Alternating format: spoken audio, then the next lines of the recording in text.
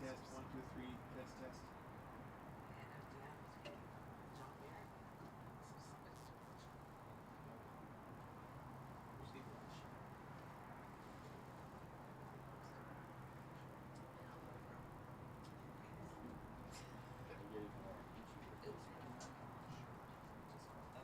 It's saying it's muted or something. Is there a mute button on there?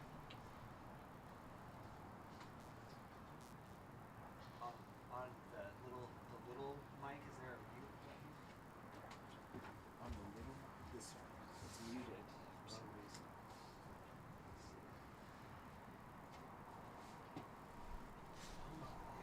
Check.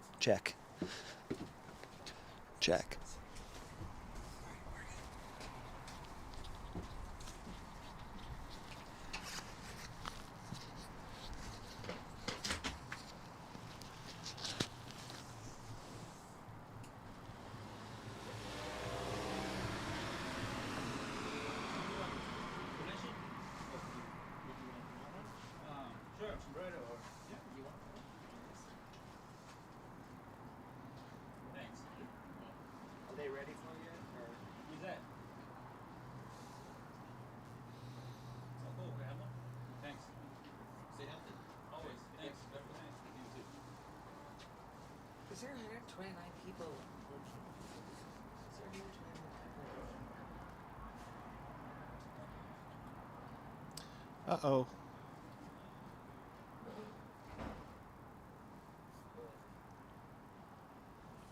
Hey, Jonathan. There we go. We're on. How are you? Jeff, I got to tell you, man. So, right as we're hopping on here, my buddy Mike Freeman just came down to sit on the bench, have a conversation. Taco Bell, Jeff. He brought some Taco Bell. So, Nice. Jeff, let me introduce you to Mike Freeman. I've been waiting to have a conversation with this guy, too. He is the superintendent for all of Shasta County education. Oh, marvelous. Great. Which you know the importance of that in our ministries as well, with all the kids that we're able to serve. Yeah. Jeff, Huge. nice to meet you. Nice to meet you. And I was just telling him a little bit about you, that Jeff Gilman, he was one of the first interim CEOs or just CEOs at the Good News Rescue Mission. Him and his wife were the first house managers. Yeah, my wife and I started the House of Hope. Yeah. They started the House of Hope, which is right here. Yeah. That is our women's shelter. Mm-hmm. Jeff and his wife started our women's shelter. How long ago, Jeff? It was in another century. That sounds impressive. Yeah, it was 42 years ago. Yeah. So House of Hope opened 42. Seriously, 42? 42 years ago. Yeah. And you've been at Santa Rosa now for how long? 32 years. Incredible. Yeah. Incredible. So it was almost 43 years ago that we started. So anyway. I love that. I just love that. Yeah. Jeff, how have the conversations been going for you today? The time has flown by, honestly. Yeah. I thought they've been wonderful, a lot of surprises, a lot, a few things that we didn't expect, and a lot of vulnerability and transparency, and it's been a great time. And if no one has been watching at all, it's okay, because we've had great conversations and building relationships, important relationships with people in our community, and just being encouraged with testimonies of healing and transformation, and getting to engage with some wonderful volunteers that are involved with us as well. So it's been marvelous. I don't know what the next 12 hours is going to be, but the first 12 hours is great. So can I just ask a question? This is happening. This is happening all over the place. we have, what is about 70? I think it's Wow. 60. I think it's 60 missions. It might be 70, but I know Yeah. that it's at least 60 missions across the country. We have in our association, our City Gate network, we have upwards of 320-ish missions that are part of our network, and a portion of them, a portion of us, are crazy enough to do a 24-hour marathon. Yeah. But it's fun. Yep. It's great fun so far. It's been a lot of fun. We've Yeah. had some incredible conversations, really good conversations overall. You know what? I'd love to, because we've got the ear of Mike right here. You've been in this for so long, Jeff.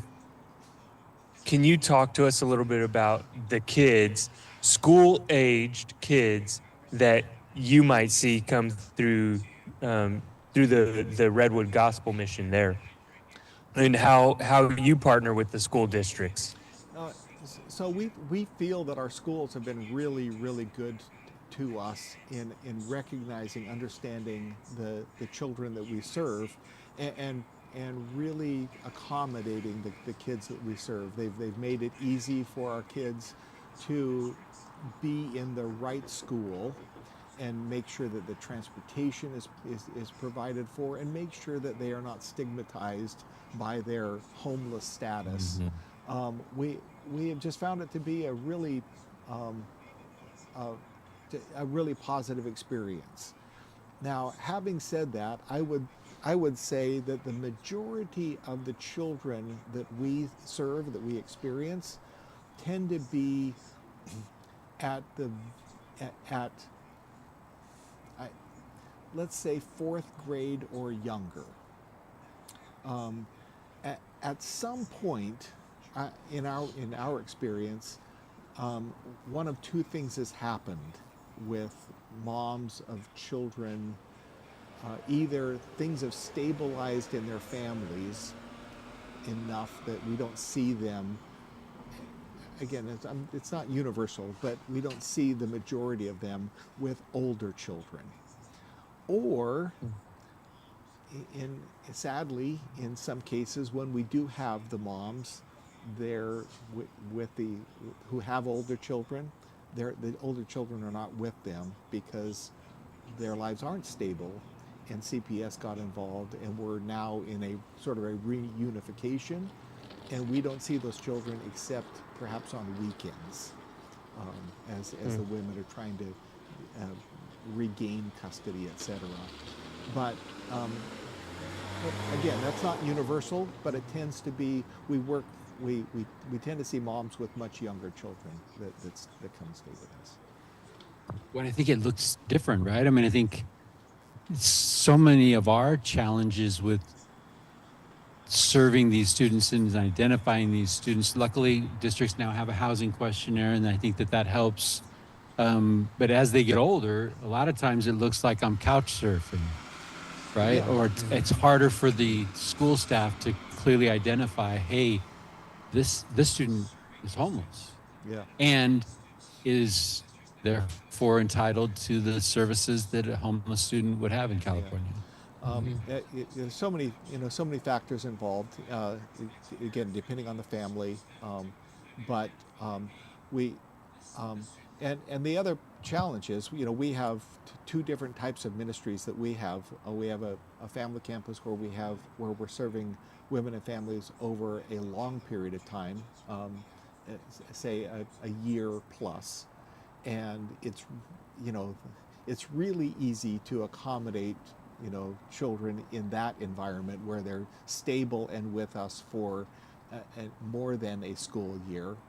And then we have our emergency shelter, and they are much more transient, and it's difficult because we will see them for 30 to maybe a maximum of 90 days in that environment, and they're not necessarily, we don't,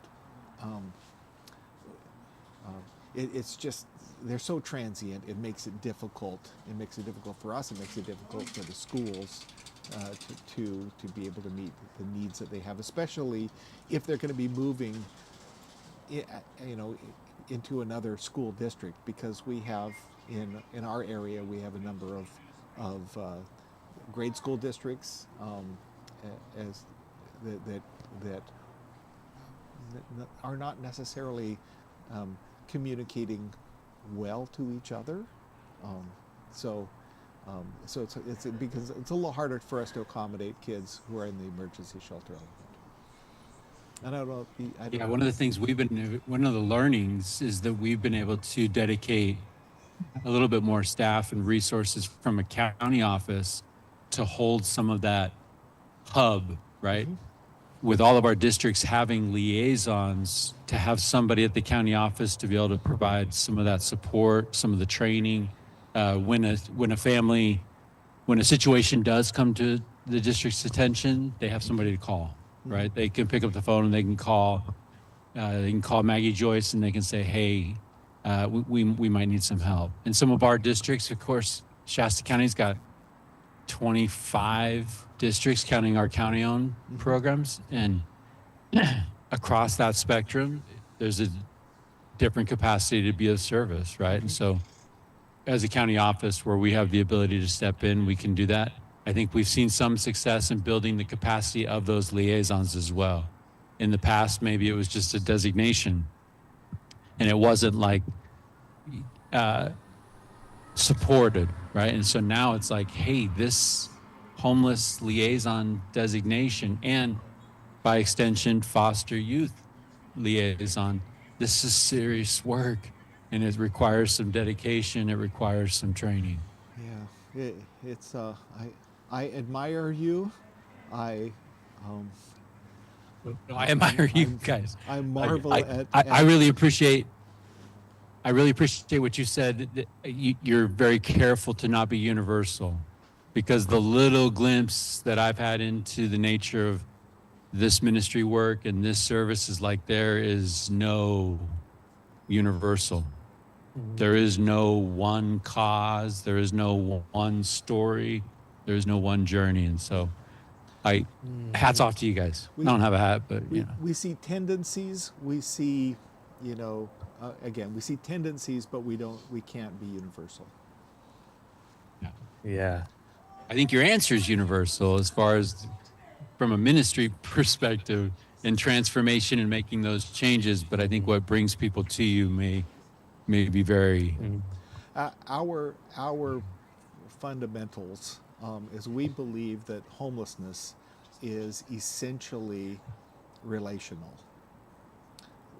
We don't we don't see that there are all kinds of reasons for those broken or lost relationships, but ultimately it is relationships or the lack thereof that causes people to turn to folks like us. And if the relationships are the problem, relationships are also the solution. Yeah. And we believe that those relationships are a restored relationship, a right relationship with God, a right relationship with ourselves, because we have to know who we are, and we have to have a healthy understanding and identity of who we are in Christ, and help. Oh, did we lose Jeff? Oh, are we? Am I blocked? It says I'm probably streaming data. We might have lost. Uh-oh. Can you hear me? Uh-oh. I think we're locked up.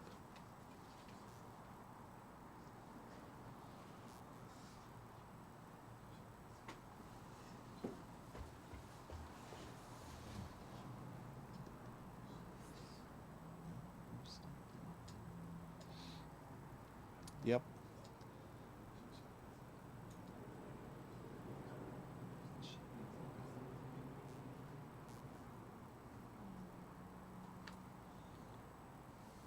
Did we lose them?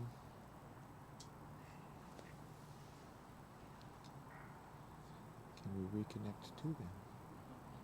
needs to know Sam first.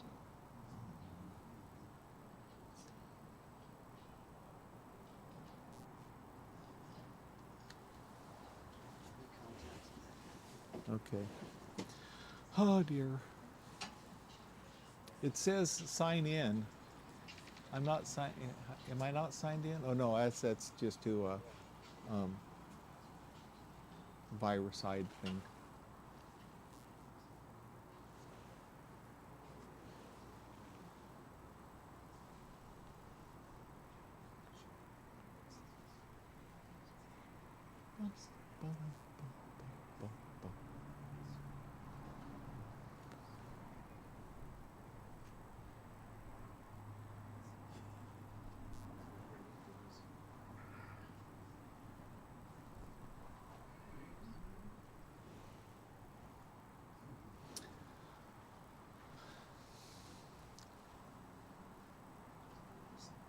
Well, we lost our stream.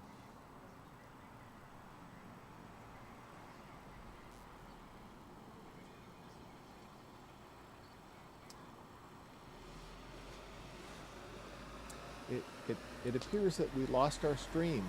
I may be live just looking at myself on screen at this point. So maybe you can maybe you can see what things look like at the moment.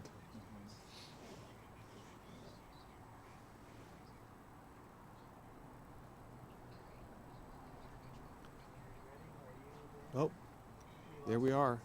I think they're trying to get you connected. Yep. Yep, I can see. Yeah. I'm looking at myself. It's you and you. It's me and me. So you can have a conversation with yourself. So, hi, Which hi everyone. Is what we could do at midnight, sitting on a bench on the corner of Wilson and 6th. Watching, so Right, there you yeah. go. There you go. So, oh dear, we lost our live stream with the Good News Rescue Mission in Reading, and with the superintendent of Shasta County Schools, and so we don't know what caused that to happen, but we are trying to reestablish connection with them if possible, and if not possible, we will be moving on to the to our next element, but Yeah. but my producer will tell me what the next element is. So maybe we can talk about, since we've been doing this for 12 hours, so we're at the a little after the halfway point. Yeah. I mean, it's like what were kind of your expectations when you're coming into this, and what's been maybe some surprises? So I don't know that I had any expectations. I probably expected a few more extemporaneous folks coming by, and we did have, you know, a couple of situations where it may have been, you know, a little more extemporaneous or challenging. We did have, you know, some folks that clearly were people who had needs that we could pray for. And that didn't surprise me. I think what did surprise me was as I met with people, again, some of the scheduled people, I think I was surprised by the vulnerability that people had in a public forum like this. Yeah. And how people were so transparent.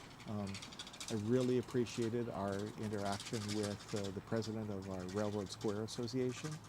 I certainly appreciated our interaction with our friend from COTS, and was overwhelmed by that. It was very emotional. Right.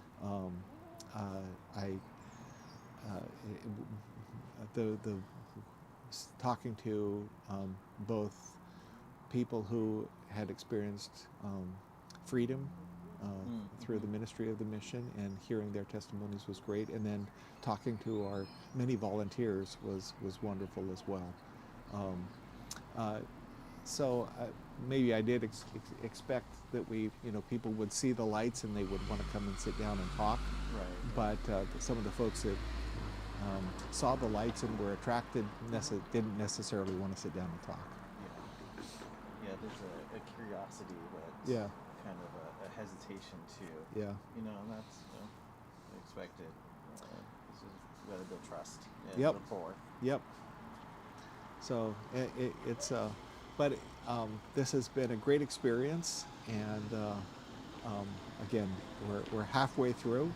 As I was sharing with our people in Reading, the first 12 hours has gone really, really fast. It has. I don't expect that the next 12 hours will go really, really fast. Well, it'll be interesting if we become very incoherent.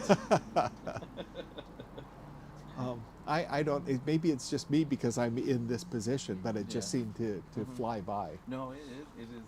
Even on the other side of the camera, most of the time, I've been amazed just how fast it's going, and just the interesting conversations that you've had with volunteers, people in the program, people who have graduated the program, just people impacted just to see how the work that's being done here and just the gospel of our lives.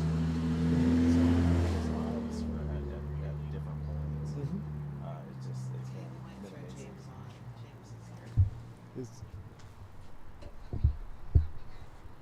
Has James arrived?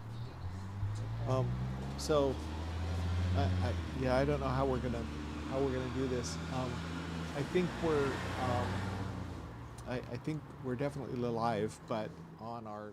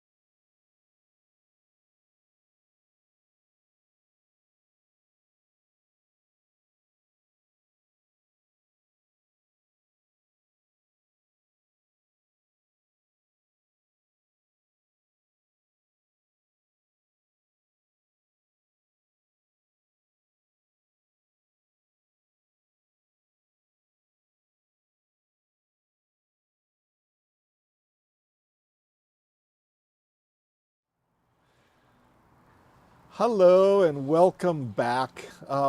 We had, what a surprise, technical difficulties as we were engaging with our friends at the Good News Rescue Mission in Redding.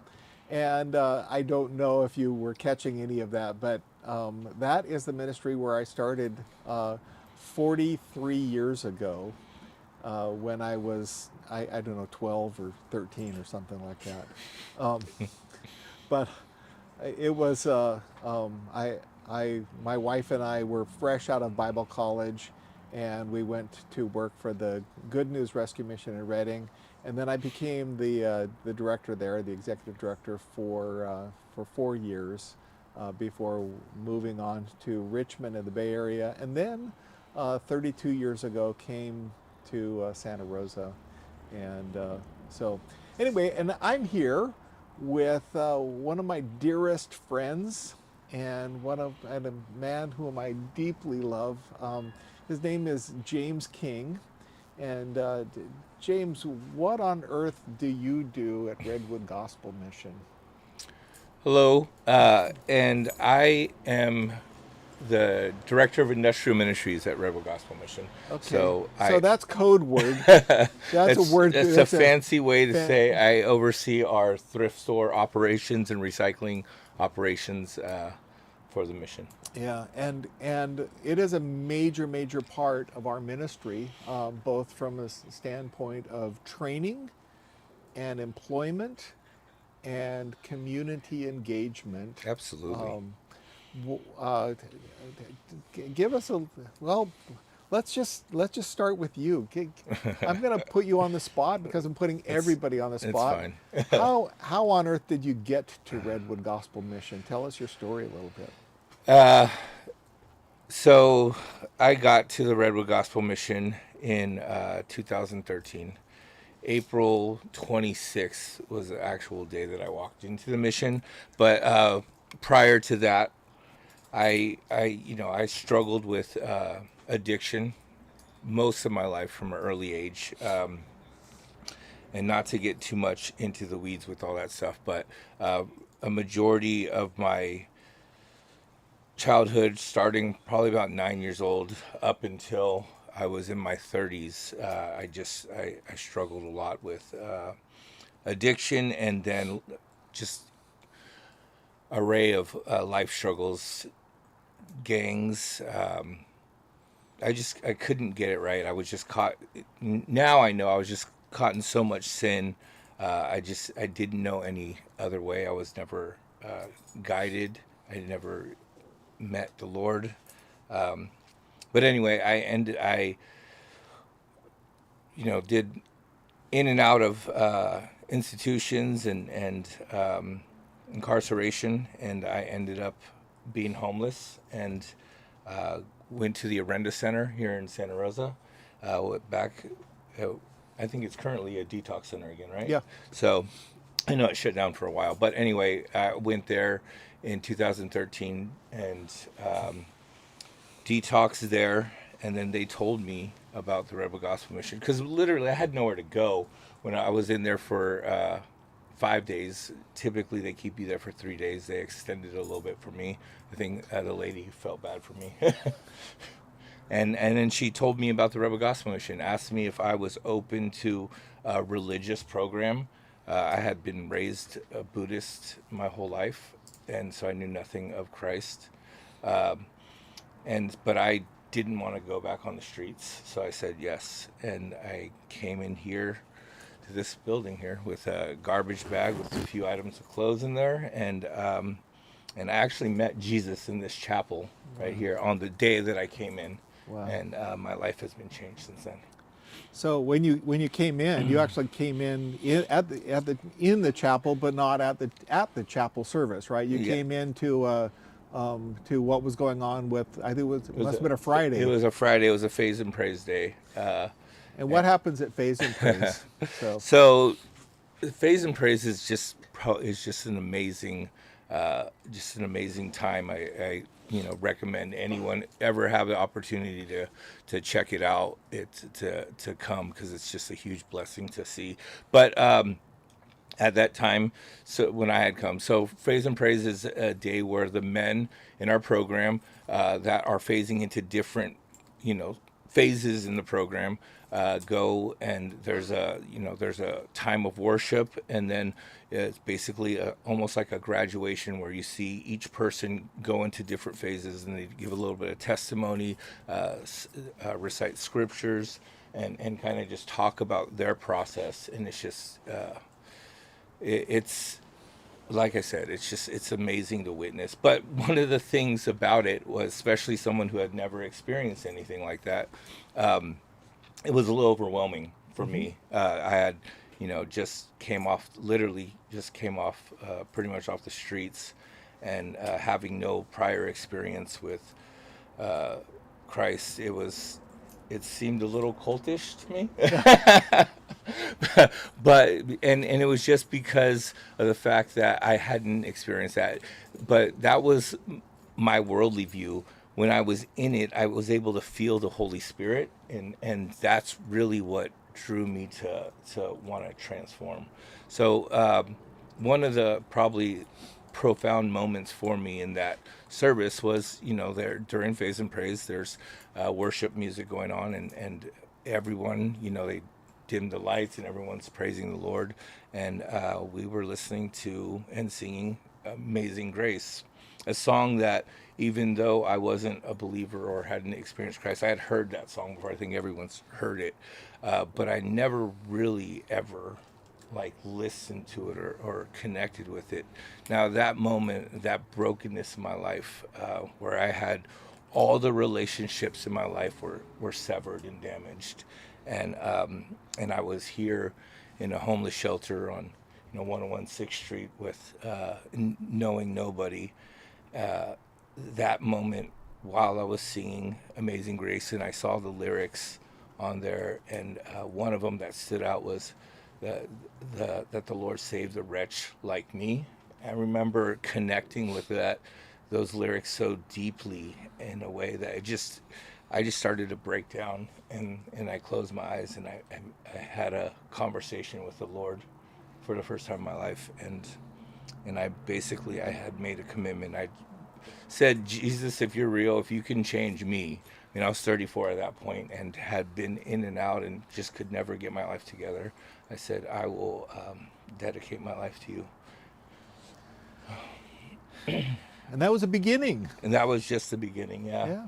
And I mean, it was the biggest part was just the relationships. So when I look back at that experience, and it was, that moment was kind of segued me into opening my mind and my heart to let the Lord come in.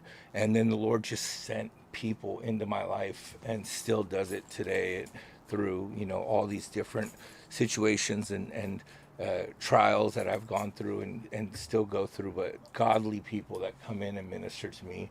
And it happened while I was in the program, and it's continued to happen it's been like 13 years almost, yeah. Wow. Glory to God.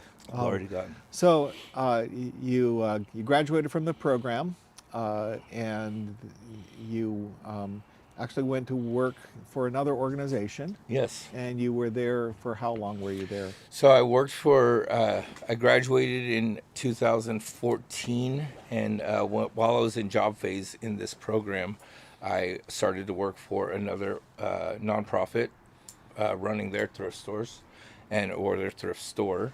And I did that for close to about a year.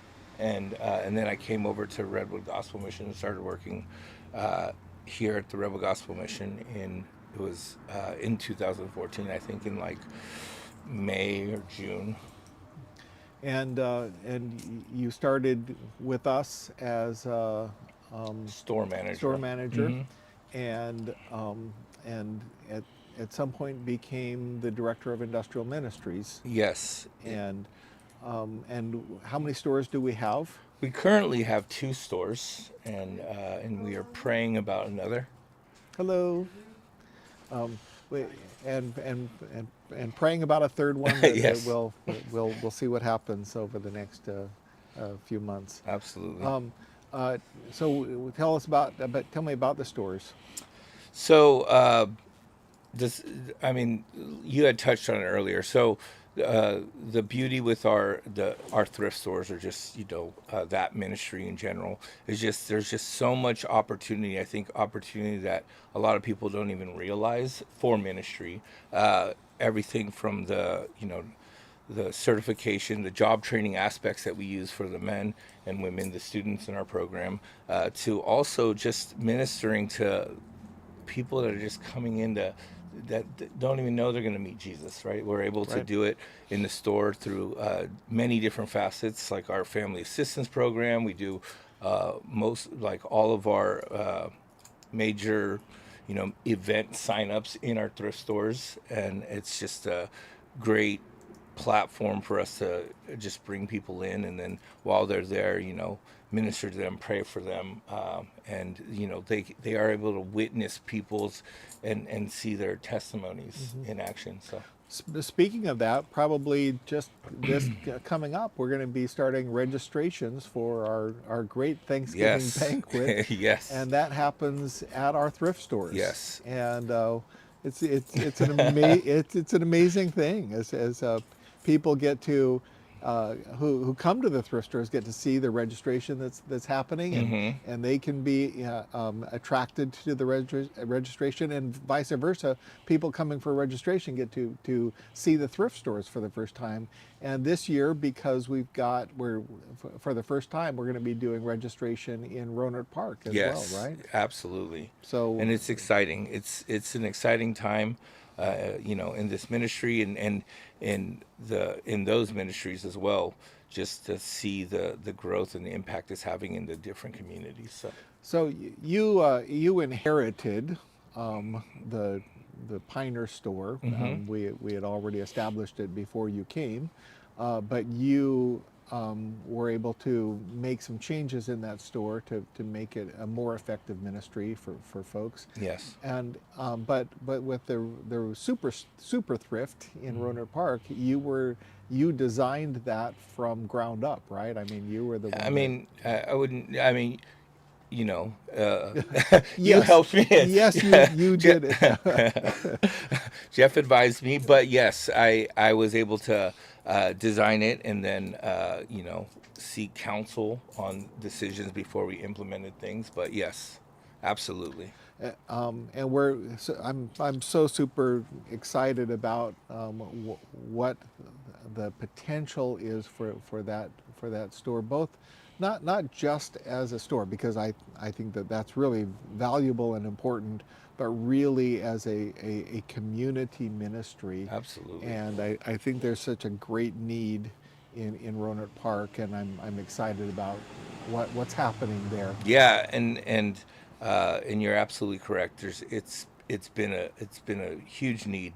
I mean, Roanoke Park itself is just the ministry of Roanoke Park is growing in tremendous ways through the churches, and then now obviously with our footprint there, compared to where it was a few years ago, because I live in Roanoke Park, so I've witnessed it and experienced it, and it's just it's exciting to see the direction that it's going now. So we don't talk a lot about it, but it's one of those I guess sort of secret gems that we have, which is our recycling center, our recycling ministry.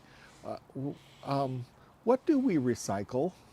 So we pretty much we work hard to try to keep as much stuff out of landfill as possible. So we recycle used shoes, we recycle clothes, obviously, metals, books, CDs, DVDs, wire, pretty much as we can possibly.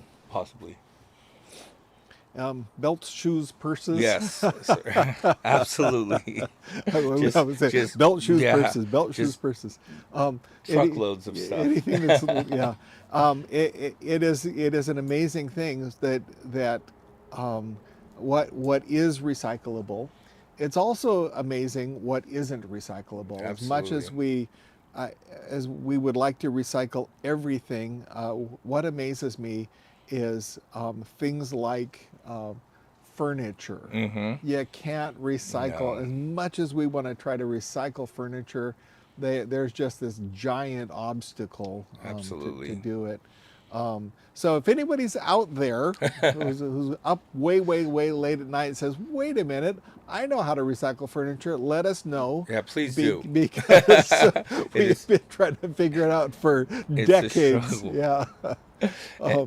And I just because it just popped in my mind, we also recycle cars. Yeah, So just to that's let right. people know, you can donate your car, but also if you have a car that's not running, there are a few stipulations, but most of the time, if you have all the paperwork, we can get it picked up and recycle it as well. We recycle cars, but we don't recycle car parts. So don't send your tires or batteries Please, to no us. tires No or tires or batteries, because we can't recycle those. Absolutely. We recycle electronics as well, but not your used non-working refrigerators, please. That's right. There are limitations. Yes, yes. And I was in Washington State, and you were in Washington State with me, and we were trying to we had I had a bunch of my mother-in-law had a bunch of paint cans. Yeah. And she had both water-based and oil-based paint, and so we took them to the toxic recycling, Yeah, the toxic chemical waste. chemical waste, and they refused our oil-based paints because they were chemical waste. And I'm thinking, well, wait, isn't that what you're here for? And they wouldn't take them. So there are challenges for all of us in the recycling world. And Did you ever find an outlet for that? no, I didn't. So we're So if anyone knows of an outlet in Washington, where I don't know what we're going to do. We'll pray about it. But it is fascinating and interesting for those of us who want to be a green society. And, absolutely. And I'll confess, in my mind, what is in wanting to be environmentally friendly, we have some ulterior motives. Partly, we don't want to fill up the landfill, but we don't want to fill up the landfill because it costs a lot of money for the mission to fill up the landfill, and we don't want to have that expense. And recycling is a way not just to save money, but it actually ends up making money. It generates some. And so when you think about donating items to the mission, if you say, "Oh, this piece of clothing has a hole in it, and the mission wouldn't want it," honestly, we'll take that and we will sell it for industrial rags, and they'll pay us, sometimes, up to 20 cents a pound for a holy T-shirt. And so we're super fine with all of that because we have a recycling business. Yeah, and even your old shoes, like Yeah. some people think if like the soles are ripped or whatever, they just throw them away. But we Or actually if there's just one of them. we can recycle them. So please feel free to donate to them. So we like them in pairs, but we'll even take singles. If you can't find one, we'll take the other one. So in addition to the ministry that you do, you've also really invested in the lives of individuals. You have you've developed relationships with people on the program. What are share some of? I would like to know two things. One, I would like to know, for you personally, some of the important relationships that impacted your life, and how you've been able to be an impact on other people's lives in ministering to them. Yeah, it's a great question. So it's funny because I was just thinking recently about multiple individuals that had impacts on my life early on that are no longer with us. Yeah. First, I will start off with a gentleman named Richard Parker. So he was a staff member here who spoke into my life at a moment. I was probably like a month and a half into the program, really struggling, with just the struggles that you go through living in a house with, 40 men, or I think at the time it was like 38 men. We were like a full house, but and all the things behind that, and So anyway, I was like a month and a half in the program, wanting to leave. I didn't like what I was doing in terms of job assignment, and because I was just still very selfish and self-centered. And this staff member took me aside and really spoke into my life, and really changed my perspective by turning it around and making me see that it's not all about me, and then that the ways that we serve obviously can bless us, but how impactful it is to other people.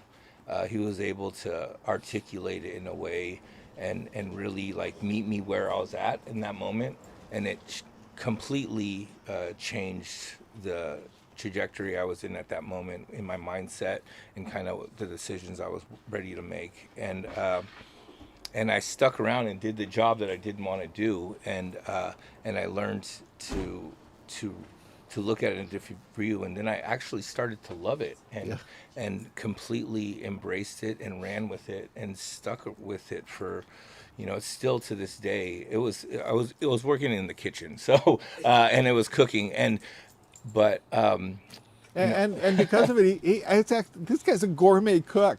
He's a really amazing. He does some fine work. It's fun to hang with him and experience amazing desserts that he makes. Jeff's a great cook as well. I make the steak and he makes the dessert. Yes.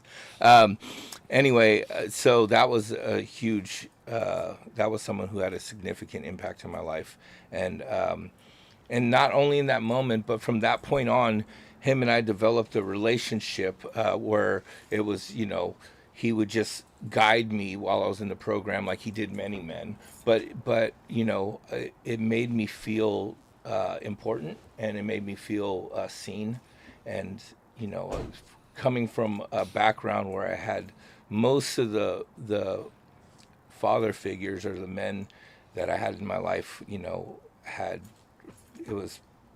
being kind of the environment I was in, it was people always wanted something from you, and to experience someone just pouring into me with some what I had felt at that time, and know it was like a form of unconditional love coming from the Lord. It was just something that just really just changed me.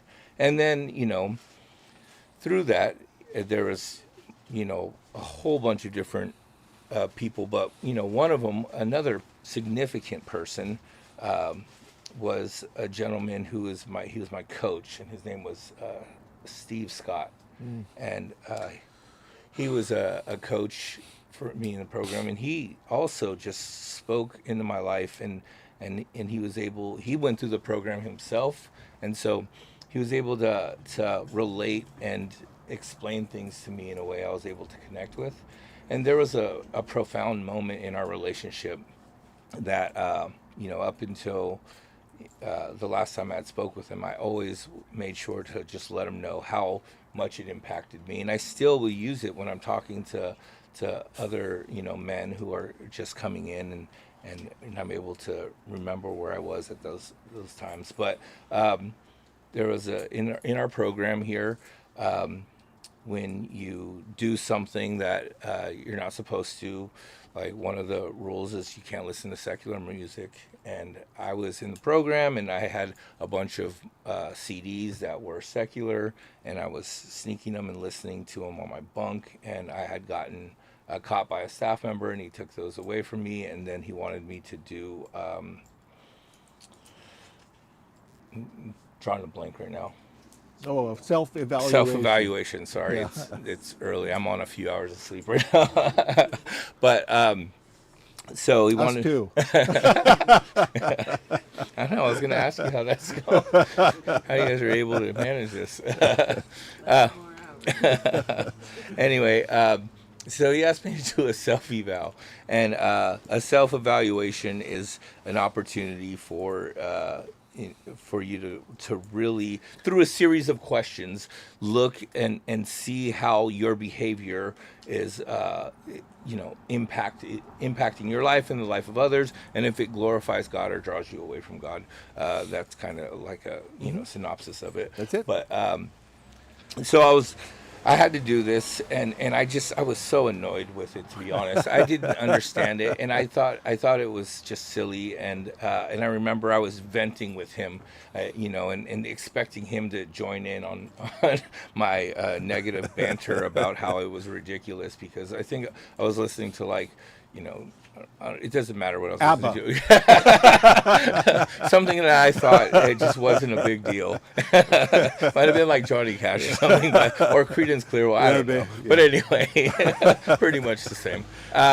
So I'm, talking to him about this, and I remember he just looks at me almost like angry, and he said, James, he said, why don't you try, actually following the rules? Guys like us, all we've ever done is just taken shortcuts and done things our way. Even though you don't understand what the rules are behind them, maybe they're there for a reason. Why don't you just try to follow them? It might change your life. And I remember at that moment, I was like, wow, like, I had never looked at, things like that before, especially like, a lot of times if there's a rule that we just think is insignificant, I was so used to just doing things my way. But that perspective in that moment really made me think, one, I wanted to change my life, and I wanted to take steps forward and not backward. And so I saw it as a moment to really embrace what he said and do that. And I did the self-eval the right way, and it really changed my perspective. And the rest of the program, I remember working hard to try to do my best to always do the right thing, and always make sure that even those little rules, like not having food in your room or whatever, that a lot of people think are silly, I would try to always remember those things and follow those rules, because I wanted my life to be different. But yeah, he was able to do that and really connect with me, and I think that's an important thing, right? I think just and I thank the Lord for this, because I'm constantly reminded of where I came from, and so I like to remember that when I'm talking with anybody, and I know I'm not perfect, and I make mistakes, and I can easily go backwards. So I'm able to identify and try to meet people where they're at, especially when I'm talking with the men and the women in the program. Awesome. Yeah. And then obviously there's been just in the last 12 plus years just an array of people that God has sent in my life and continues to do that minister to me and guide me in my struggles, because I'm not perfect and I constantly make mistakes, but I'm able to seek counsel through those things and admit when I'm wrong and try to correct it to the best of my ability. And you certainly had other folks, sponsors, mentors. Oh, yes. Coach. Absolutely. Yeah, you mentioned coach, but yeah. Yeah, and sorry, Shane, if you see this, but yes, Shane, I had a sponsor named Shane, and I know it's anonymity, but people don't know who he is. Yeah. There are lots of Shanes out there. Lots of Shanes in this world. Yeah. Anyway. Awesome. Well, God bless you. As we are, we've had a theme, that the theme has come up. You brought some of that up. related to father figures, etc. Those people that were in your life. Um, uh, what's going on in your life, today? What happened in your life beyond the work side since you came to the mission? Well, so I'm married. I had, I had my addiction had I lost my daughter when she was young due to my addiction, and through after the mission and some court stuff, I was able to get her back in my life for a significant period, and then family relationships. My sisters, my mom, my father, everyone I was estranged with for so long, and I have a really good relationship with all my family today.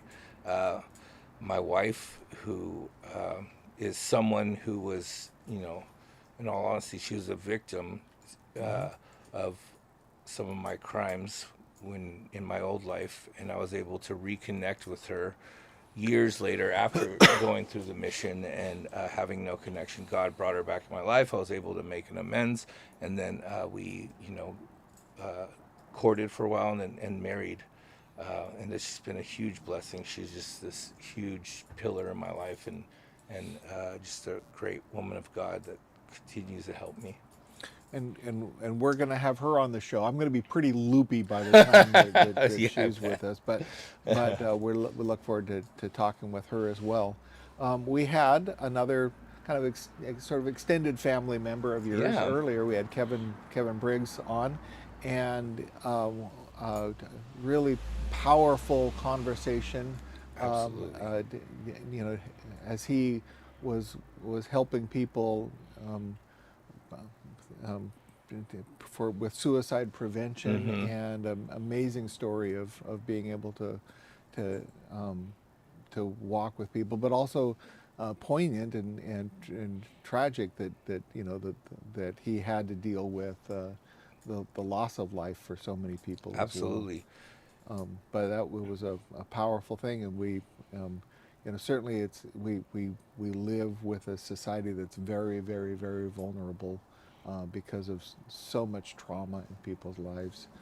Yeah, and I mean, Kevin and my sister. I mean, I had in my addiction, as we do, I had damaged all kinds of relationships by my actions, and one of those was a deep relationship with my sister, and also, Kevin, uh, and they have been just so graceful and forgiving. Once I had graduated the program, and I went, and when I got to that step to making amends, Kevin was just, I remember, I think I got invited to their house for Thanksgiving or something after I had been sober, and I went there, and I was so just ashamed to see him, but I wanted to see my family, so I went there, and I remember I pulled him aside to ask for his forgiveness for the things that I had done in their house and to them, and he was just so forgiving and graceful in that, and him and I have a great relationship, and he's a wonderful man.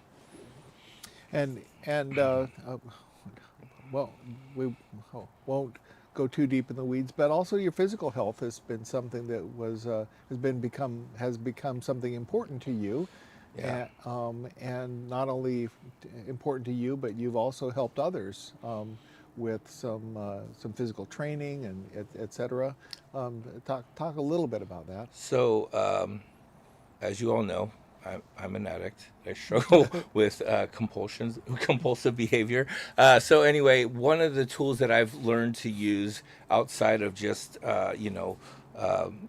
the step work and staying connected spiritually and connected with community through church has been, physical fitness. So hobbies are really important. What we put in our body, what we do with our mind and body throughout the day is just it's just so important spiritually, but also physically. And so I learned early on. It was like, I think it was after like 5 or 6 years of graduating the program. I was just feeling really stressed out, and there was someone in my life that was struggling with an addiction issue, and it was my stepson, and so part of it was related to his weight, and I had asked him. I said, "Hey, if you want, I can work out with you." And so we went to the gym, and he ended up stopping after a few days, but I ended up sticking with it, and I had a friend who went through this program, who's still a good friend of mine today, Trevor Garrett, who was a personal trainer at that time, and he showed me how to work out, and went with me nonstop for until he moved. And so we worked out for about a year, and it just became a new healthy addiction for me. It's basically an outlet for me. But yes, like I said, I can do things compulsive. So luckily, I have my wife who has no problem speaking into my life about going to the gym too much. So because we can do all things a little bit too much, and they can become unhealthy. So so it's another blessing of having someone in your life who has no problem speaking into it. Wives are great. Yeah. So yes, it's something that, and like you, I got certified as a personal trainer probably about, I took the certification like 3 years ago, and I've met tons of people through that, and helped a lot of people, and continue to work with people and help them meet their fitness goals, and so. Awesome. Oh my. Well, gosh, we've talked for how long? A good half hour, good 40 minutes. We've got a long way to go. We still have we still have yeah. So let me ask you. So how's your evening been so far? You know what? I tell you, I've watched snippets of it, for- but I was talking to the team here, that the first 12 hours yeah, flew by. I'm not Yeah. flew by. It was just kind of nonstop. I'm gonna guess that the wee small hours of the morning, which we are just getting into, aren't going to be so fast. Yeah. We've got a lot of time to fill, and there aren't a lot of people lined up to say, "Hey, I want to have a conversation with you." And I think there was part of an expectation from us that we would have more people kind of coming through. We have not much scheduled, but a little bit scheduled, right, from in these wee hours. But and there's a part of me that, because I don't know, aside from the 6 people who have their iPhones on, within about 8 feet of us, whether or not anybody else is out there watching. And because before it was like thousands of people that were online. Not really. But so that's it went really fast. We did have, and will continue to have, some technical difficulties. We are using multiple platforms, and though we've got a tech guru inside the van who's doing some amazing things and has really made this work, the using YouTube, Zoom, embedded video, Facebook, and all of these kind of multi-platform kind of things, it's been somewhat challenging. The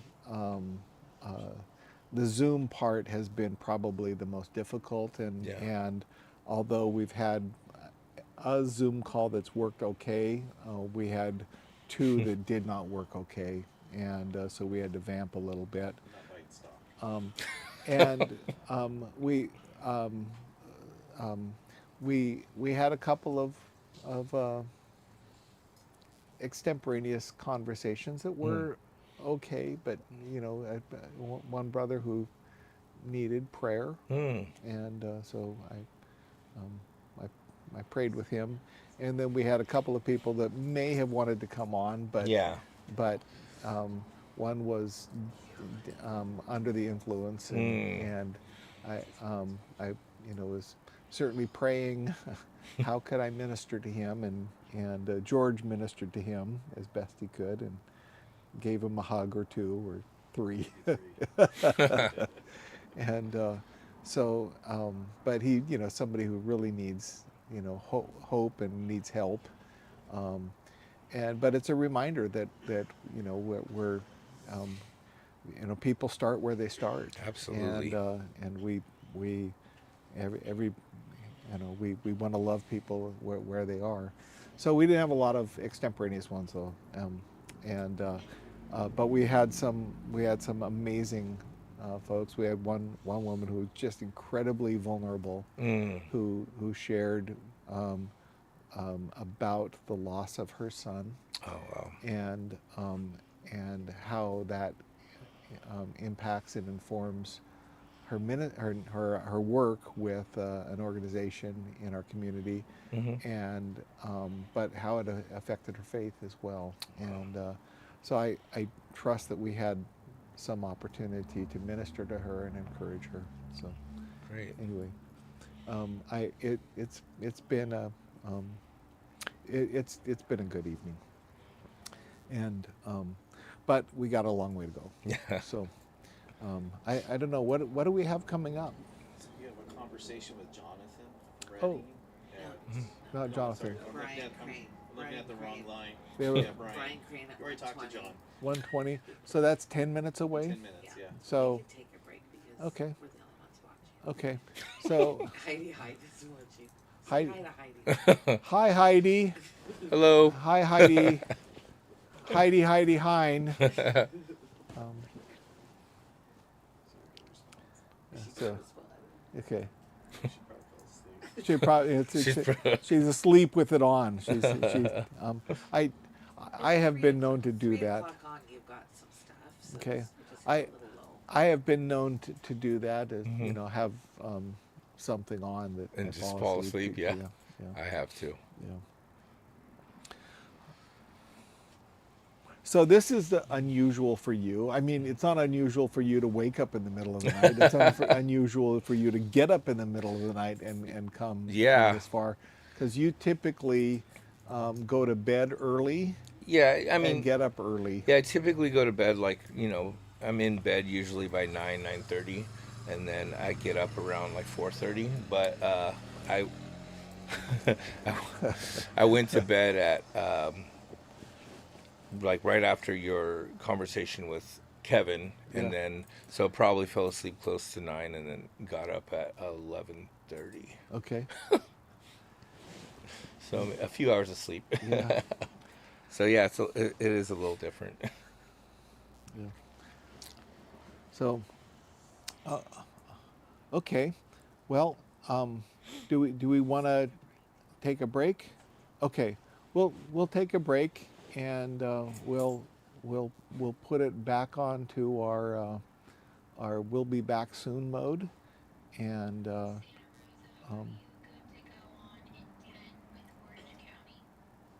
Yes, we're ready to go. and we'll be ready to go on with Orange County in 8 minutes. Thanks, Serene.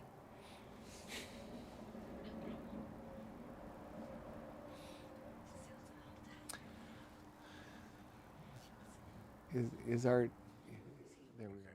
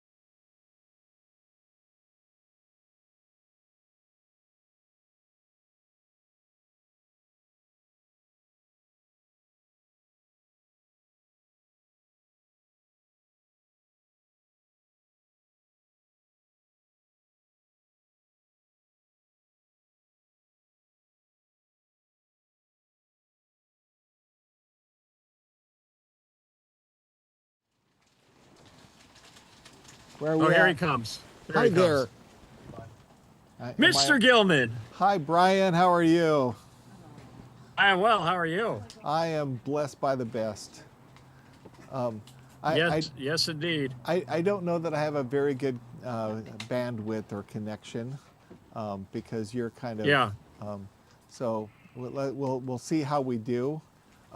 Everything has worked really, Okay. really, really well with us except for Zoom. Oh, okay. All right. Oh, you're frozen. We in our as we planned for this, we threw it out. Hey, if you want to come and sit on the bench and talk.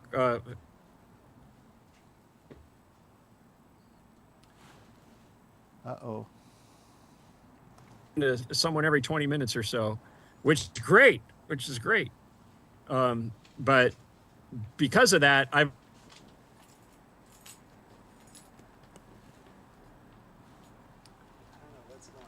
Uh-oh. I don't think he can hear me. I can hear you sort of, but I heard the last I heard was, but because of that, and then you froze. Oh, Okay. can you hear me? Oh dear. In COVID days, right? Oh dear. Brian, you're frozen and do my- in and out. Uh-oh, and gone.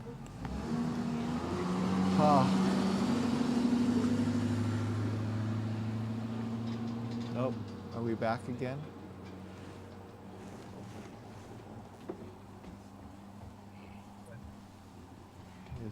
Is there a Zoom room that we can get in?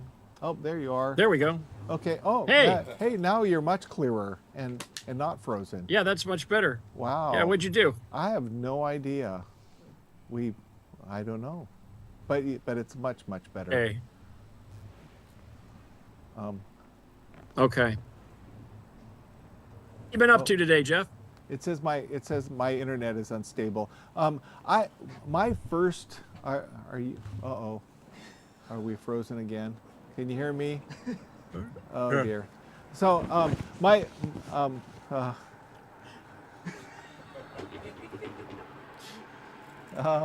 Throw in the towel on this one. yeah, I think so. Yeah. Well, Man, we had a. I love you so much. I wanted to have a good conversation. I can try to go onto a different hotspot to see. We can try a different hotspot, maybe. Can we try a different hotspot?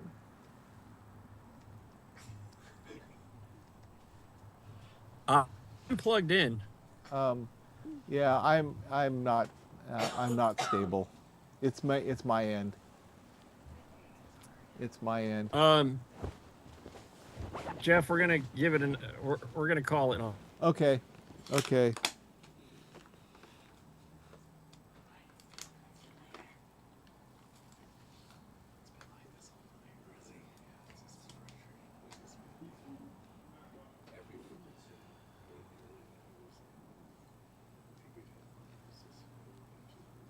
Jeff, Sorry. We're done.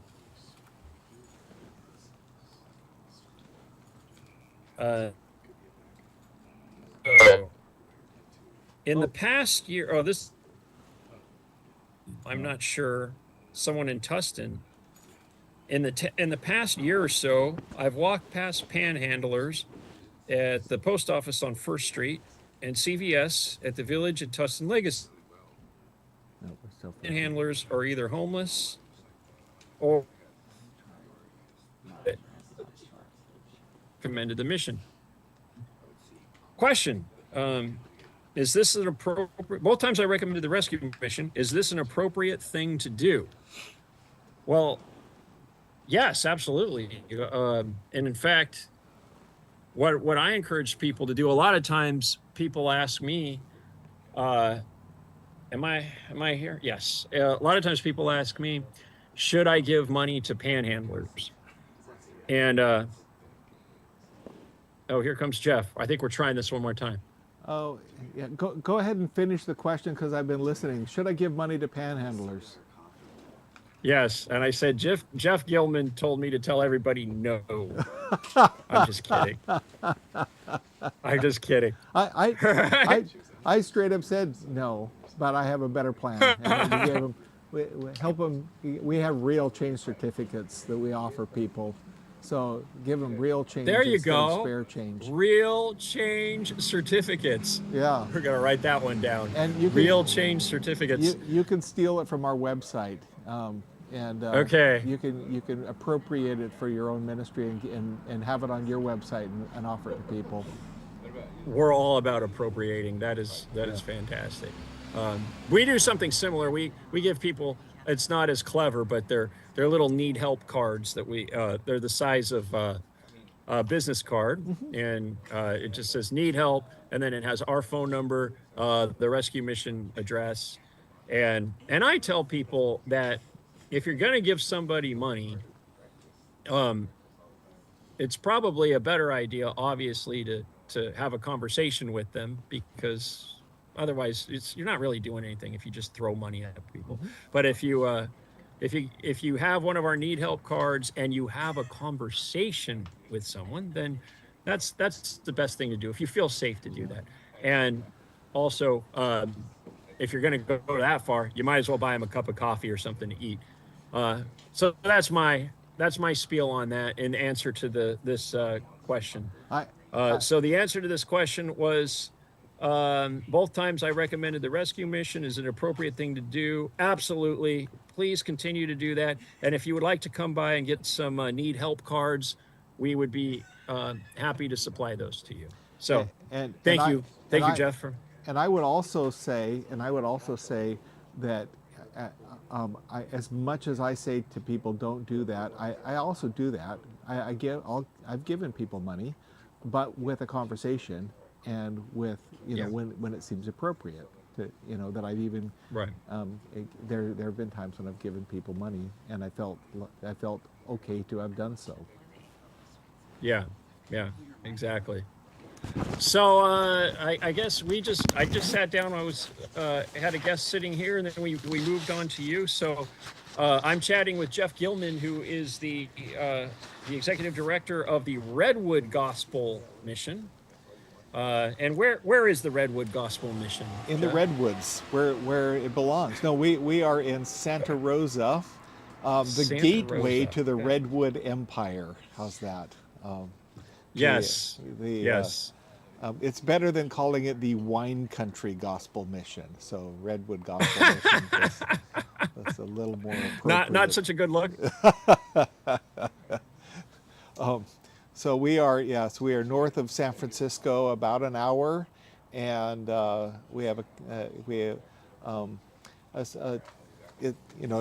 it's not Orange County, but we have a population in our county of about 500,000 people, and we have but we have a significant homeless population in our county, about 5,000 people, and I see. So we are. There is a great need here, and we seek to minister to people in need, so that they would experience transformation, and that our community would experience transformation. Yeah. You've been doing this a long time, haven't you? Yes, because I'm a very old person. Yes, 43 I didn't years. say that. 43 years. 43 years in ministry. Yeah. And before this, you were you spent some time in the Tenderloin, I think. I was in the East Bay, in the city of Richmond, which is kind of the Tenderloin of the East Bay. Okay. It's a very tough community, a Bay Area rescue mission. And then prior to that, I was the director for 4 years in Redding at the Good News Rescue Mission in Redding. So Got it. Yeah, started. So this has been your career. You have dedicated your professional life to rescue mission work. Yeah, and prior to Redding, I was in junior high, so that was So why do you do this, Jeff? Why do you do this work? Well, it was either to do this work, it was either work on Skid Row or live on Skid Row. I had kind of two options. There was nothing else I could do. So, the truth is, like many of us, it was God's burden, God's call on my heart. I had a profound experience when I was in college of God dramatically rescuing me from my own abuses and behaviors, and began to set me on a new direction. I found myself, after my junior year of college, I dropped out for a year trying to figure out what I wanted to do when I grew up, because I had come to Christ. And I headed off to Chicago and to visit my cousin who was at Moody Bible Institute. And while in Chicago, I just was overwhelmed by homeless people. It deeply burdened. Tried to do something to help them, and everything I tried to do in the short time I was there was a massive failure. And my cousin kept saying, at the school they tell us, go to the rescue mission if you want to help homeless people.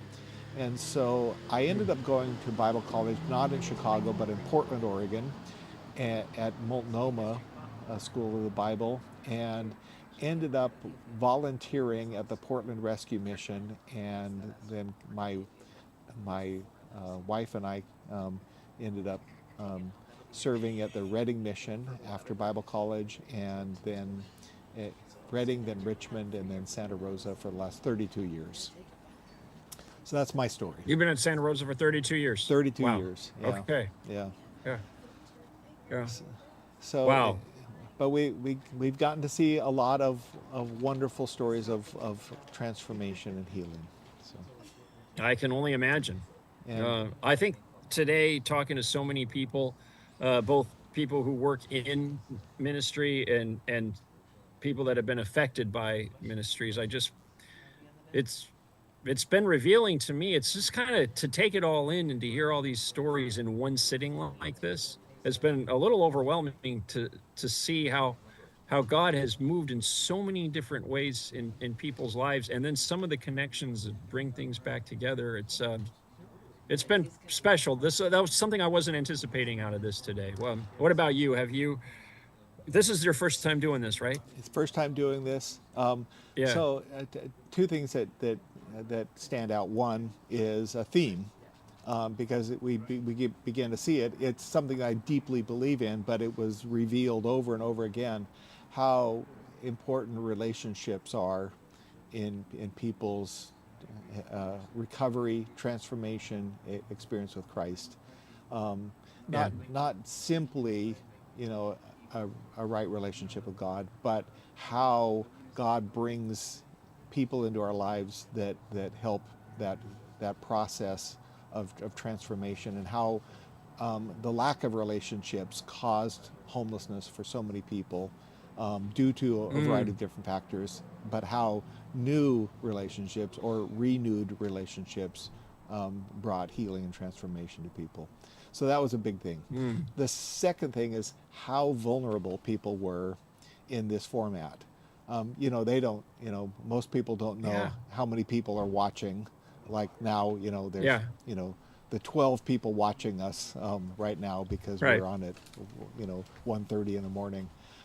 But how many people were able to really be vulnerable, and I was blessed, surprised, amazed how people both related their personal life experiences, and then how they talked about how those life experiences informed how they ministered to other people. And that was a special, a especially profound thing. We've seen that today too. So many people talking about how the Lord brought them out of this situation. Now they're using what they learned in that to minister to people and others. Genesis 50:20 was mentioned many times in this. It's just been pretty remarkable. I mean, it just sort of, you take that in and you see people going into oh, I'm going to go work in a recovery home or something because you know, I came out of that. And you see a little bit of that, but and sometimes I think we can be a little jaded by that and say, you know, maybe that's not the best place for you right now. Maybe you should go anywhere but that that industry. Right. But yet at the same time, sometimes they are the most equipped and the best prepared to go into that. And just different examples of that today. Um, you know, I ran into you in Chicago, whatever that was, a month or two ago, Uh-huh. and I said, Jeff, this whole sitting on a bench for 24 hours is kind of weighing on my mind. Uh, I don't know if I can do it. I don't know if I'm ready for this. And what about you? And you said, I haven't really thought about it. You said, you know, it'll be fine. Don't worry about it. I thought, I think I said, I think you need a little bit more of my planning, and I need a little bit more of your good attitude on this. And so, how did it go? Because so far so good. So, yeah, the first, I would tell you, the first 12 hours flew by. Flew by. It's been, you know, this part hasn't moved quite so fast, and you know, from midnight till now hasn't moved quite so fast. And we, you know, again, we, you know, like we experienced some of the technical glitch kind of stuff, and I'm thinking about, well, what happens now, you know, after we're off the call, and there aren't a whole line of people waiting to show up to talk to me at you know 2 o'clock or 3 o'clock in the morning. But the fact is, I've got, like you, I'm sure, a wonderful team around me, and I'm not alone doing this.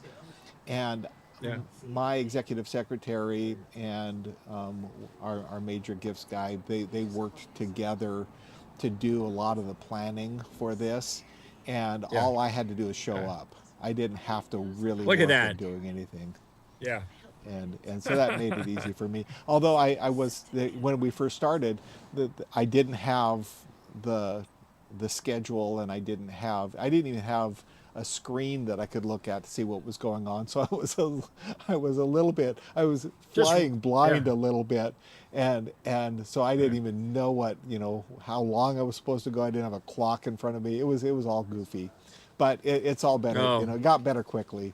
And, but it was just, you know, just slow start. Right. And then we had Citygate connection issues. The how they had scheduled some early Zoom calls, and they weren't working, and the national feed, we ended up, you know, our tech guy was really smart and downloaded everything and just played the videos instead of running them live from the Zoom feed, etc. So they just, you know, we learned about the technical stuff, but we've had a great, just great support here, great team. How about you? Oh, it's been great. I mean, nonstop parade of people today. It's been really, really great. Yeah. And it's going to take a long time for this to all kind of set in for me, I think, and to absorb and digest the whole thing. But I'm so glad we did it. And, you know, we're only a little bit past the halfway mark. So, and so far, so good. You know, we're not just a little bit. We're quite a bit past the halfway mark. You know, we're okay, an hour and a half. We're almost 56% of the way. So there you go. There you go. Well, I have another guest lined up, Jeff. Okay. So, you know, it was good seeing you. Likewise. I hope the rest of this is fruitful for you.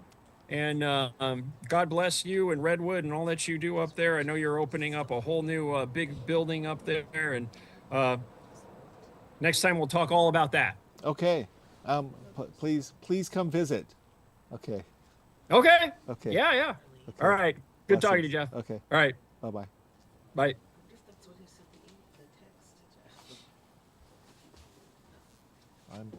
I'm disconnected. You can. Hello. There's two of you. Hi there. I'm online. We'll be right back. And we'll be right back with more wonderful guests coming up soon. We have somebody on the street. We're gonna. Oh. We have somebody on the street.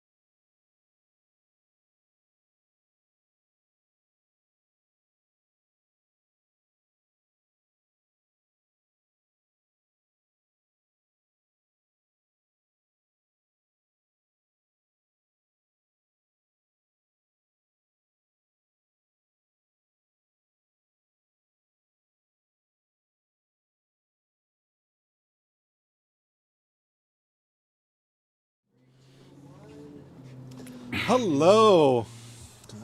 So, welcome back, everyone. I'm here with my friend Rudy. And Rudy is up late because that's what he does. He stays up late. When did your shift start? My shift started today at 8:30. 8:30 p.m. 8:30 p.m. And it goes until when? until 7 a.m. So you're working from 8:30 to 7? Yes. That's a long shift. Yes. I'm kind of used to it now. Yeah. So you tend to be up in the middle of the night caring for the needs of people who mostly have gone to bed. I like that you help people, transition to bed, Yes. and then you help them transition out of bed, right? Yes.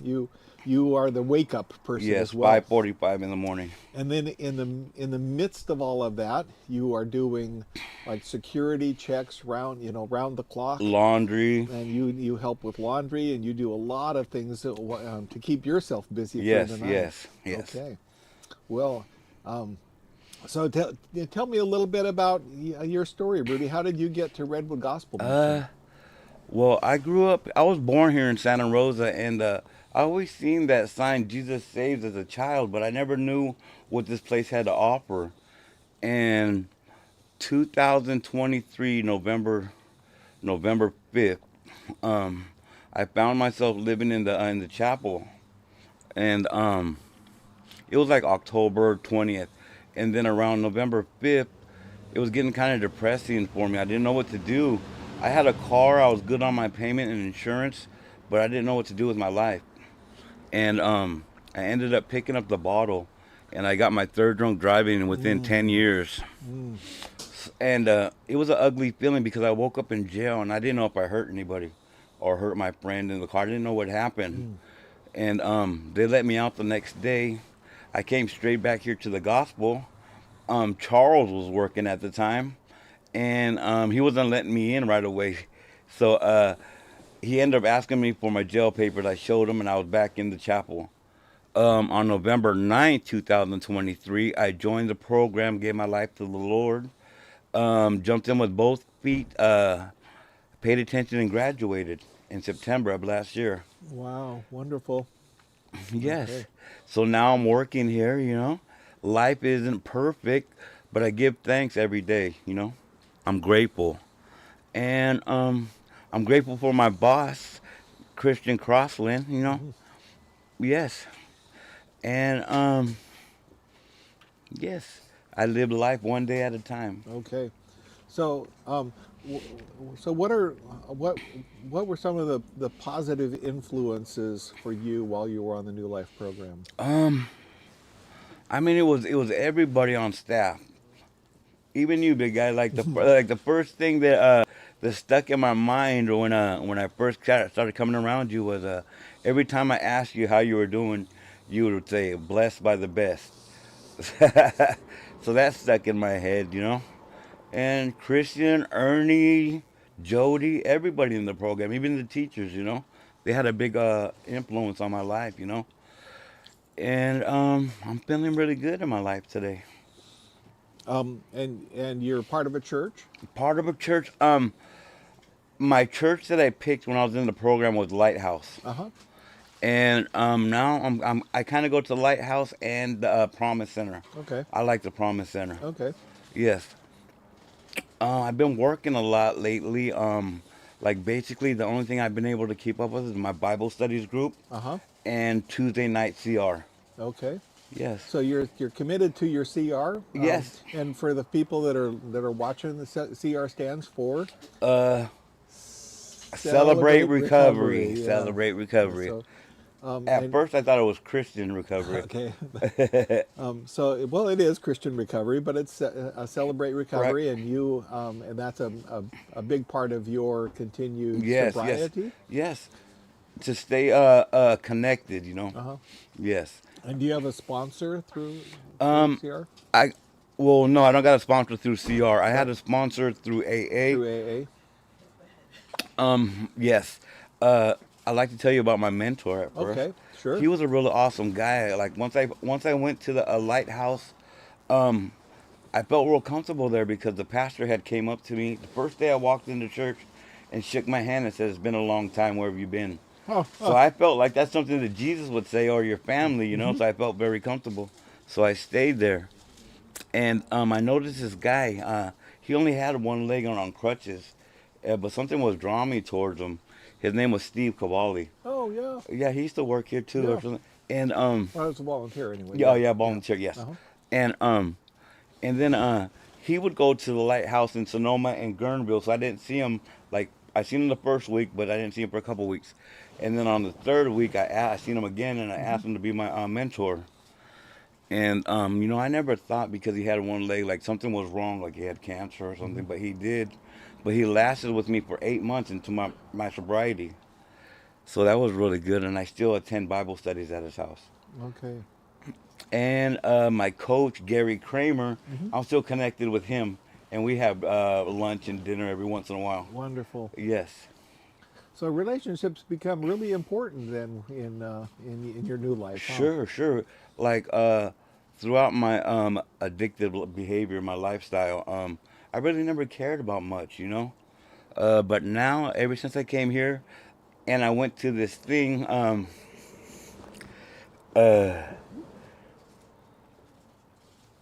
think up at the park where the 3-day.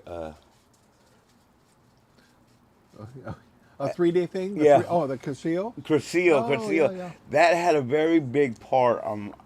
Man, I cried so much there. But by the time I came home, I felt so much better, you know. Yeah. Yeah, but relationships, it means a lot to me now. Okay. And I got people back in my life, family members and friends that gave up on me, you know. Uh-huh. But I proved myself. I graduated. They noticed that I'm doing good, and now our relationships are getting better. Awesome. That's wonderful. Yes. Well, God bless you. I pulled you away from work Yes. to do this, and have I used up my time for you? Yes, buddy. Okay. God bless you, Rudy. Thank you for being here and having a conversation on the bench with me. Thank you, sir. Okay. Bless you. Thank you. Okay. Well, we've been having conversations. I I think I think it is 1:50 a.m. I think would I be right to say it's 1:50 a.m. and things are pretty quiet in Santa Rosa, California right now. I think the only people out here are a few of us who are part of the team. We don't have a lot of extemporaneous people coming, but we do have uh, we do have those of you who are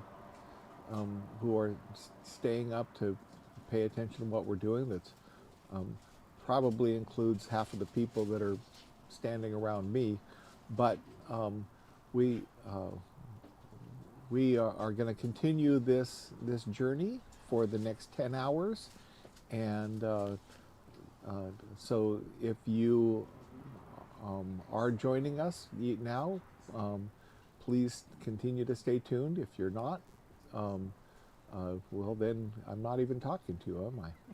So Do you want to do some questions? we'd love to do some questions. Yeah. Yeah, we've got more questions I think have come in. So we'll put them up on the screen.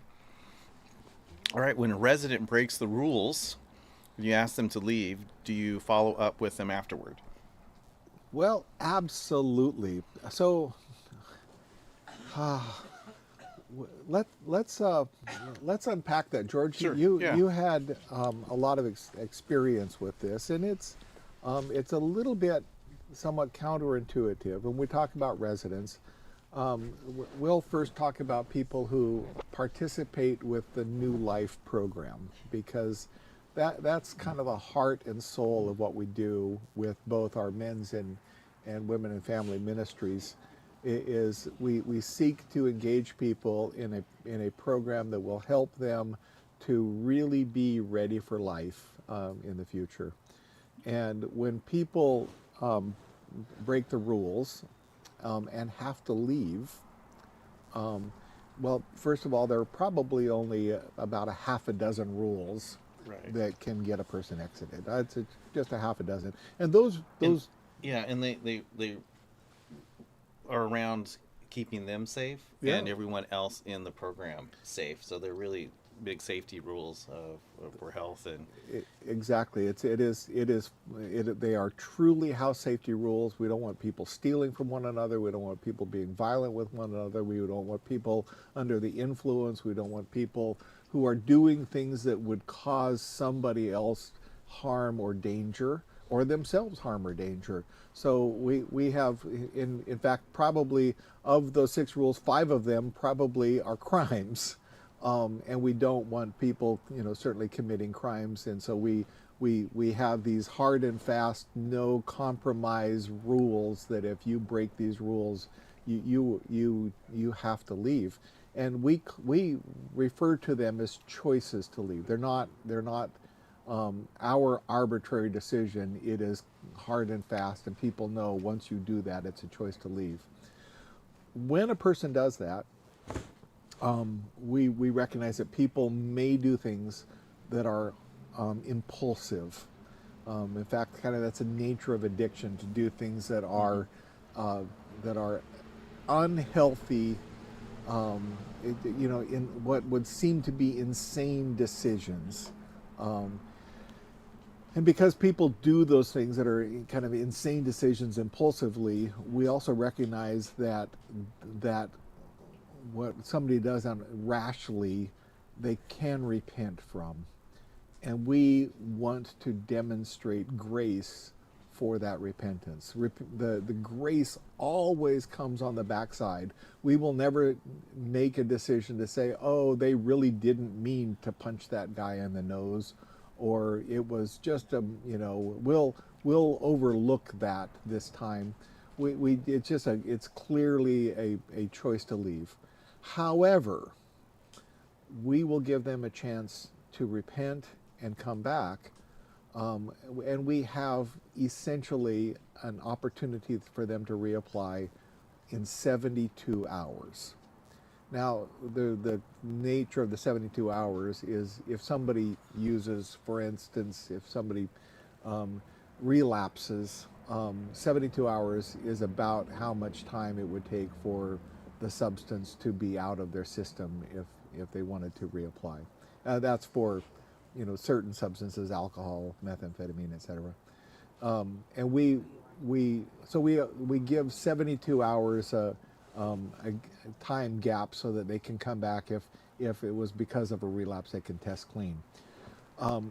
But in order to come back, we don't want to just say, okay, well, we'll make an arbitrary decision to say we think that it's okay for you to come back, or we judge this rule to be not that big of a deal or whatever. We want to make sure that they're repentant, and a big part of that is facing the brothers or sisters on the program.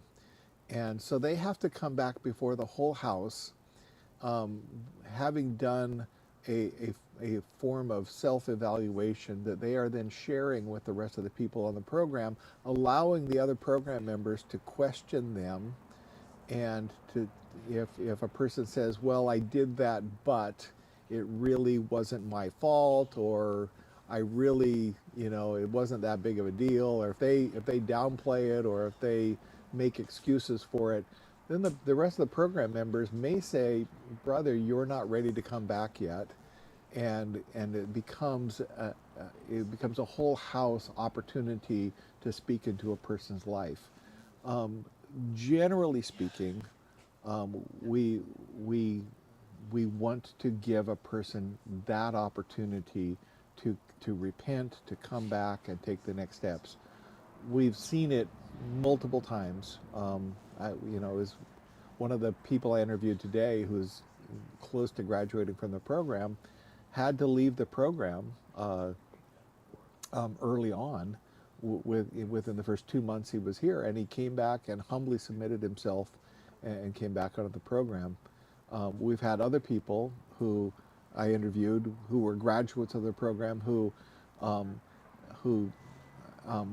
had to take the scenic route because they tried it, they failed, but the house welcomed them back, and they were truly repentant and are now living productive, healthy lives. So we recognize that grace is a part of it, and yes, we do follow up. With those who are guest residents, we have a similar policy. We do ask that they will give up their bed, but because of the nature of our guest program, they're not eligible to come back for at least 30 days. But if they come back in that 30 days and they really want to take that next step, we want to welcome them back and give them that opportunity. But the guest program, again, is a really entry-level emergency shelter, and so we really only give people 30 days as a guest stay so that they can begin to make healthy decisions for the next step. And then once they take that next step, then we have some different policies about how we engage with them.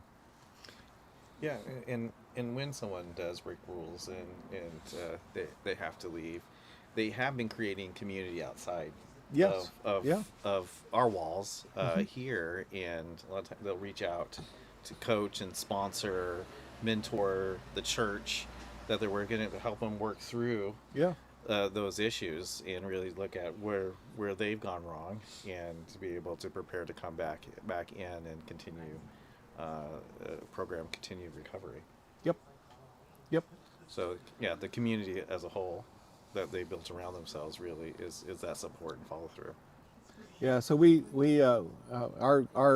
look at the mission not as their support system. We look at the mission as a vehicle by which they can develop a support system. So when people leave, if they leave upon graduation, or if they leave on their decision, they leave into a support system that they've developed through the ministry.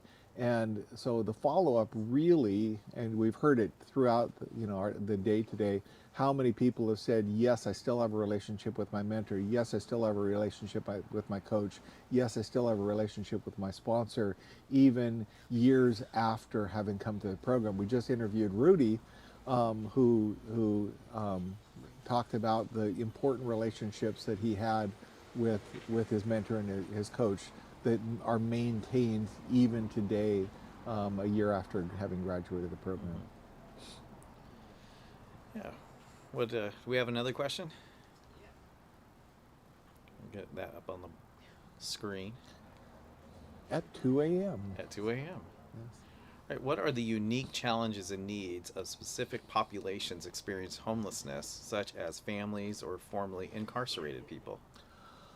Oh my. That's a huge question. And those are two very different populations. Let's start with formerly incarcerated people. There are some really unique challenges.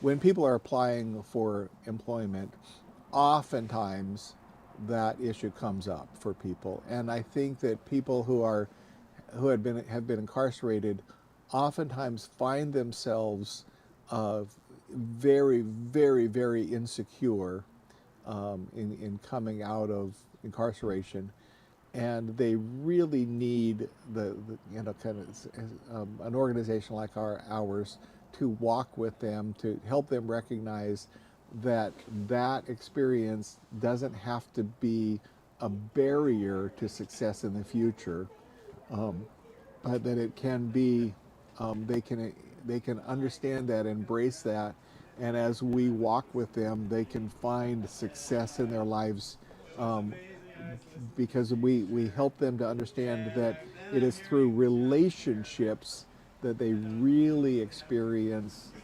healing and grace and opportunity for employment, etc.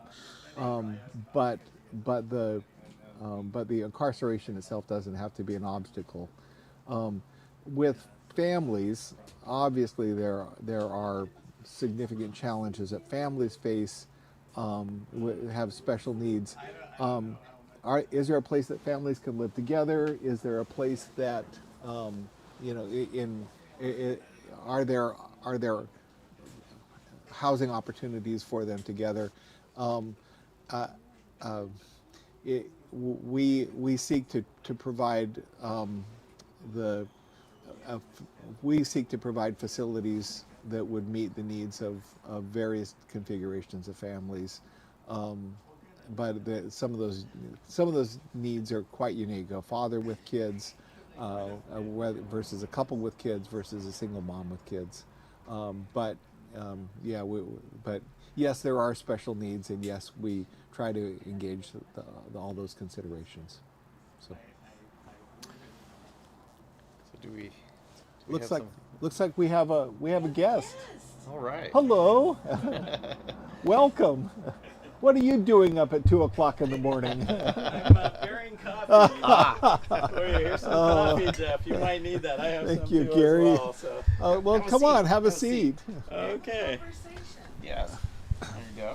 Well, I was asleep, and I happened to wake up around midnight, which can happen at times. And I just thought I'd turn on the live stream and see how you're doing. I mean, Jeff, it's been amazing to see you hour after hour. What are you at, 14 hours into? We're 14 hours into it, and I will tell you, it's actually gone really, really, really well. The first 12 hours went like that, And I thought these 12 hours, the next 12 hours is going to be really difficult, but we've had a good time the last couple of hours, and again, it seemed to go fairly well. So let me introduce you to all of the people, the thousands of people that are watching this live stream at 2 a.m. On a Friday morning. This is Gary Bay. Gary serves as the treasurer of Redwood Gospel Mission, and is one of our board members, and is a great blessing to us. Gary, how did you get involved with Redwood Gospel Mission? Well, over the years, we've been supporters of the mission, and in the early, quite a few years ago, Karen, my wife Karen, taught at the Rose House to the women there, and so taught Bible study, and we had volunteered on and off over different events at the mission, and then I retired about 10 years ago, and when you retire, you really have a kind of a blank sheet of paper to kind of set priorities for the next phase of your life. And I was just looking for an opportunity that I could use to get involved to have an impact for the Lord. And, and ideally maybe something that could use the experience I had, prior in work life or whatever the Lord led.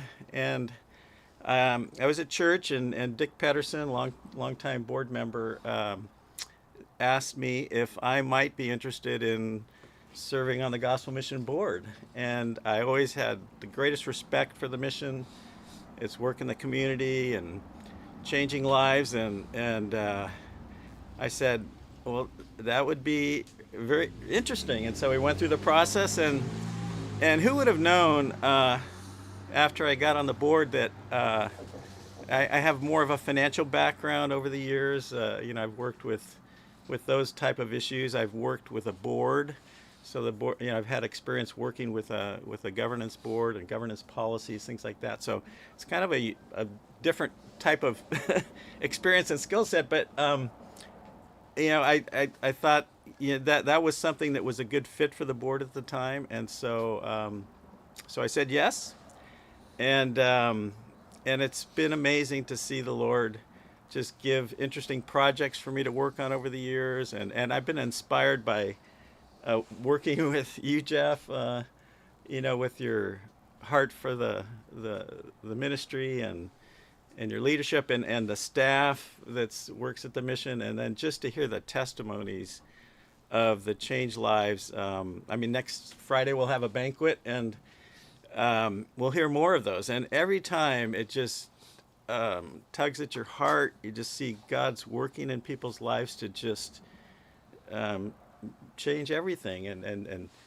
And I just see all the activities of the mission. It's just very inspiring to be a part of it, even if it's a small part, a little small part on the board and the function we do and the kinds of projects we work on. It's even if it's just a small part there. But it's a fit with, it's like the body of Christ. There's so many different roles for people to play, and the Lord kind of prompted me to get involved, and I've just really enjoyed it. And I've been listening to the live stream. I've sent it to some family and friends, and it's just a great way to communicate, to let people know all that's happening here. It's almost it's not a secret, but it's good to really get in the details and really see all that happens here. So we've been really blessed through the entire time we've been here to get to hear again, for in many cases, some of the amazing testimonies of God's grace. And also to hear from some of our volunteers, and then some of our community partners as well. We've talked to the president of the Railroad Square Business Association. We talked to our friend down the street at Jesus Cares 2020. We talked to one of the staff folks from COTS who came and really shared her heart, and gave us opportunity to really dialogue in a meaningful way with her. We've had just a wonderful experience with many people that have come here tonight.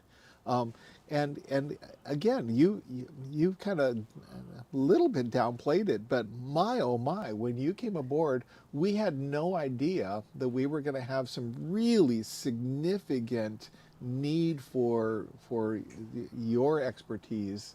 Yeah, we we developed an endowment that is going to help the mission for many years to come, with some stable income that comes from that endowment, and this incredible blessing that we received with this new property that we have, and all that goes along with that. You have been, invaluable help in helping us to steward that effectively. So you had no idea, and we had no idea that there was going to be such a match at that time. But the Lord, God I think the Lord knew. knew in advance. So Absolutely he knew what was coming, and and he just was ahead of us and just prompting us. And you take a step, and then we kind of shake our head and say, boy, it's just amazing to see the things that's come this way, and how God's blessed through generous donors.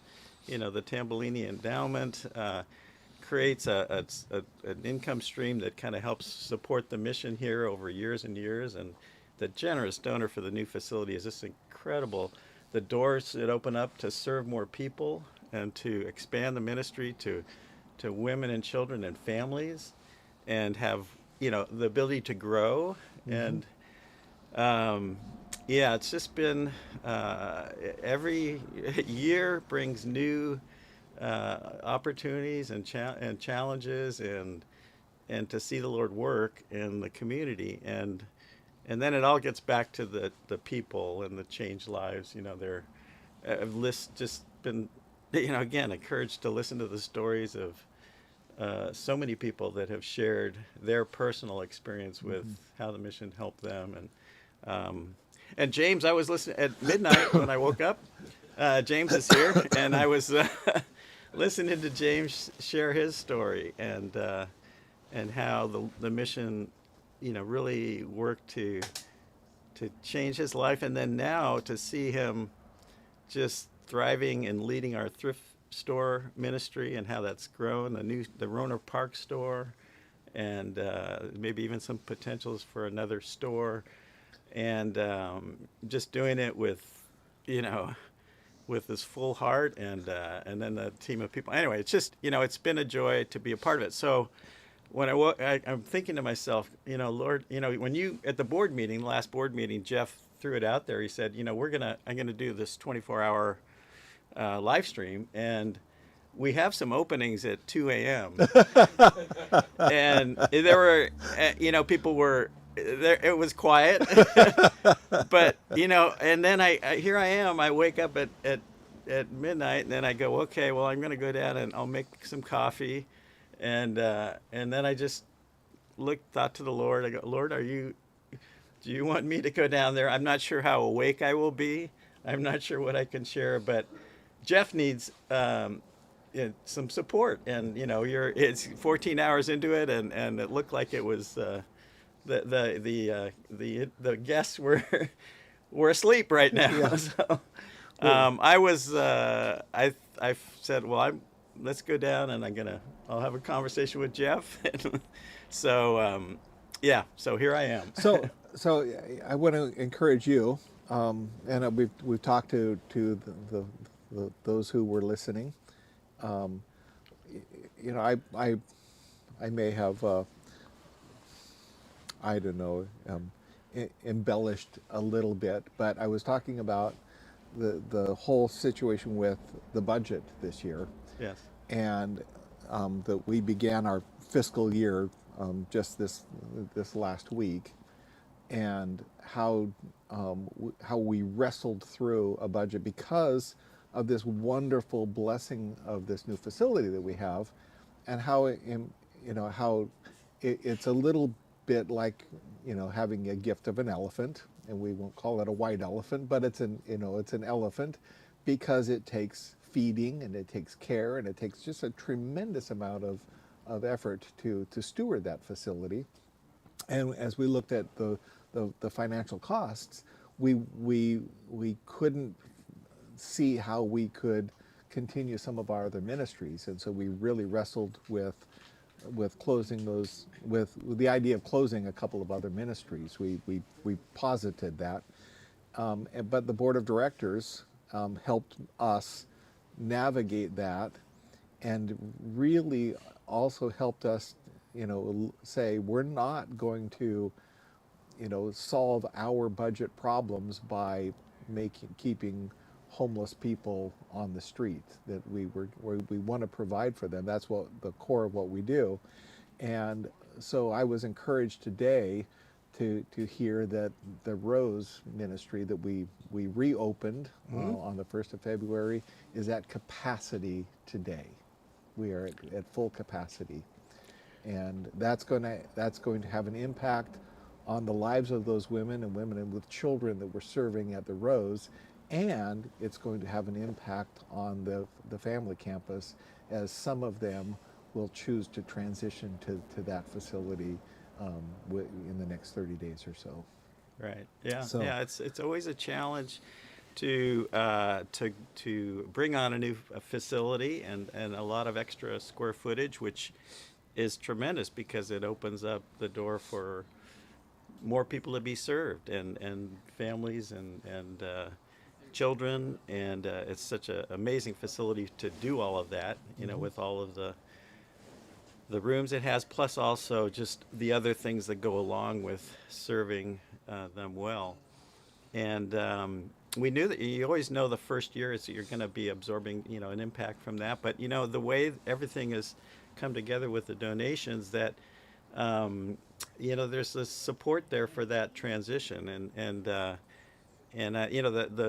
mission's always been, careful in their finances and putting together, conservative, reasonable plans and managing to them. And so, yeah, we're trusting the Lord for this first year. It's a challenging one, just with the projects to bring on a new facility and the projects to expand the ministry. But the staff's working really hard, and they're doing a great job. And we're just trusting that the Lord will, as I've seen over the last 10 years being on the board, the Lord has provided in amazing ways each and every year. And it's not that it's a faith ministry, so it's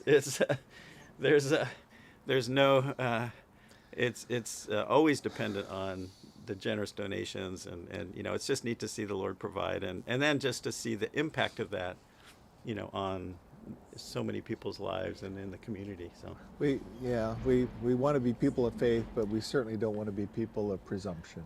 Right. And we want to be faithful stewards of God's gifts in their various forms. So, well, we are making progress. We're well into the 2:00 hour now, and we don't know what the next few hours hold for us, but I think we actually have some folks coming around the 3:00 hour, and that we're going to be having folks that it's going to sort of pick up steam a little bit. We were anticipating, and I don't know why, I was anticipating that we would have a lot more extemporaneous guests that would come at this time. That there are people that are out on the streets, there are people that may have not wanted to have shelter with us, but may have wanted to have a conversation about why they don't want to have shelter with us. But we saw that as an opportunity, possible opportunity for ministry. We've had some interesting potential opportunities for ministry, and but it's been pretty benign through this whole thing. We nothing's been really spicy with at least not too spicy. Well, you still have a few more hours in the day, and so we'll see how who comes by and how that plays together. But there has been just a steady stream of and different perspectives. People that have been volunteering for years, and the staff or a lot of the staff have been through the program, and, Yeah. and having them share how the program changed their lives and then how they enjoy serving. And Yeah. there's so many different facets. I enjoyed the Rich Stearns and his Oh, yeah, and sharing about the whole in the gospel. I mean, I read that book around the time when I came on the board, and it just prompted me. It just challenged me to really have a heart, for the community around us. We get involved in church and growing and raising our family and helping them to grow in their faith, and then but just to be open to looking at all those needs around us and how we can be a part of it. And it was interesting to hear the other ones, the other gospel mission directors from Bay Area Rescue Mission, and there was Los Angeles. I think I caught a little bit of Fresno. There's just you just get each interview, you get another deeper perspective on. I think there are 60 of us that are doing this thing around the country, and so there've been. We've had a little bit of glitchiness with the technology stuff. There was a couple of interviews we were supposed to have that we didn't get to have. One with our network, our Citygate network president was going to join us, but because of the technical problems, we lost that window. But getting to talk to Fresno, Hope the Mission in Los Angeles, Orange County Rescue Mission, and also for a bit we got to talk to the mission in Redding, Good News Rescue Mission. So my own experience goes back to both Good News Rescue Mission and early days, right? and Bay Area Rescue Mission, and so we had a little chance to talk to them, but we had some technical difficulties that made Zoom difficult. It's quite an undertaking, but we've got some great support from our tech genius in here, and he's really made it just as seamless as it could be, and that's been a great blessing for us. And then both Tamara and George did a great job in putting together the schedule so that we have just a good flow of what's been happening. And when we haven't done that, we've been able to play what I think are exceptional videos that we have that really tell the story of the mission. Yeah, so. they always just tug at your heart. The sharing. I was watching those videos as well, and even some of them I've seen, but I just really amazed at the change lives is great. I had a funny technical. I'm amazed at the technical putting us together with all the different feeds and sources. And I was watching last night, and I must have hit some button on the playback on YouTube, and you started talking like this. Oh. and I'm going, I think there's some technical problems. And actually, it wasn't technical problems on your end. It was technical problems on my end. I must have hit some button that sped you up, and you were talking like a chipmunk. When I have it on my phone, if I can push it, it's part of the screen, and it'll speed me up. Yeah, exactly. I think I hit some spot on the screen, and anyway, it was finally I realized it was my problem, and the technical was actually done quite well. So it's amazing that you pull this together, and so it's really been it's been a good day just kind of following it. I've learned quite a few things. So as I am a coffee guy, I can tell this is a French roast. Right? Am I right with that? It's a French roast? It's a dark roast. Okay. I'm not sure. It's a darker roast. Yes. Yeah. And hopefully that's I don't know how you fix your coffee. I was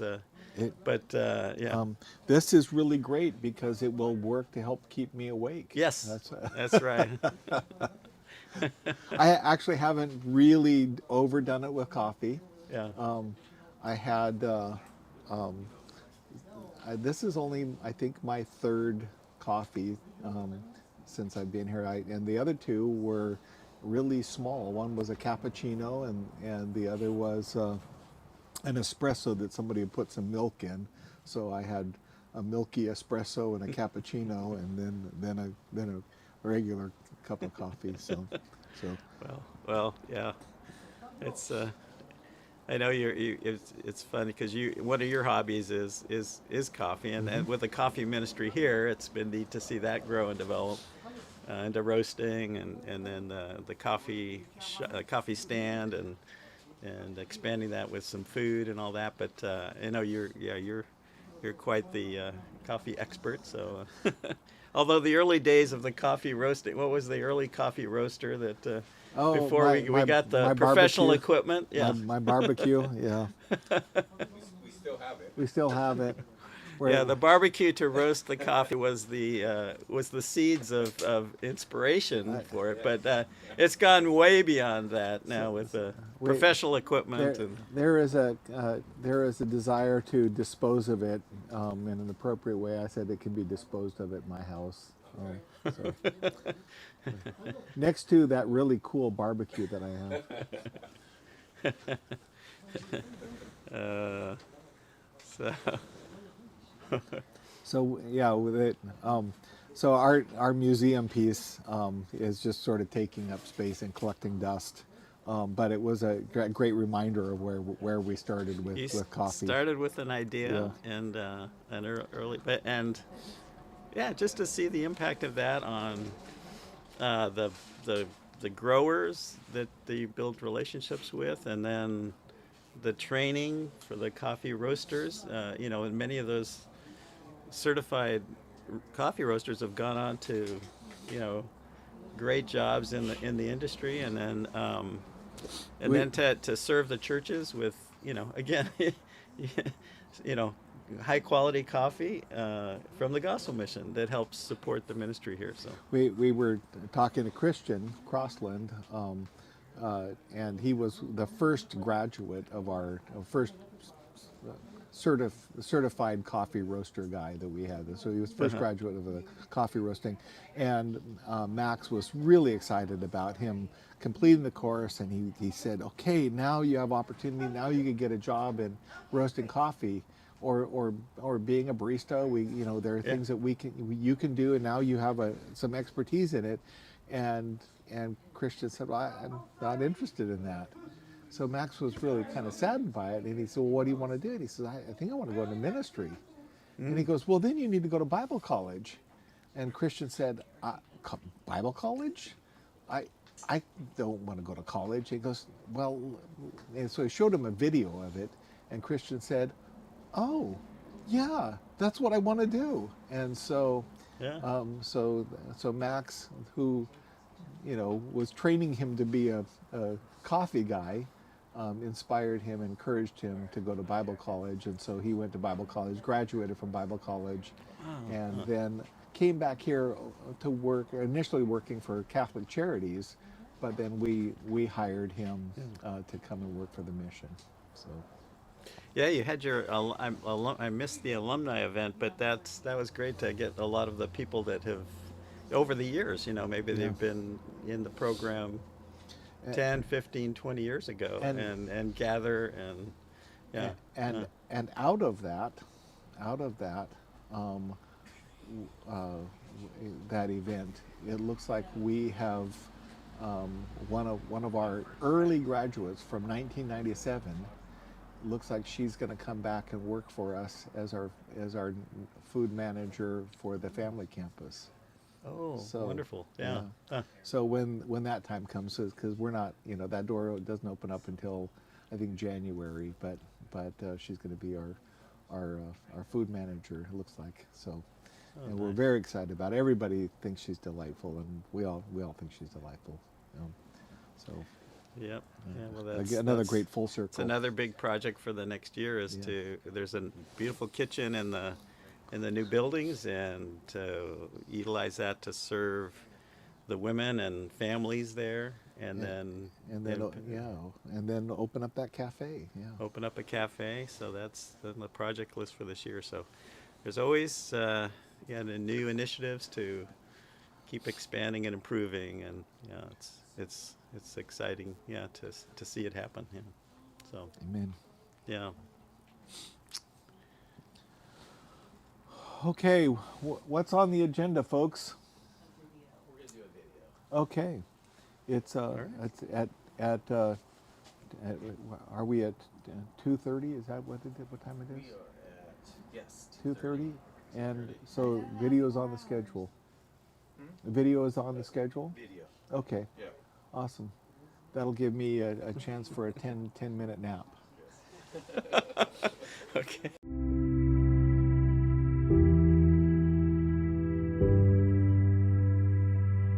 What led me into addiction is probably that both my parents were addicts. And my brother and sister, they became addicts. So that's all I ever knew. It was a miserable existence, which is why when I wasn't drinking, it was really hard to accept that I was an alcoholic. When you're hooked on drugs, you lose all sense of what is right or wrong. You lose all sense of the worth of money. You don't care. So you'll do anything to anyone to get what you need to satisfy that craving, that monkey on your back.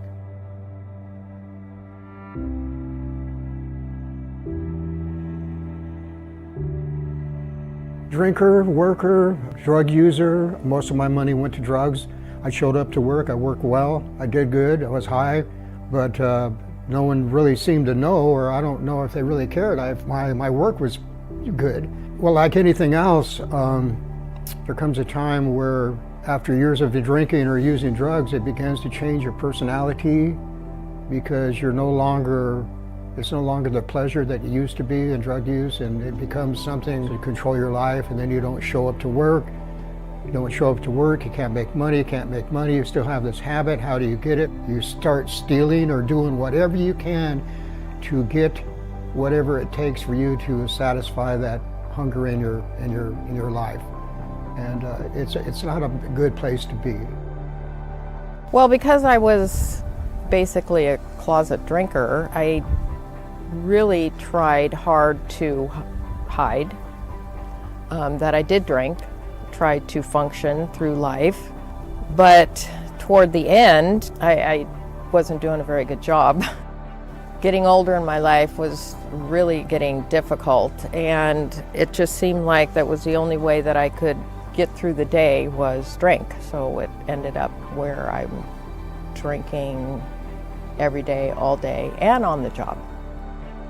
Multiple times I tried to get clean on my own. And, sometimes I'd get a few months. I moved to Illinois and stayed with my mom for a while. And, it only lasted so long. The longest I had on my own was 6 months. For most of our guys that come into the New Life program, they're not coming from order and healthy boundaries and structure. So for some of them, it's a big shock. But I think for most of them, it's very welcomed. They are surrounded by people that care about them on day one. Usually if you're in the mission for one day, you're going to get prayed for, you're going to hear the Word of God, you're going to be of service to others. And those are huge things, usually not happening in someone's life before they come into the New Life program. I do believe that environment plays a vital role in recovery. This place is called Manna Home. The physical environment is designed to look like and feel like and function as a home. So it's critical. I do believe that the way a place looks basically identifies it. I believe that the environment has a lot to do with healthy recovery. The physical environment, spiritual environment, all those things are important. I love Manna Home. I am blessed to work here. Basically, I'm the staff at Manna Home, but there are 40 volunteers that actually engage on a daily level, for some of them, with the women in Manna Home.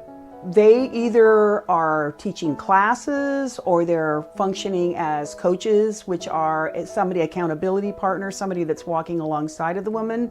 They're mentors, they're sponsors. They're all women who, many of them did not think that they had anything to offer. But they do have things to offer. They actually have their experience as Christian women to offer. They have their understanding and knowledge of the Word of God to offer. When I came into Manahome, it was such a great relief that I didn't have to hide what I was doing, that I was in a place that was safe, that I could talk about my fears, and that I instantly felt that I had so much support around me, encouragement, that I could focus on something else other than drinking and trying to escape my miserable life.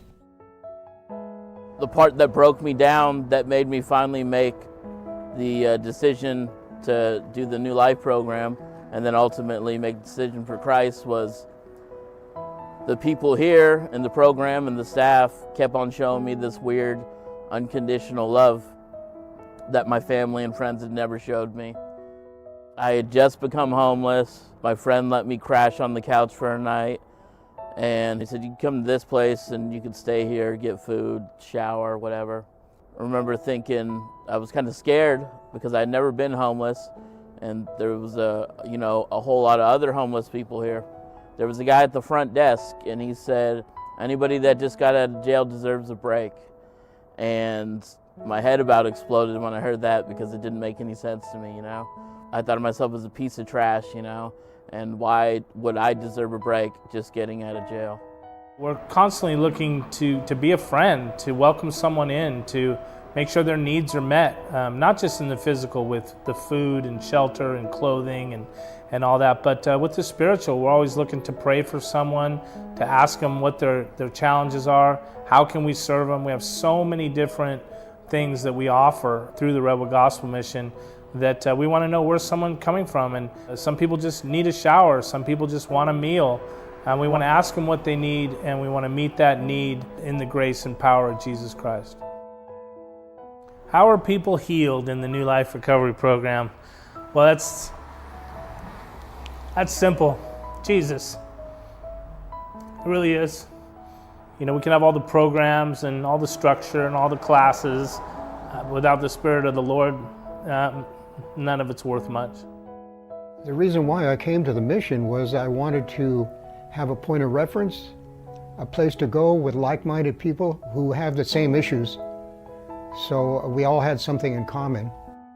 From prison to the mission, it was good because I had some tunnel vision on when I first got there, because of being in the Word so much and having a preconceived idea of how the world should be.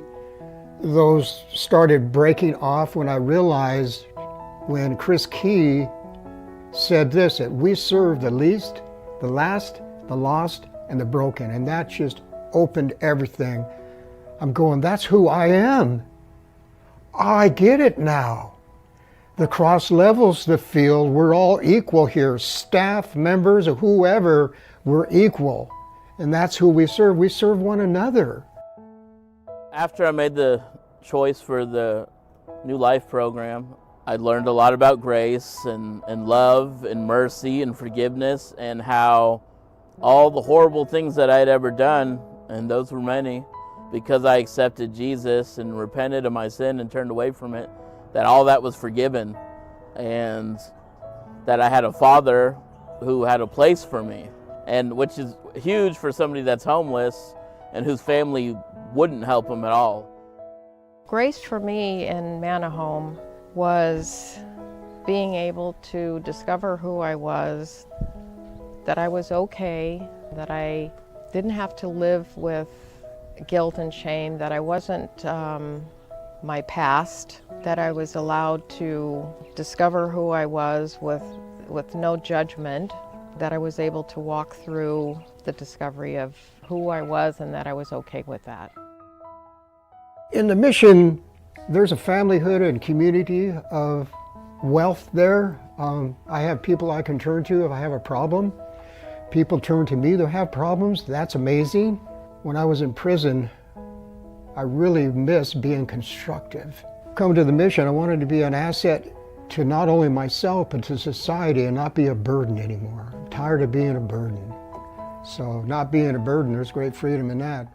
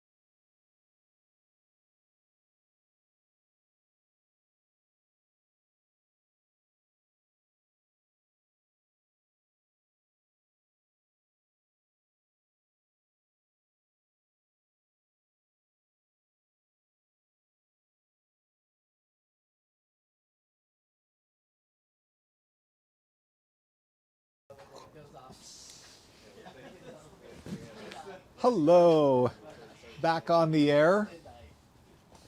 And we would, we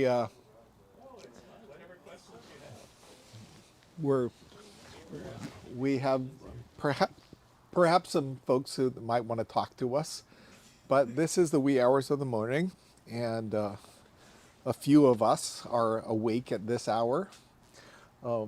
But I would welcome anybody that wants to come and talk to me.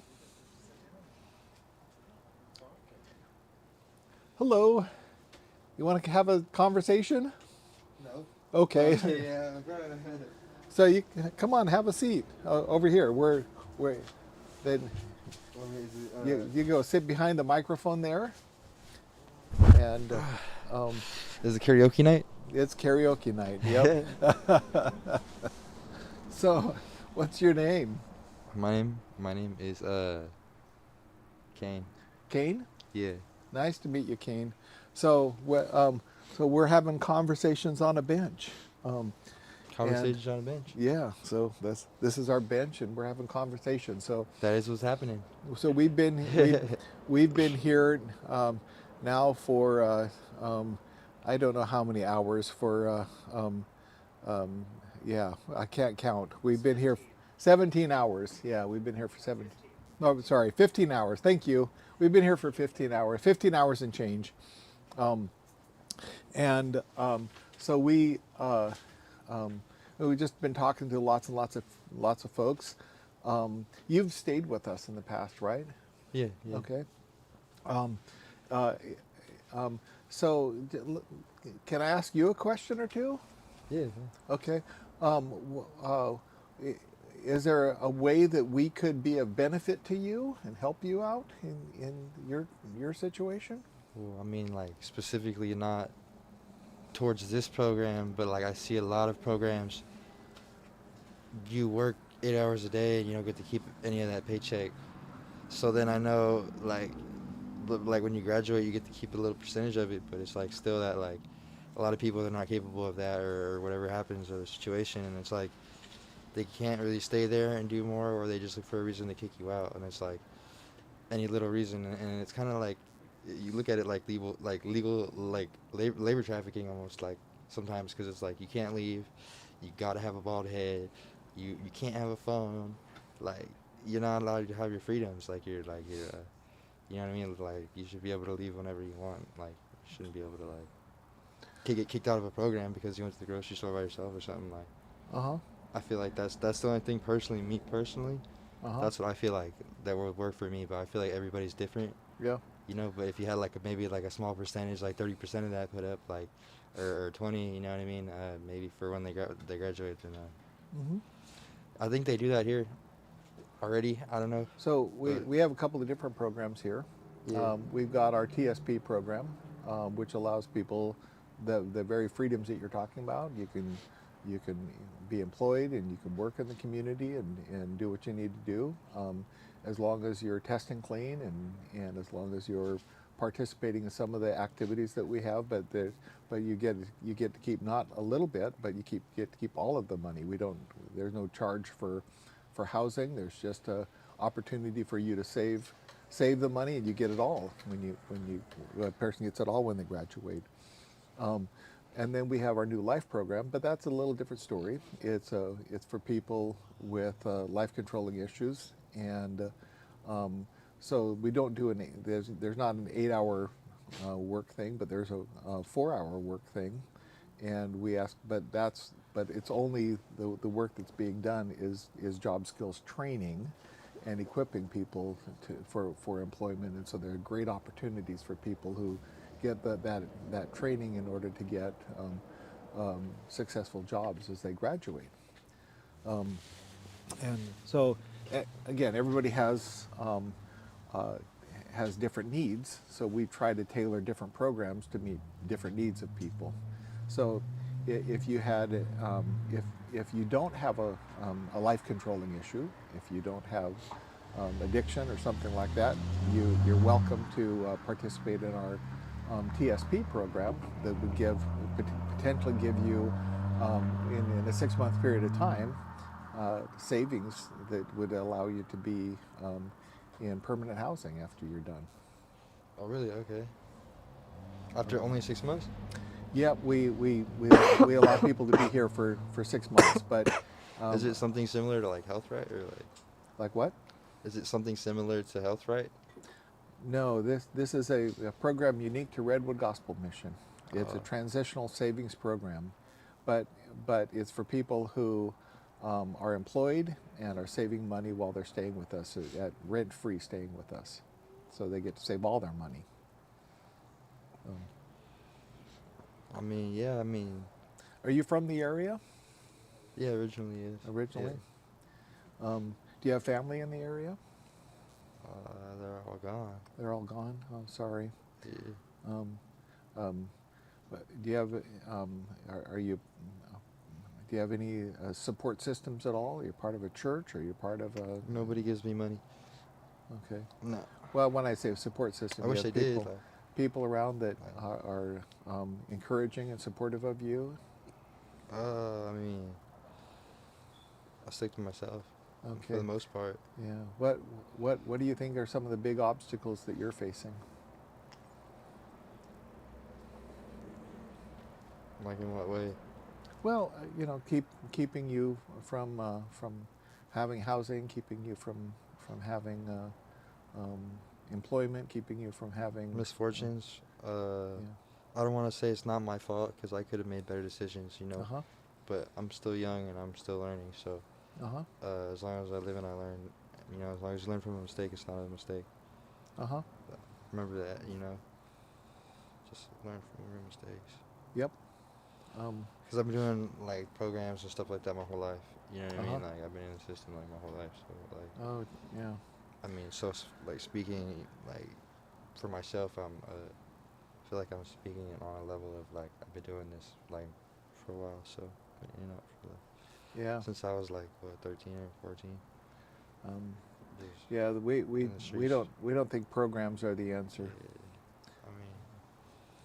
We don't think programs are the answer. Honestly, it's not really the programs, it's the structure, I feel like, because you could make anything work with the proper structure.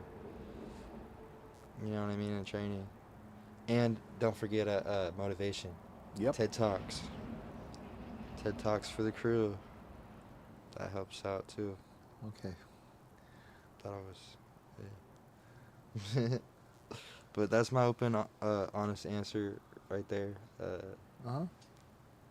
That's what. Well, if there's something we can do, again, you can talk to about TSP, and it's an opportunity for, if you're employed. Tattoo removal. What's that? Get into contact with people who do tattoo removal. Okay.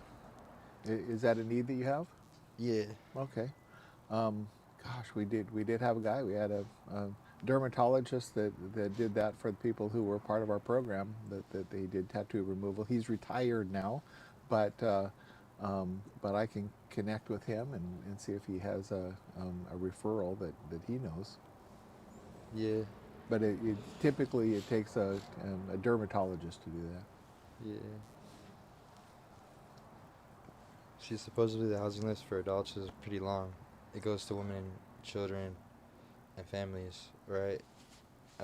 There's nothing really for like the guys. Like, remember those people that take care of those people, you know what I mean? Or we're supposed to help out at least, like, you know what I mean? So it's like to be kind of separated and like kind of like oh, you don't get nothing. Like, it's kind of like I mean, I get it, like, but sometimes it's kind of like I wish there was more stuff for you know what I mean?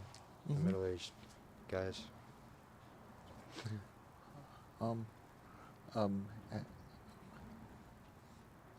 There certainly are some things, but you know there are always.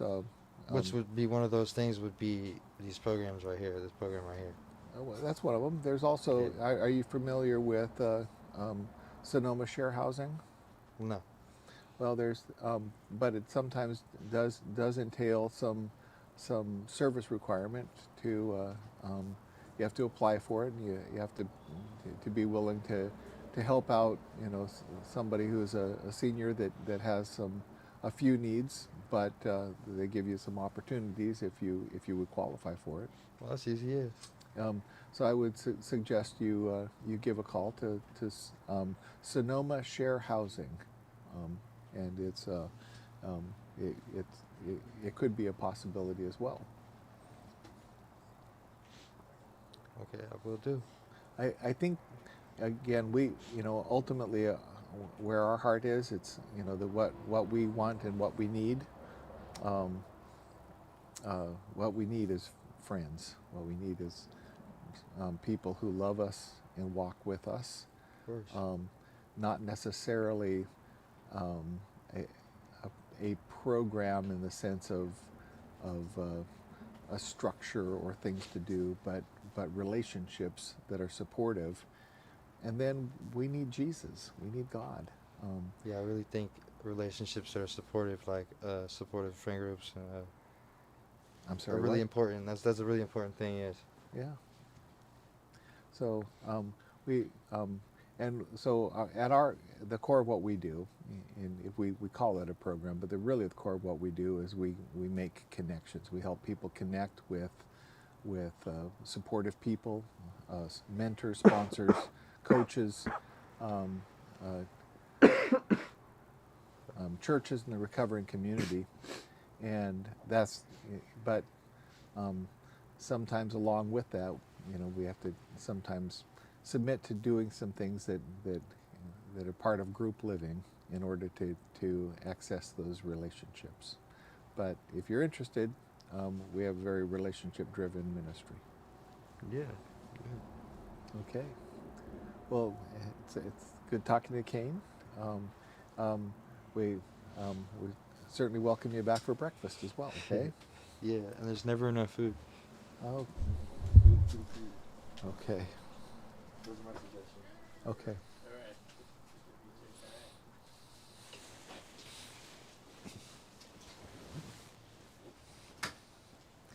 Are you next? I'm here.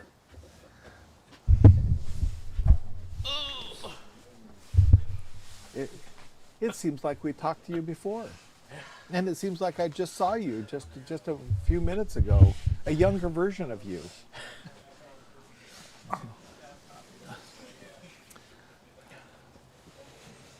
So, other than me, what brings you here this hour of the night? I Uber. Oh, that's right. Yeah. So, how has what you experienced, and how has your engagement with people in this world informed what you do through Uber? Well, I'll tell you usually what happens pretty much every time I Uber.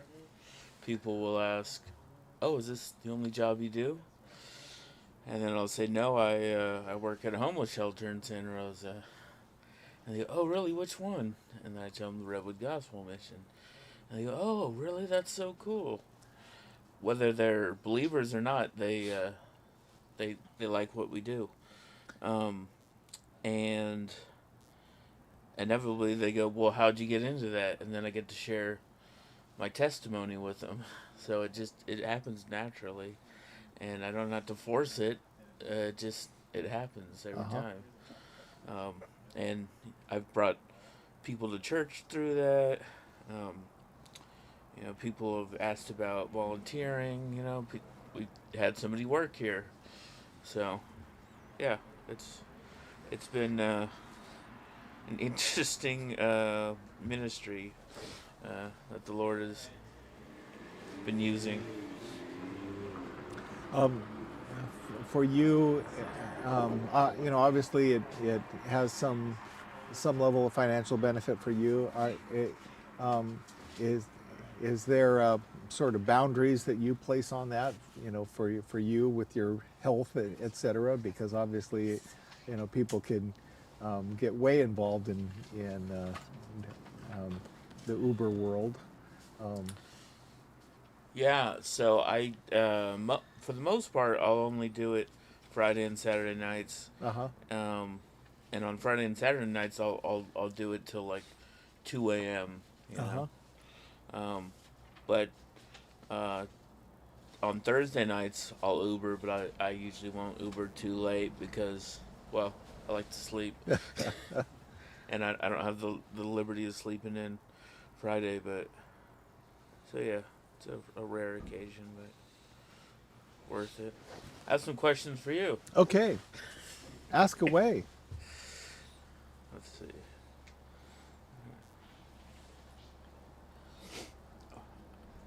Where do you see the mission going in the next few years? Where do I see the mission going in the next few years? I think we might. That's what I thought you were going to say, was to infinity and beyond. Yeah. So we actually are engaging in a strategic planning process, and I'm not going to say necessarily where I think the mission is going outside of those things that we have established as our vision.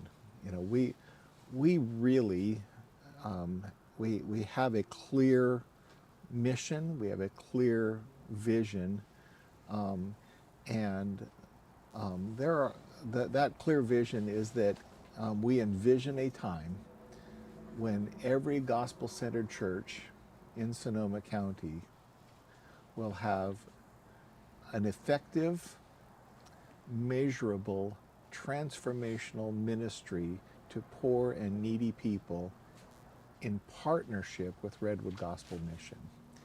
So where I see us going in the next few years is increasing our partnership with churches in helping them to have more effective, specific, effective, measurable ministries to poor and needy people. And I think that we've seen growth in that over the years as we've engaged with people through our nomadic shelter program, as we've engaged with people through the Helping Without Hurting seminars, as we've engaged with people who have a desire to be effective in ministering to people outside of their comfort zone sometimes, but we're still a long way from seeing every gospel-centered church in Sonoma County, or in the North Bay, really, because that's our real vision, is the North Bay, having that level of effective, measurable ministry to people in need. So I think what I see in the next few years is that we come up with more strategic plans to move that ball forward.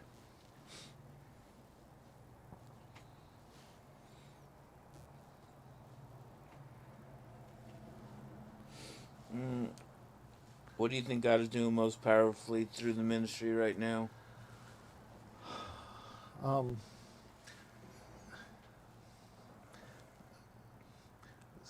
So I've I've long felt that what God is doing, for several years, what I felt God is doing most powerfully um, is um, is engaging churches through our nomadic shelter ministry. Only because of the number of people that get involved in it, and in terms of its impact on the lives of individuals who go through the nomadic shelter program itself. And certainly we've seen testimonies and marvelous, wonderful stories, but the impact that it's had on the churches has been really profound. I think that is an amazing thing. Also, that without a doubt, what has happened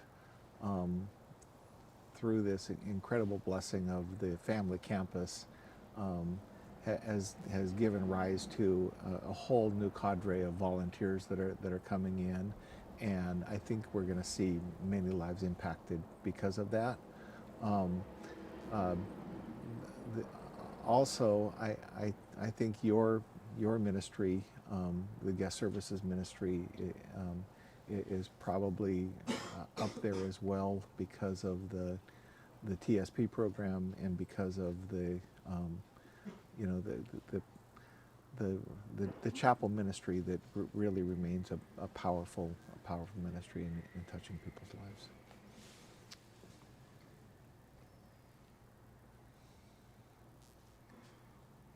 Where do you see the biggest opportunities for us to grow or serve people better? Yeah. We always want to do better, right? You want to do better. We want to do better. Yeah, all of our hearts long yearn for transformed lives. And the greatest opportunity for us to grow is through both of our, I think our New Life programs. I think we want to see growth. We long to see growth. The family campus has afforded us an opportunity to grow because of its number of beds and because of the structure of the ministry there. The Men's New Life program opportunity to grow because it's because we have seen a kind of a pullback that happened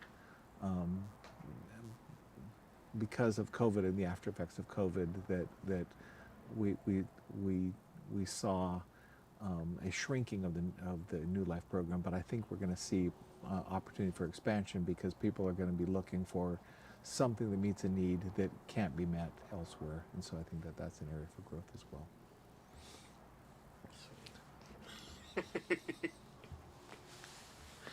Since we've been doing the remodel up there, we just do not have enough room. We do not have enough room. More people wanted the program, more people wanted the shelter.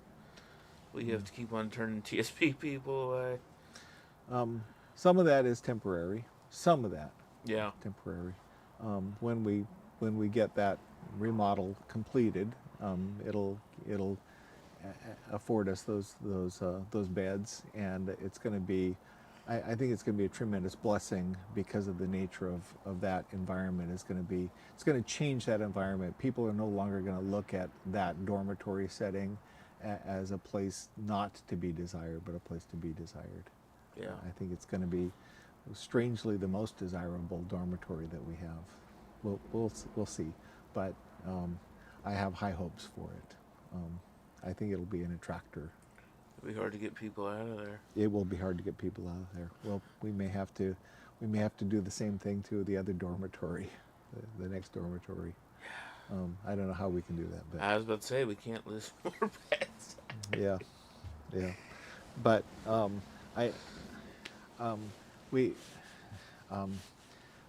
so I think, you know, what we certainly recognize what we will see is because of the limited number of beds, we'll see more people participating in the nomadic shelter program, and we need to have we need to be equipped for growth in the nomadic shelter program.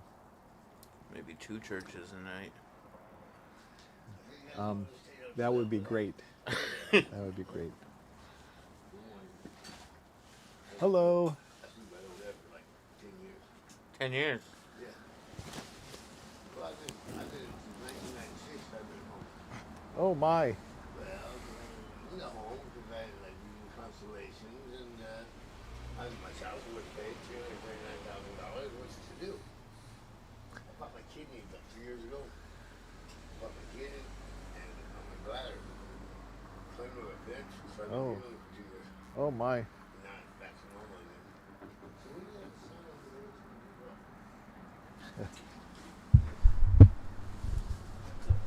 this. We might have a conversation. You can stay here with me as we have a conversation. So this is the wee hours of the morning, and so what we anticipated possibly happening in the wee hours of the morning is indeed happening. We have some guests coming that have some individual needs.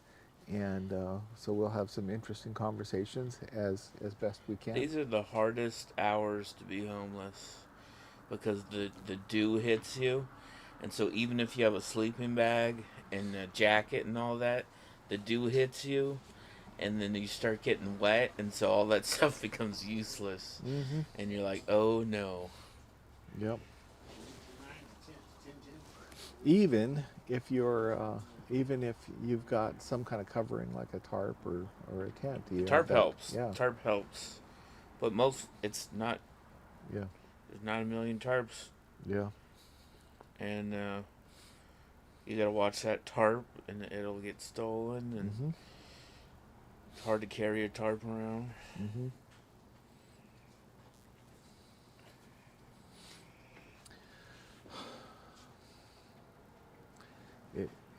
It's a hard thing. I remember our friend Chris saying when he became homeless that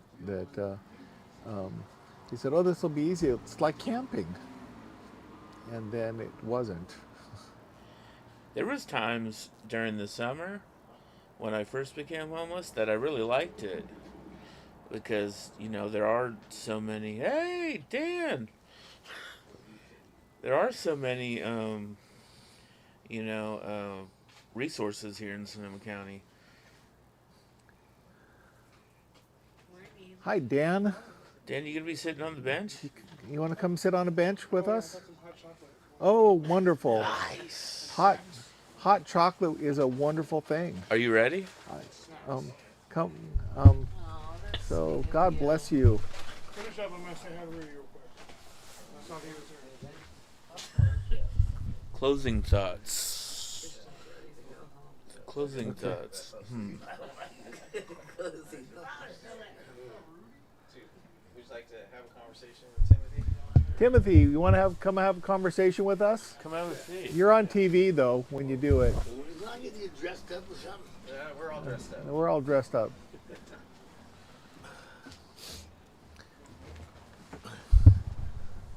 Hi there. Hello. So you told us just a minute ago that you'd been homeless since 1996. Yeah, in 1996, I separated from 121S from my baby mama. Uh-huh. And all our children are bastards. We never got married. She married another man and had his. Anyway. What impact did that have on your life? Well, homeless is not necessarily. It's more harder I think, for females and for people that are mentally unstable. Uh-huh. See, I don't get Social Security. I haven't gotten welfare for 2 years, anything. And the impact it's had on my life basically is knowing what homeless people need. Knowing what they need. Basically, they just need shelter. In order to be able to take a shower every day, to get a job, and to become a responsible participant in in the society as, you know, going and being able to get your check and be able to come home. Have you stayed with us in the past? Yes, I stayed here, and I stayed 33 years ago. My youngest daughter is 33. Uh-huh. Is there a way that we can help? You're helping all you can, and handouts do help. You got $20? No, yeah. I don't. Yeah. But is there a way we could help with providing shelter or providing Well, yeah. other kind of services? The problem is that if you provide shelter, it has to be a place to where they can go, to where they can lock their stuff up, right? Because otherwise, their stuff just goes legs and just walks off. Right. So you have to be able to watch the stuff day and night, because there's a lot of people out here that don't have stuff, and that's what they do. Yeah. They go and they pick up after the infrastructure.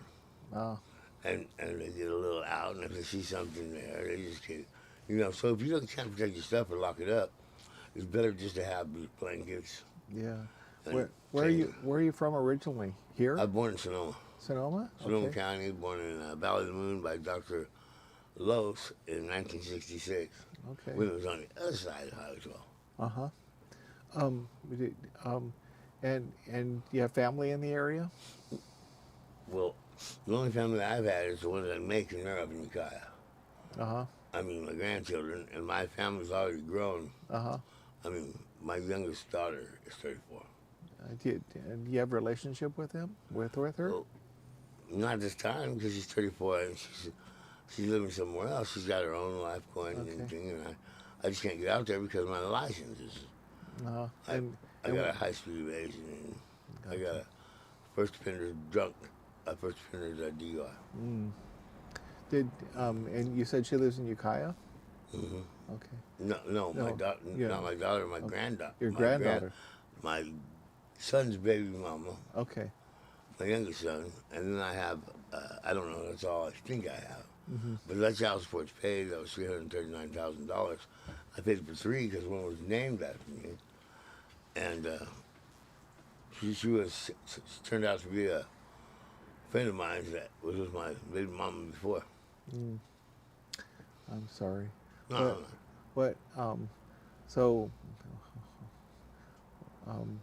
So where are you staying now? Right over there. Right over there? And you've stayed over there for a long time, huh? On and off for like, I'd say 20 years. Wow.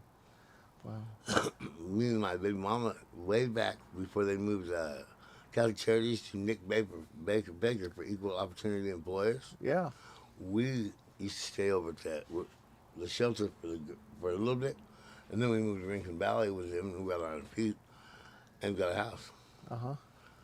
For Nick Baker, like I said. Nick Baker was running before this, when this was 600 Morgan was. Right, I remember Nick, yeah. I don't know where he went. Me too. I think he retired. Yeah, he did a lot of good for a lot of people. Yeah, Nick was a good guy. But I used to follow the work, and I popped my kidney, and I climbed the fence over in Rail, and climbing the fence, I sat down on it, and 2 wires were sticking up, and I lacerated my kidney and my bladder. It's taken me 2 years to heal from that. And so during these 2 years, they told me they didn't want me to work because, and then I have hypertension and high blood pressure. Oh my. So, you know, I just been healing, just been like kind of, and now I'm getting ready for work again, and I'm just gonna follow the job. You know, yeah, I was born in Sonoma County, and I've been here. I've been to all the southern states, and I've been to Montana. I haven't been anywhere up Montana. It's too damn cold. And I've been to Mexico. I've been to Canada. I've been to Hawaii. My son was born in Hawaii, my youngest son, and here I am. Okay.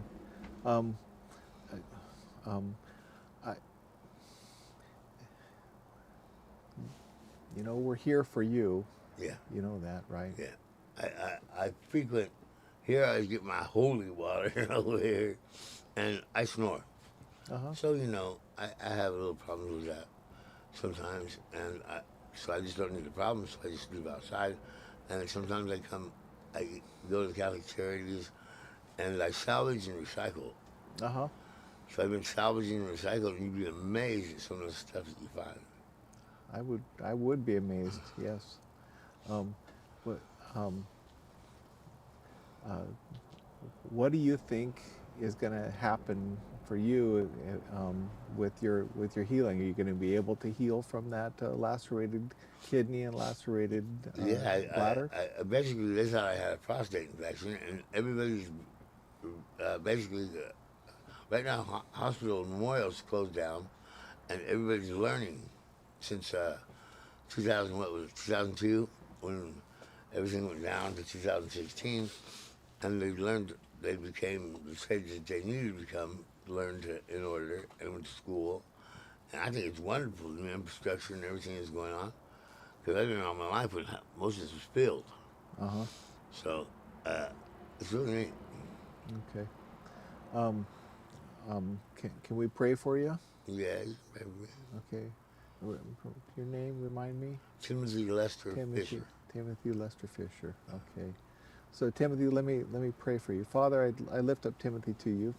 I pray, Lord, that you would invade Timothy's life in a way that he would experience your power and your grace and your healing. Lord, we pray for his body, that you would heal his body. We pray for his soul, that you would heal his soul.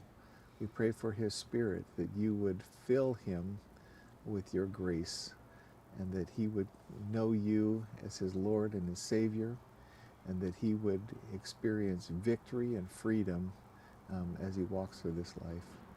We ask that you would minister to him according to your grace. In the precious and holy name of Jesus we pray. Amen. Amen. Amen. I've never been married, so I chose James. He wrote the book. I'm sorry, I love Jesus and everything. Thank you, Jesus, for martyring yourself and for everything. But I chose James because he wrote the book, and thou shalt not commit adultery, thou shalt not... If you've never been married, how can you do any of that? So it went down to James for a bachelor's, but I am a heterosexual. And for the ladies out there, no, I'm just kidding. I'm happy the way I am. Okay. You know, it gave me a lot of time being celibate for 2 years and everything to respect people for what people are. You know what I mean? And I haven't collected welfare or anything for 2 years. Okay. But I guess I'm gonna hook up because I need ID to get a phone, and they can't do it with ID, Right. but they'll do it with a card from social services. Huh. So I gotta get a phone. I can't afford a phone right now. That way I'll have access to all the the apps and everything. Okay. But amen on that prayer, and vice versa. Okay. I hope that prayer ricochets to all of us. Okay. Amen. Okay. Thank you, sir. Okay. Well, thank And you. you guys have a good day, a good night, and may the Lord bless you too. Okay. Thank you. Thank you, brother.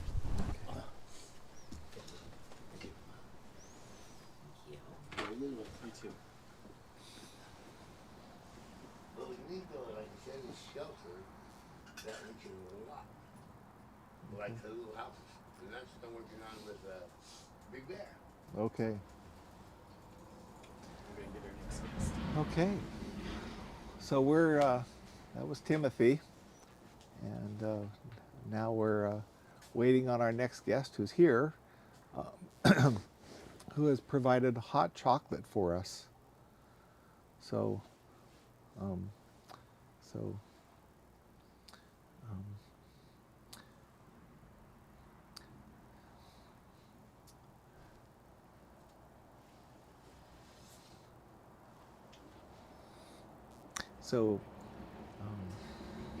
we'll wait for Daniel to come, and I need a tissue.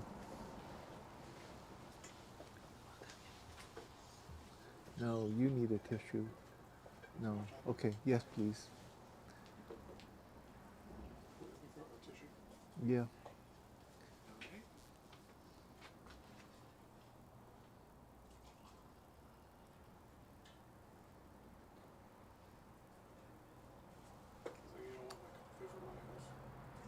We do.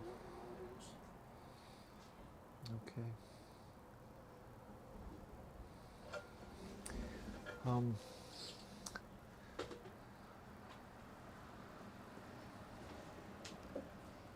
Thank you. You're welcome. So we're reminded that we have people in need in our community, and Timothy is in need, and we were at a place that we could pray for him. Good. But and that's where we are, trusting God that God's going to do the work in his life. Amen. Hi, Daniel. Hello. This is Dan. He is our HR manager for Redwood Hey, all 3, Gospel 4, 5 Mission. people heading to worrying. Yes, we don't. Yeah, we don't know who's on, but somebody is. Somebody's. We haven't had a time when nobody's streaming. So. I found myself streaming all night, and while sleeping, it was just streaming. So I thought I'd come up and There you go. join in the wee early morning. Okay, so tell us. So I already said what you do, but how did you get connected with Redwood Gospel Mission? Yeah.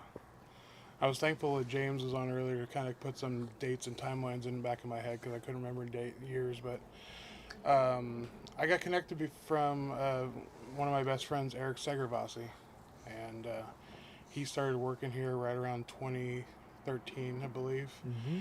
And I've known him for 30 plus years, and he asked me one day to come up and see what the Redwood Gospel Mission was. And I'd never been to a homeless shelter, never engaged with homeless at that time, and I he's one of my best friends, so I said sure, let's go check it out. And while there, also like I mentioned, not being engaged with many homeless people in the world or in my area, one of the first things he said is like, there's someone here you know. And I couldn't even think who that would be. And he's like, hold on, let me go get him. And James King pops around the corner.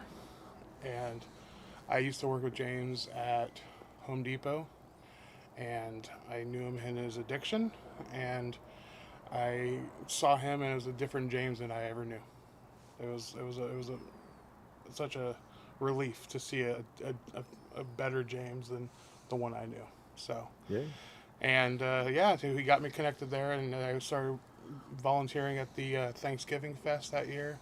And I think we still did a Christmas celebration at the fairgrounds that year, and I did something there, and just got connected over the years. And then about 8 or so years later, I was able to come join the team, which was a blessing. And it was actually only for a few months. Mm-hmm.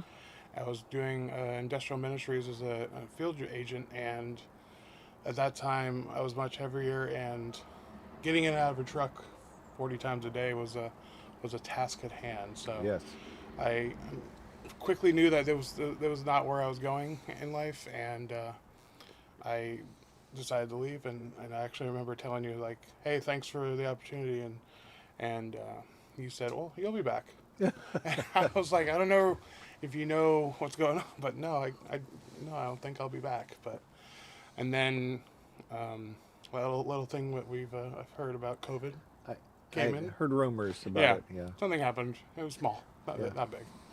Lost my job, or not. I quit my job, and then I was trying to find employment, and I was jobless for 10 months. And by the blessings of the Lord, I got through it financially. And then I got a call back from Chris Keys saying, "Hey, do you want to work at our as a driver for our homeless friends that are staying out at Alliance Redwoods?" And you said, wait, I was a driver. I was a driver. Thankfully, this is not a box truck, and this is just a van. And And the thing that I don't think I even told Chris is like, I'm not a big fan of driving like all day, all night, but I needed something, and it was a gateway back into the mission. Got connected there, did that for 10 months, driving 11 passenger van to and fro from Alliance Redwoods to Santa Rosa with our homeless guests, and that was humbling. I got to do something that was meaningful, but also I'm not a big fan of either, driving. And then when COVID started lifting, I guess you could say in 2020, I came back and I started working here at the desk.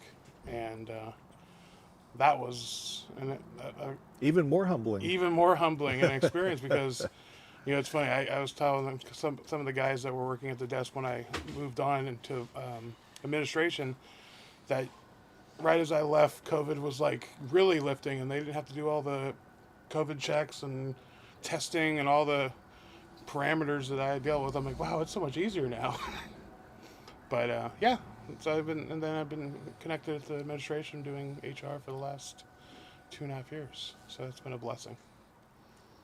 So. Yeah, that was a season. It was when you came to us in a crazy season. Yeah. But in that season, as you were a driver, you had lots of opportunity for engagement and conversation with people. Oh, all the time. Do you remember any of the significant conversations you got to have with folks? Yeah, there was one gentleman. I can't remember his name right now. He passed away while we were at camp.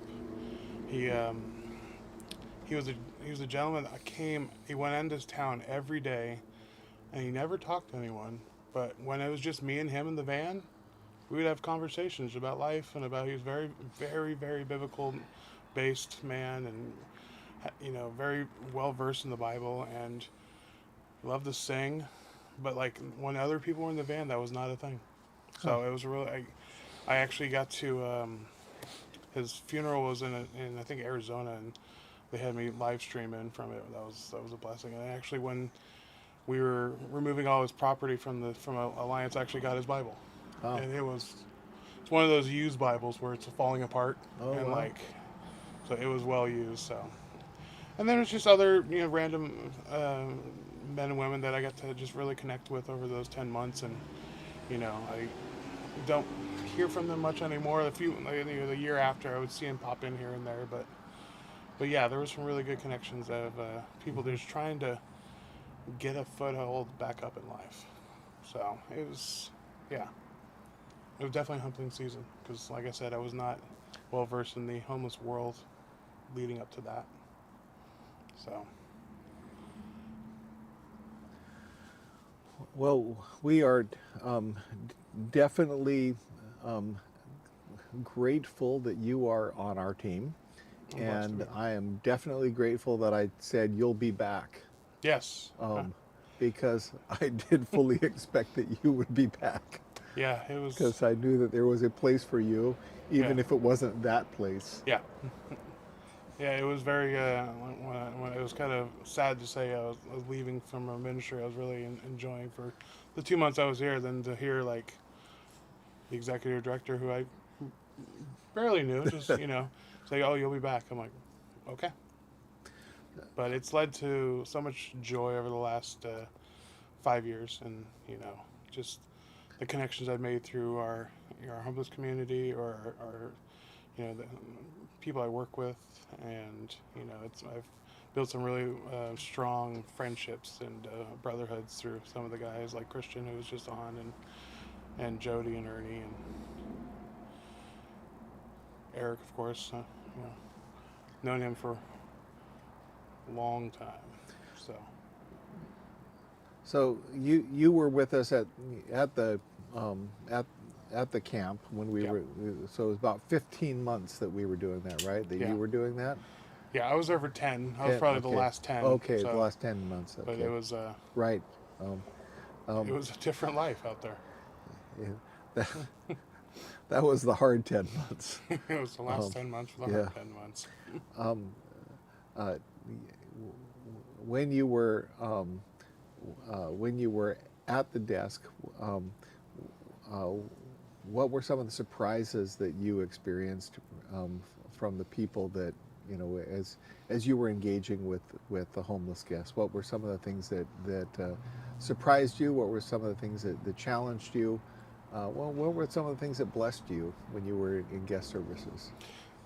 Some of the blessings were just how kind the community was coming in, but also a challenge because there was a lot that were in such need that the simplest things were not enough for them. Uh-huh. And so it was really humbling to see, you know, people that are living on the streets that like are just so thankful for a bottle of water or thankful for a pair of socks, and not like that's it. So, but also there was some challenges from.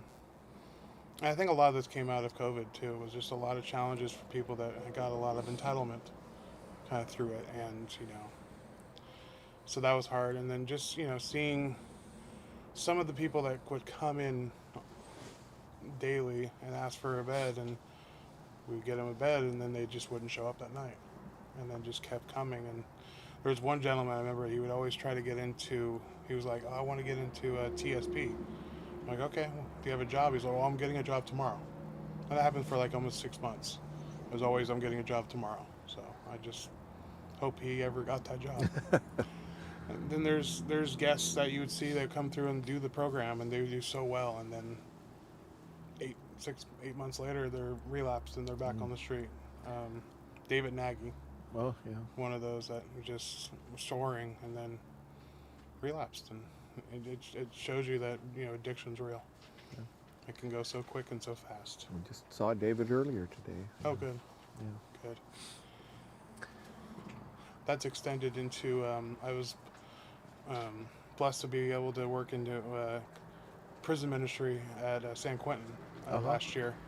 And I think if it wasn't for the Redwood Gospel Mission and working with the homeless, I would have been shell-shocked and ran away. Because, like I said, never around it growing up and never really engaged in it. And then you go into San Quentin and you're with lifers. And that was, the first day was shocking, but it's probably one of the biggest blessings I've been able to do.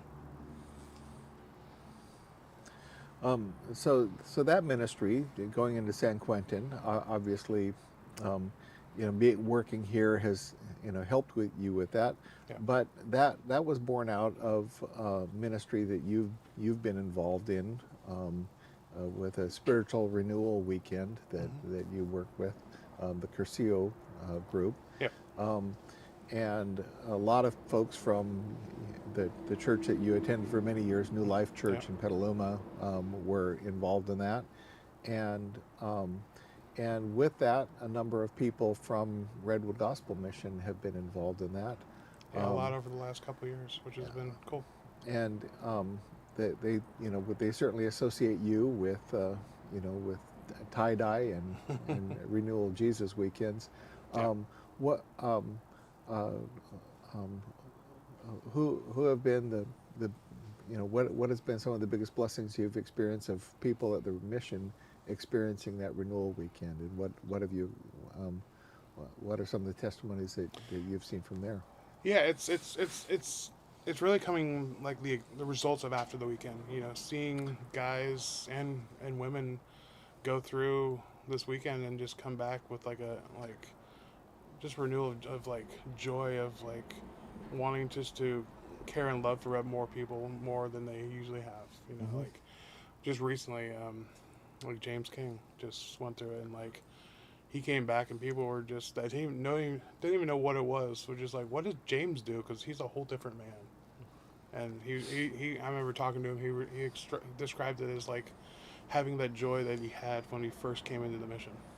It's kind of like he didn't really lose it, but just, you know, the day-to-day work and ministry and like taking 3 days out of his time to focus in on Jesus, like that was something he needed. And I think, you know, it's a blessing for many that have that time to be able to just focus 3 days or 2 days or even a few hours out of our busy lives. And if it's a weekend like that, or if it's just a getaway, it's needed, because we live way too much fast-paced lives. Yep. And yeah, it's been a blessing, you know, just to see guys and gals go through it and be a part of that experience and seeing the joy, you know, come out of their face and the smiles and the laughter and the crying. And it's, you know, I'm a big proponent of it, and, you know, always a blessing to see people go through it. Amen. And it has also kind of informed some of what you do with your HR ministry, because you also have responsibility for planning the retreats that the staff do, and that has informed some of your planning for those as well, right? Absolutely, yeah.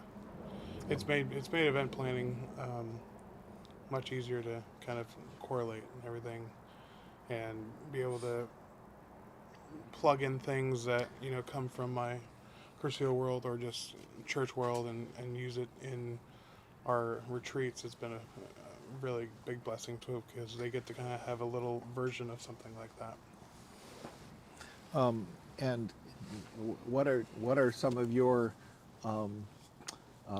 biggest blessings of being the HR manager at Redwood Gospel Mission? I think it's really connecting with most every of the members of the team. You know, it's like when you work in a department, you kind of work and see those people only, where I've been able to engage with, you know, all the teams at, you know, both of the thrift stores, you know, our administrative, our women's center, not really Ukiah, but more through, I mean, we get to see them on retreats, but, you know, I love engaging with people. I have a heart for just talking and encouraging people, you know. If that's through our ministry, if it's through Curcio, if it's through the Redwood Gospel Mission, I love to connect with people. And that's more than I think I ever was in my earlier life, you know. You know, I think over the last 6-8 months, now maybe a year, it's been the closest I've been to God in the last year. And that's correlated through the mission, Curcio, and my church, Calvary Chapel. And I see the blessings coming through each of those three, and you just can't not want to, like, dive into those. So I'm thankful for all three of those, and, you know, it's keeps me going each day, which some days are harder than others. Yep. But you have support groups to reach out to, you know. I remember one of the common theme questions I got driving and working at the front desk from many of our homeless friends or members that were staying at Alliance, or even TSP or guests staying here, is, so when did you graduate the program? Yeah. And I said, no, I never went through the program, but that doesn't mean I don't have any, you know, hiccups, heartaches, or hurts. Yeah. It just, I was blessed that I wasn't, you know, we all have addictions in different ways. If it's, you know, if it's spending money, if it's relationships, if it's alcohol. Thankfully, the ones that I have haven't had to take me down like that. Right. But we all have other things, and food's one of the biggest ones that we that's underestimated, especially in our country now. It's like people don't think about food addiction as much of a addiction as it is. So, but yeah. Well, again, grateful you're on our team, and thank you for having a conversation on the bench. Absolutely. I have one question for you before I leave. So, besides working at the Redwood Gospel Mission and starring in a small little film called Jurassic Park, what is your number one thing that brings you joy outside of family and friends? Like, if you got to just sit down and do something. Gosh, yeah, not outside of family? Outside of family That's and friends. really like, hard because grandchildren. Yeah. So you know one of my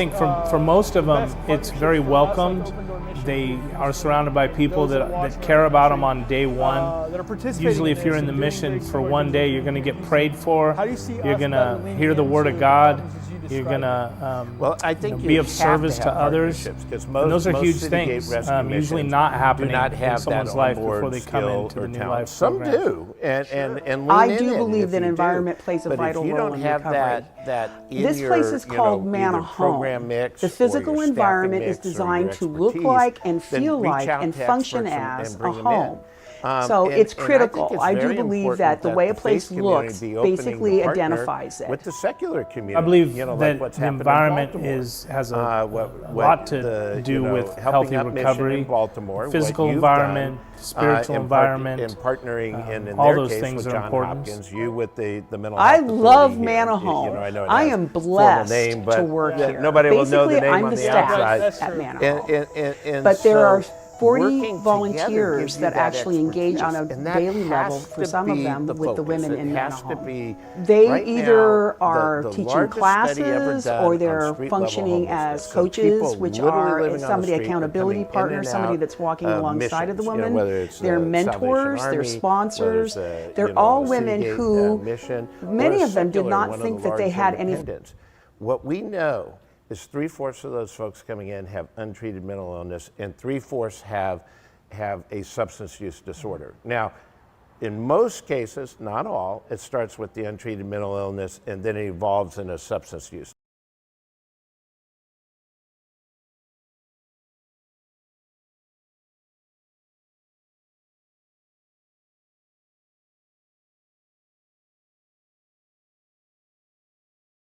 Here with my friend and mentor, who many of you know, Dr. Robert Marbut, who's the former czar of homelessness under the first Trump administration.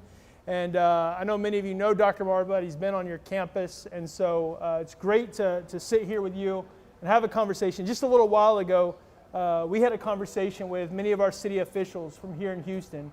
And so what I would love is if you could kind of help paint a picture of what's happening in the homeless situation, the addiction situation here in Houston.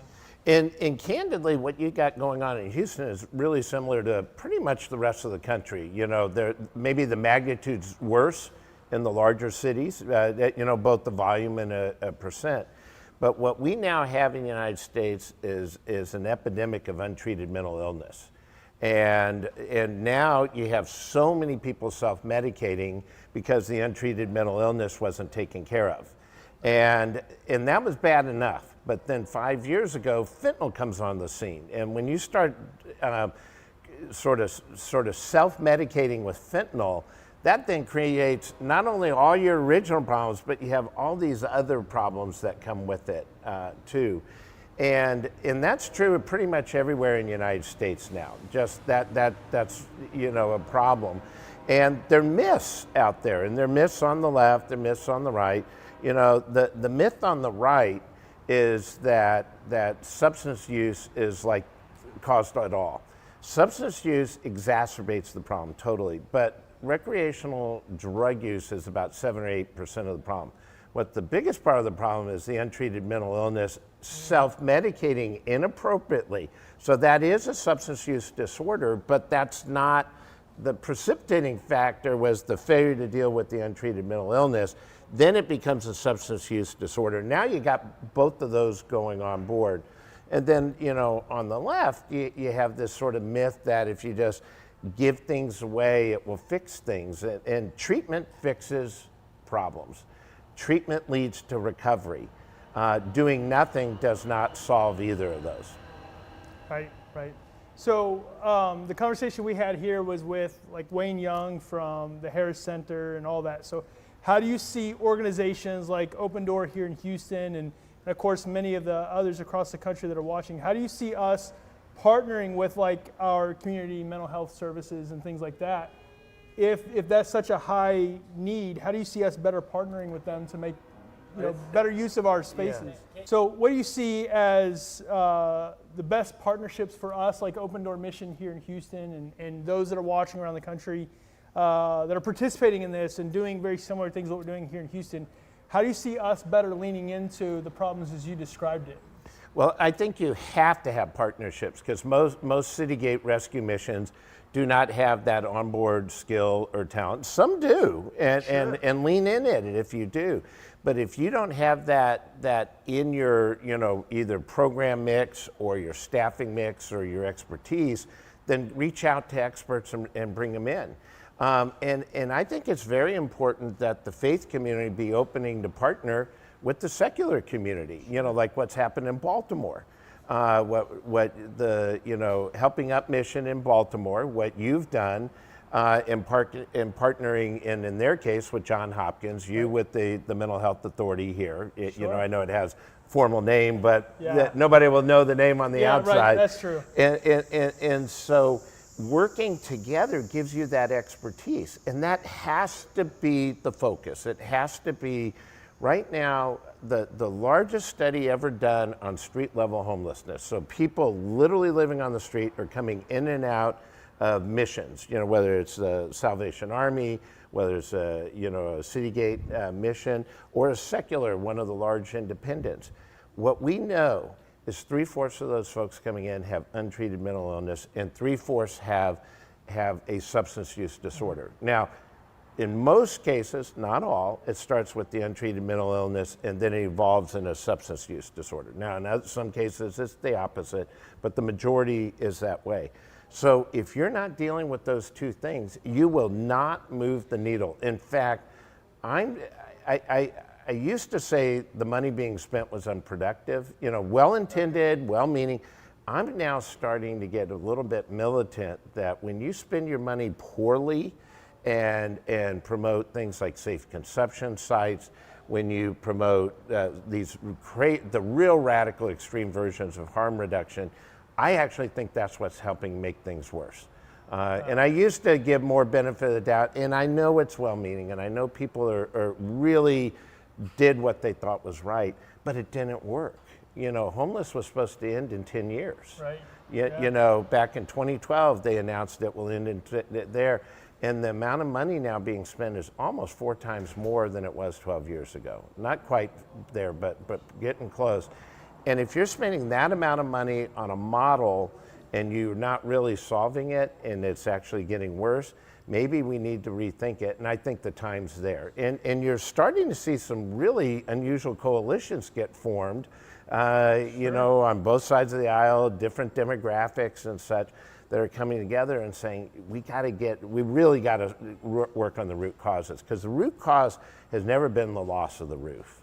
Never. It starts with the untreated mental illness, you start self-medicating, and then you stop showing up at work, or you show up at work and you're out of it, then you lose your job. When you lose your job, you lose your finances, you lose your rent, and then you lose your credit rating and you go through all your credit, and then once you do that, then you start couch surfing with family and friends. Once you burn through those relationships, you move to the car.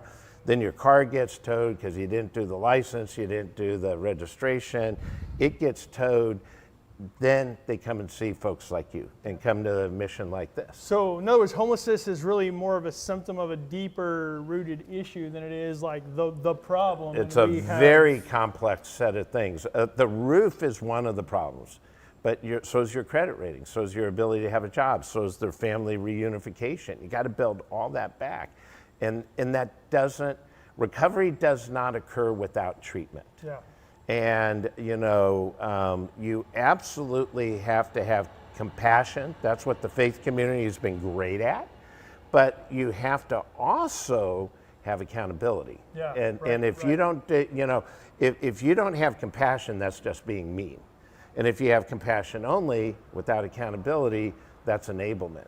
And we learned that up somebody like a grassroots worker up in Seattle. One of your sisters' group out of Seattle told that to us, and we were like, "Wow, that just sums." Now, one thing I want to say, just because there's a big philosophical question going on in America about faith involvement, no faith involvement, and what. Shortly after the Civil War, when we had our first round of widows, orphans, combat veterans with literally missing limbs, multiple limbs, blown out eardrums after the Civil War, there was no VA. The Department of Defense didn't provide it. And if you were from the southern states, you didn't get anything. And so the people who stepped up to help the injured veterans on all sides and stepped up to the widows and the orphans were 3 faith communities. Within 3 or 4 or 5 years after Civil War, they're up and fully going. One is Salvation Army, who comes from all the way, they come over from England, they quickly expanded through the United States. The American Red Cross started that time. They've become more of a secular version of their original self, but they were very faith-oriented at that time. And then yours, it started with the Bowery Mission and went through multiple names and Union Gospel Rescue Mission and stuff, now the Citygate Network. But all 3 of those start shortly after the Civil War. And they quickly move into homelessness. Right. And the federal government does not get involved in homelessness until 1987 is the first time the federal government takes an official stance under President Reagan, and Jack Kemp is Secretary of HUD. That's the first formal involvement of homelessness. So for about 120 years, the faith community led the way in this area, and government came in last. And if you want to be cynical, you might say, and I don't totally agree with it. We are far beyond being cynical. Yeah. Anyway. If you want to be cynical, you could go, well, when the federal government got involved, it started going worse. And I don't believe that. I think the substance use that started to dramatically increase is really the real reason. But I think it's important for government not forget the faith community right.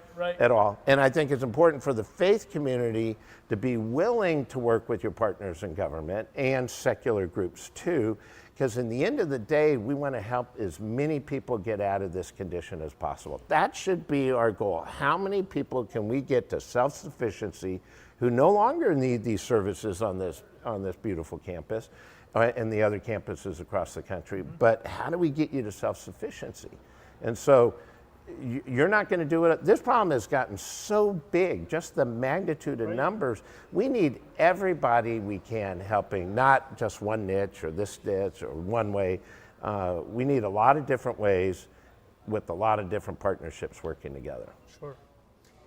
So you have, I think I've been in maybe over 100 Citygate missions to this point, and you probably have me beat on that in a big way. I think I've been about 300-ish. Wow, so. and we have just over 300. Yeah. So you've been in almost all of them. In fact, most of you sitting on a bench right now, you've had Dr. Marbut at your place in one capacity or another. I know the burning question they have is which one's the best, but we're not going to go down that road. As much as I know, Matt's watching this and he's itching for you to say that his is the best, but Matt, we're not going to do that. But can you tell me some of the insights that you learned from those organizations that you wish other groups in this industry would learn from what we're doing in Citygate? I think, when you look at the best in class now, which is Helping Up Mission and Johns Hopkins, first it's the partnership and willing to partner with somebody who on the surface doesn't look like you got much in common at all. And they came together, and it took 3 or 4 years to debug it and going, and now they have just the most phenomenal success rate in the country. And it's faith-based and clinical-based, and they have found an intersection. It's not the old oil and water. It's not they're fighting. They have found the intersection where both, I do this better than you do this better than us, and I think and I've been to some independent missions and some missions around the country, and they don't see what they don't see. Fortunately, that's not many, but we need to be open to those partnerships and open to the partnerships with people who don't necessarily agree with how we think about everything, because just the volume alone, that should be the siren call to do something.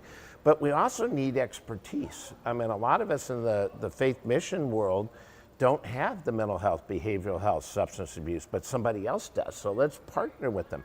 Some other people might do much better in job training than we might naturally. So we need to bring that in.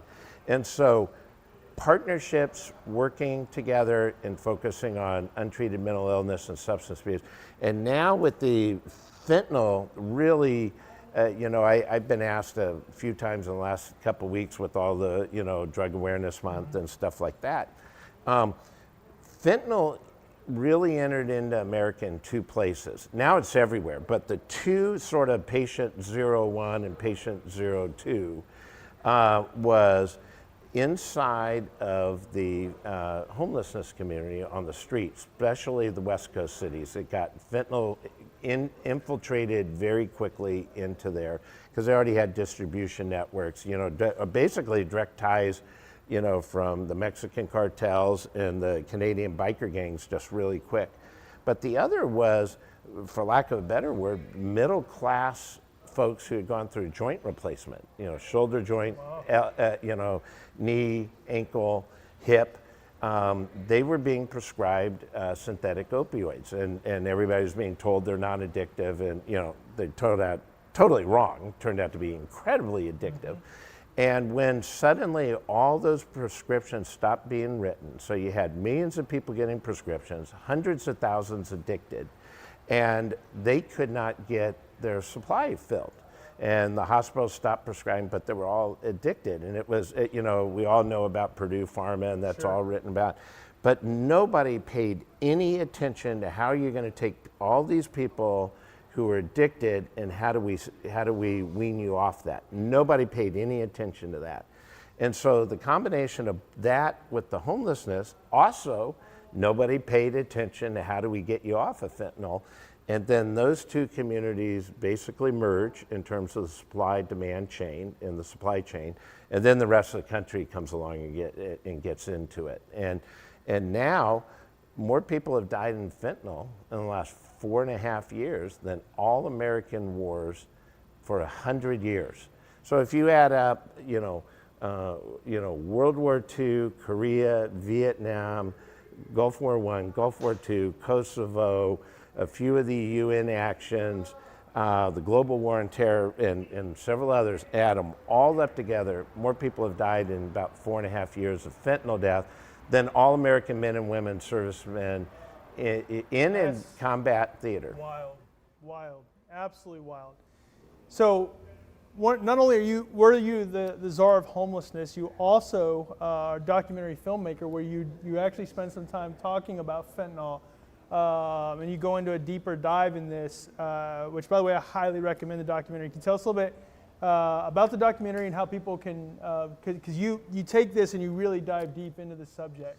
And it's called Fentanyl Death Incorporated.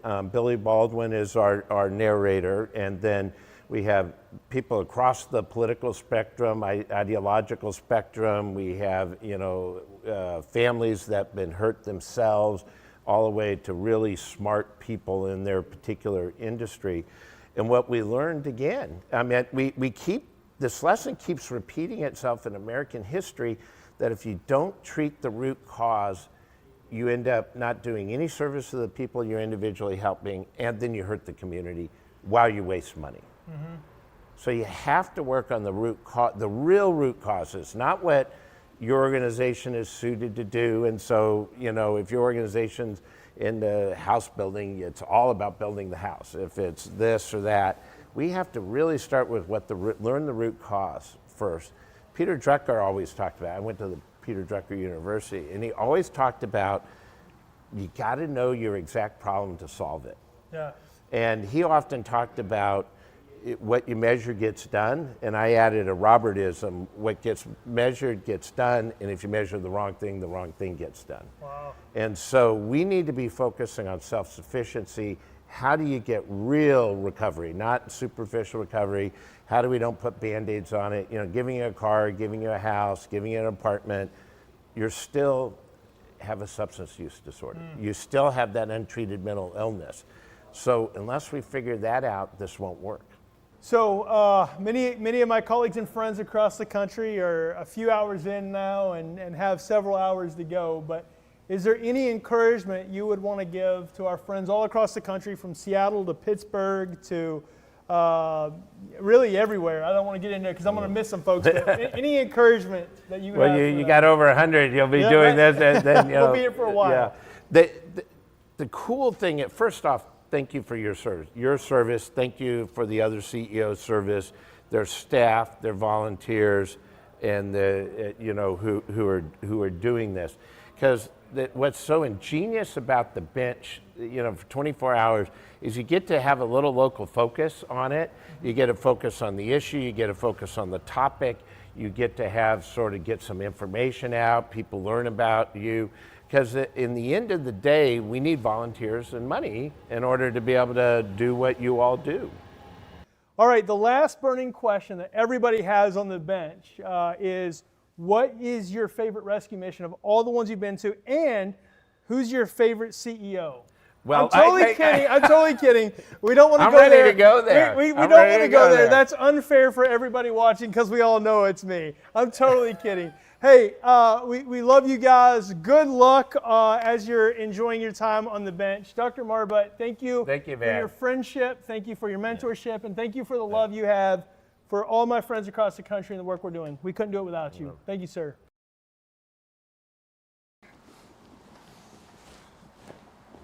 Okay. Good morning, everyone. We are in our final 8 hours of our marathon. Oh yay! I am joined by our friend Jody, and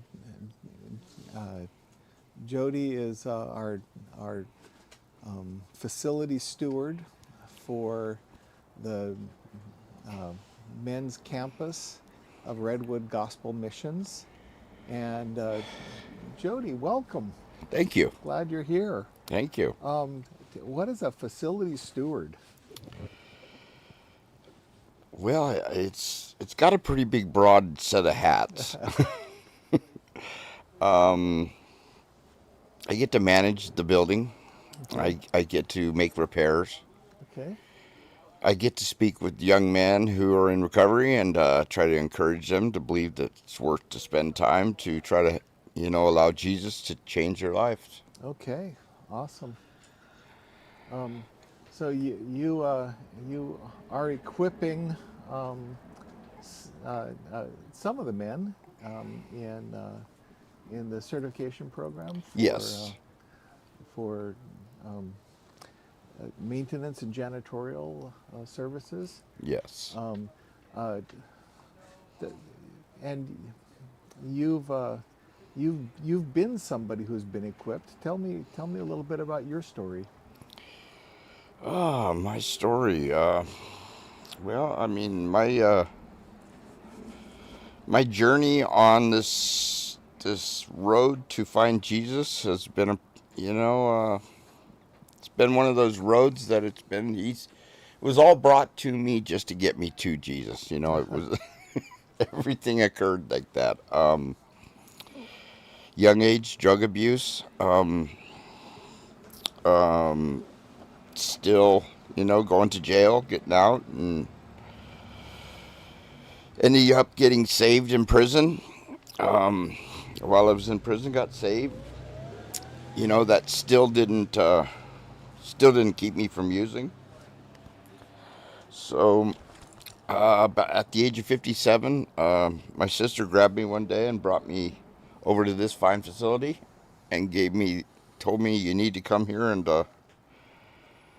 try to work on getting your life straightened out. And I fought it at first, but once I got in here, I submitted to this process, and the change that occurred was just amazing. I'd been using drugs my whole life to seek a feeling of just being able to be okay. And I was never able to fill that void. Mm-hmm. When I got here and I found Jesus, that void had been there the whole time. He'd been knocking on that door, but I just wasn't able to open that door because of my abuse. And from that, today, I'm a grateful believer. I I get to do things now. I don't have to. I get to be here with you on this bench. And I was always looking for a happiness that I could never find. And, I can honestly say today I'm happier than I've ever been in my life. Lord God. So when did you graduate? I graduated in 2021. Okay, so a few years ago. Yeah. And you've done a few different things with Redwood Gospel Mission. Yes. But what you're doing now sort of is kind of in your wheelhouse, right? Yes, definitely. Maintenance and, always been pretty handy with my hands. I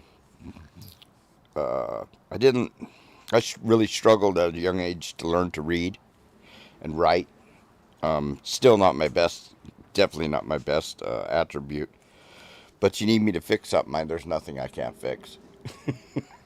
And you kind of have a specialty in some of the maintenance stuff. Sure. What's that? I was a union plumber for 32 years. I worked on medical research facilities, stadiums, hospitals, any type of industrial plumbing. But with that, here again, there's a lot of things in those trades that aren't good for me.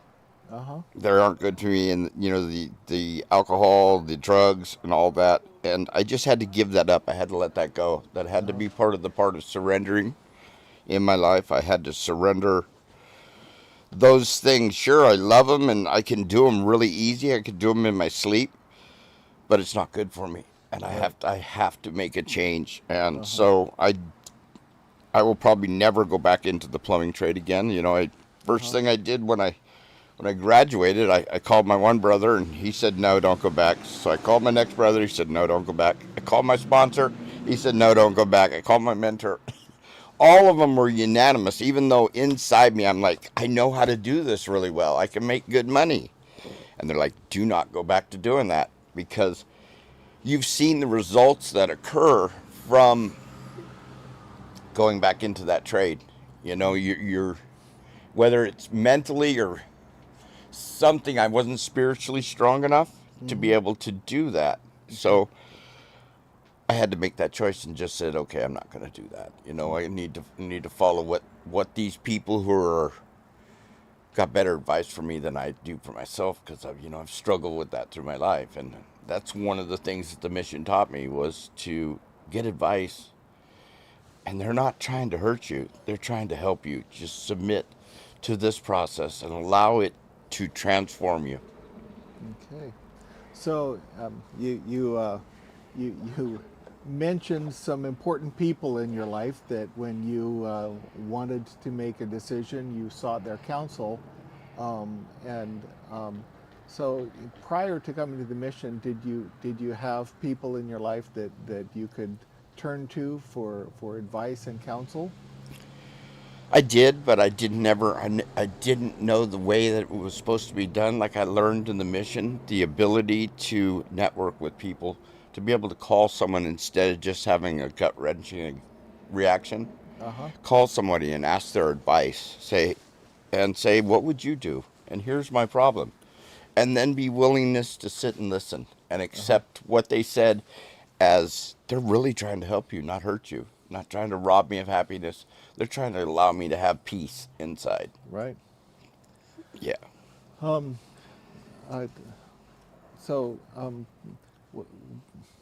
were some of those key figures in your life when you came to the program? Key figures, man. I had a program manager. His name was Brian Bush. He was definitely a tough cookie, but you know what? God put him in my path because I needed someone who was going to kick me in the butt. He was a tough cookie. Like I said, I really struggled with reading and writing.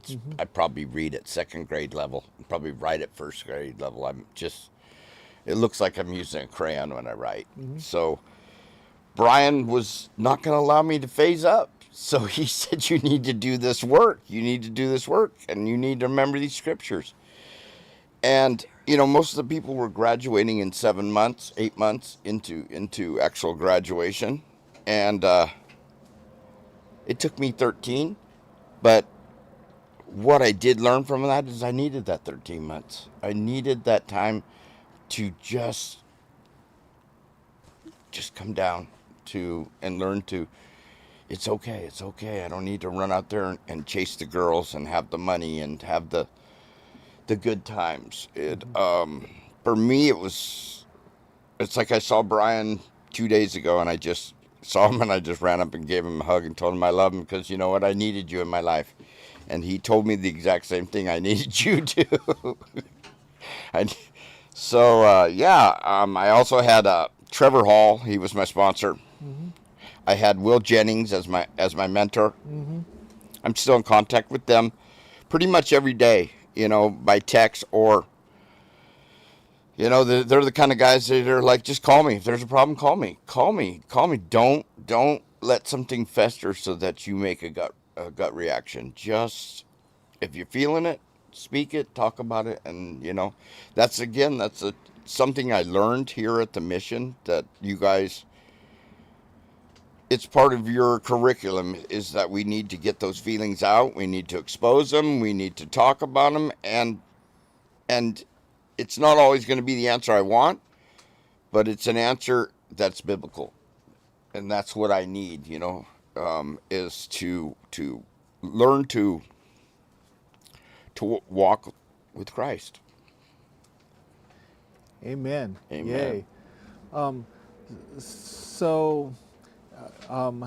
How has your experience informed you in how you lead others, minister to others, serve others? Well, some of the best, you know, there was a guy named Gary Huntsman here. Me and Gary used to sit and talk a lot, and he gave me some of the best advice for this job. He says, you know, when you come in every day, or before you come in, you need to spend time in front of that Bible, and you need to get the weapons so that you're able to deal with the day, so that you're able to just come in a manner that's pleasing to God first and foremost, above all. You know what I mean? Nothing's that serious, but it's always better when you have God right out in front. And that little piece of advice that Gary gave me was it's just been such a helper for me. It is just because, you know, the spiritual warfare, it's here. You know, it's all around us. Yep. And we just got to be able to maneuver through it in a manner that's pleasing to God. You know. Outside of the mission, you've got other ministry world that you're a part of. Yes. Tell me about what some of the other stuff that you do outside of the mission. I do the 12 Steps of Christ on Monday night over there at Spring Hill. I do an AA meeting at Spring Hill. That's a big book reading. Friday nights I do the Promise Center. We're doing a Bible study at the Promise Center. Saturday I go to church at Spring Hill, and Sundays, lately I've been going to Promise Center too, just because the Bible study that we're doing is kind of coordinated to that minister that particular day, so then I'm able to interact in the study a little better. Gotcha. You are a motorcycle rider. Are you involved with any of the Christian motorcycle stuff? Yes, I'm involved with the CMA, the Christian Motorcycle Association. I just did a testimony for them on Thursday night. I came up here at the chapel and did a testimony. Me and Christian did testimonies just to. Awesome. You know, mine was one of those testimonies I just spoke from the heart. Christian's is a little more refined than mine. He's able to write his out a little better, where mine, like I told you. Because he didn't write his in crayon. right? No, he didn't. I wrote mine from my heart, though. Everything came from my heart, you know. In it, you know, I spoke about the CMA, but my main thing is to try to speak to the crowd, to talk about my story, how my life was spinning out of control, and through this recovery that I've gotten through the mission, and mostly, through Christ, the things that occurred where I was. I really don't go into depth. I just talk that there was a lot of darkness there, because I don't want to really highlight that. I want to highlight Jesus. But we talk about that, and then I like to encourage the men to come in, and I would be there to assist them in helping getting them started, and just training, and just someone who you can talk to. If you got a bad day, let's talk. Don't blow up, and I just encourage people. It was amazing. We got 4 people that night to accept Christ in the crowd. Wow. So that was a big deal. For me, I like to right away maybe start talking to them once they do that about maybe coming into the program, because it worked for me, and I think it can work for anybody if we just get them to just submit to the process, because we don't do this to hurt you. We do this because we love you and want to help you. Amen. Amen. Amen. So, so you had your own experience, but you've also, in the last 4 years, you've worked with a lot of other men in the program, and you've seen you've had heartbreaks, and you've had joys. What are some of the most encouraging things that you've seen from the men that you've worked with? Well, when I was in the program, I had 5 little brothers, and watching them graduate and make it through the program, and some of them got married and they're having children now, that their life would have never been able to do that without this experience here in the mission. Awesome. Some of them just getting jobs and just getting their life together and gaining that relationship with their children, with their family, being able to be invited to Thanksgiving, being invited to Christmas, you know what I mean? Be able to be there. Some of them, they're really small things, but to me, they're really big things, just learning how to not be angry, and learning how to just submit to Christ, and allowing Christ to change our lives. And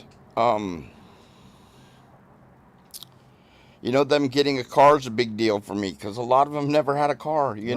Right. They just get their license, or they're able to get their drunk driving classes through the grace of the mission, able to help them get that drunk driving class cleared, so that they can begin to have a life again. Okay. Well, there's hope and opportunity for people at the mission. Yes. Through Christ. Yes. And I'm grateful for you and for your ministry at Redwood Gospel Mission, and it's a joy to see you every time I show up down here, and every time you show up at my office or at the family campus, and God bless you, and thank you for joining me in a conversation on the bench. All right. God bless you. Y'all have a good night. Okay. Or good thank morning, you. I should I say. guess we're having a good morning. We've got a little bit of time, but we've got some little logistics to do, because our next thing is we're going to engage in some technology and try to talk to somebody in a different part of the state, I think. Oh, we're not going to. It's delayed? Okay. So. No, I don't know. We're delayed. We're delayed. Okay. Okay. Well, maybe we'll just continue to hang. Do you have any thoughts or questions that you have? Well, by the grace of God, you know, the mission, the things and places that it's growing, it's just amazing. It really is. In the last year and a half, from being out there at the Alliance Woods to coming, you know, all the donators who just allowed us to be out there, the amazing, you know, that was just an amazing experience to be able to live out there. To where we're at now, and there's so many moving parts now.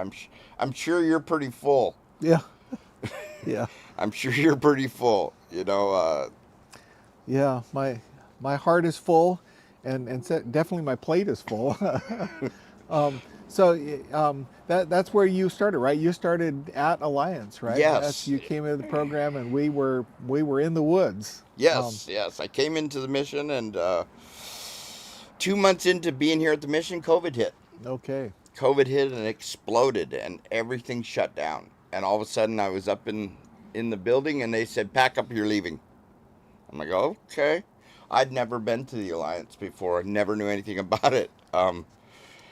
And next thing I know, I was thrown up into the woods in God's country up there. Just redwood trees and just amazing. We were doing everything by Zoom. We were doing classes by Zoom.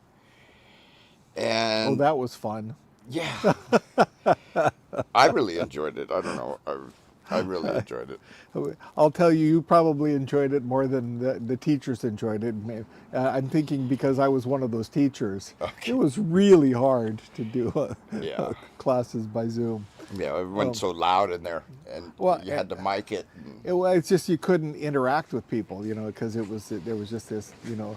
Right. It was a very, very, very difficult and try to engage in a meaningful way. And by the grace, you know, here again, by the grace of God, I was able to live up there for almost 8 months. People through the community, I don't know their names, but man, the Lord here again blessed me to allow me to stay up there, because there was a lot of us up there. You know what I mean? And everything was shut down. And yeah, I don't know where we would have went if I just don't know. It was the perfect time for God to place me here at the mission, because that sure was a big helper. You know, I was able to do a lot of big hiking, there was a lot of activities to do up there, along with the 3 hours of class, you know, serving in the kitchen, helping build the Sky Urix. I was going to say you were involved in some of the building projects out there. Yes, there was the Ewok Village or whatever they call it. The Ewok Village, exactly. Yes, me and a guy named Steve. We were up there, and we were fitting and welding, helping him build the handrails and the support rails for all the way around it. I really enjoyed that. You know, it was right up my alley. Working with metal or doing anything, I really, really, really liked that. That was fun. Plus, I got to be part of that, you know? Mm-hmm. Yeah. And we do dishes in the kitchen, and I kept really busy there, you know? I'm kind of a keep busy kind of person. It keeps me happy. I don't do real good when I just sit and look at bed springs. I hear you. Well, yeah, God has definitely expanded us and blessed us and given us new opportunities, and basically it's given you a little bit of job security, because we got a lot more work to do to keep you busy. Yes. And you've done not only some maintenance work, you know, as a part of being the house steward here, but you've also been doing work at the new family campus. You've been doing work up in Ukiah. You've been doing work throughout our various ministries as well. Yeah. Yeah. So God bless you, and again, thank you for joining us on the bench, and I'll let you get to your business. Okay. And we'll maybe do some questions. Yeah. Okay.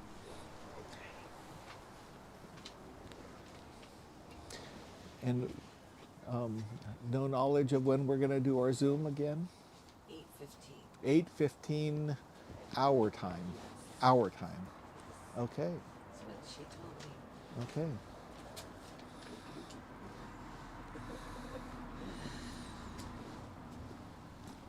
All right.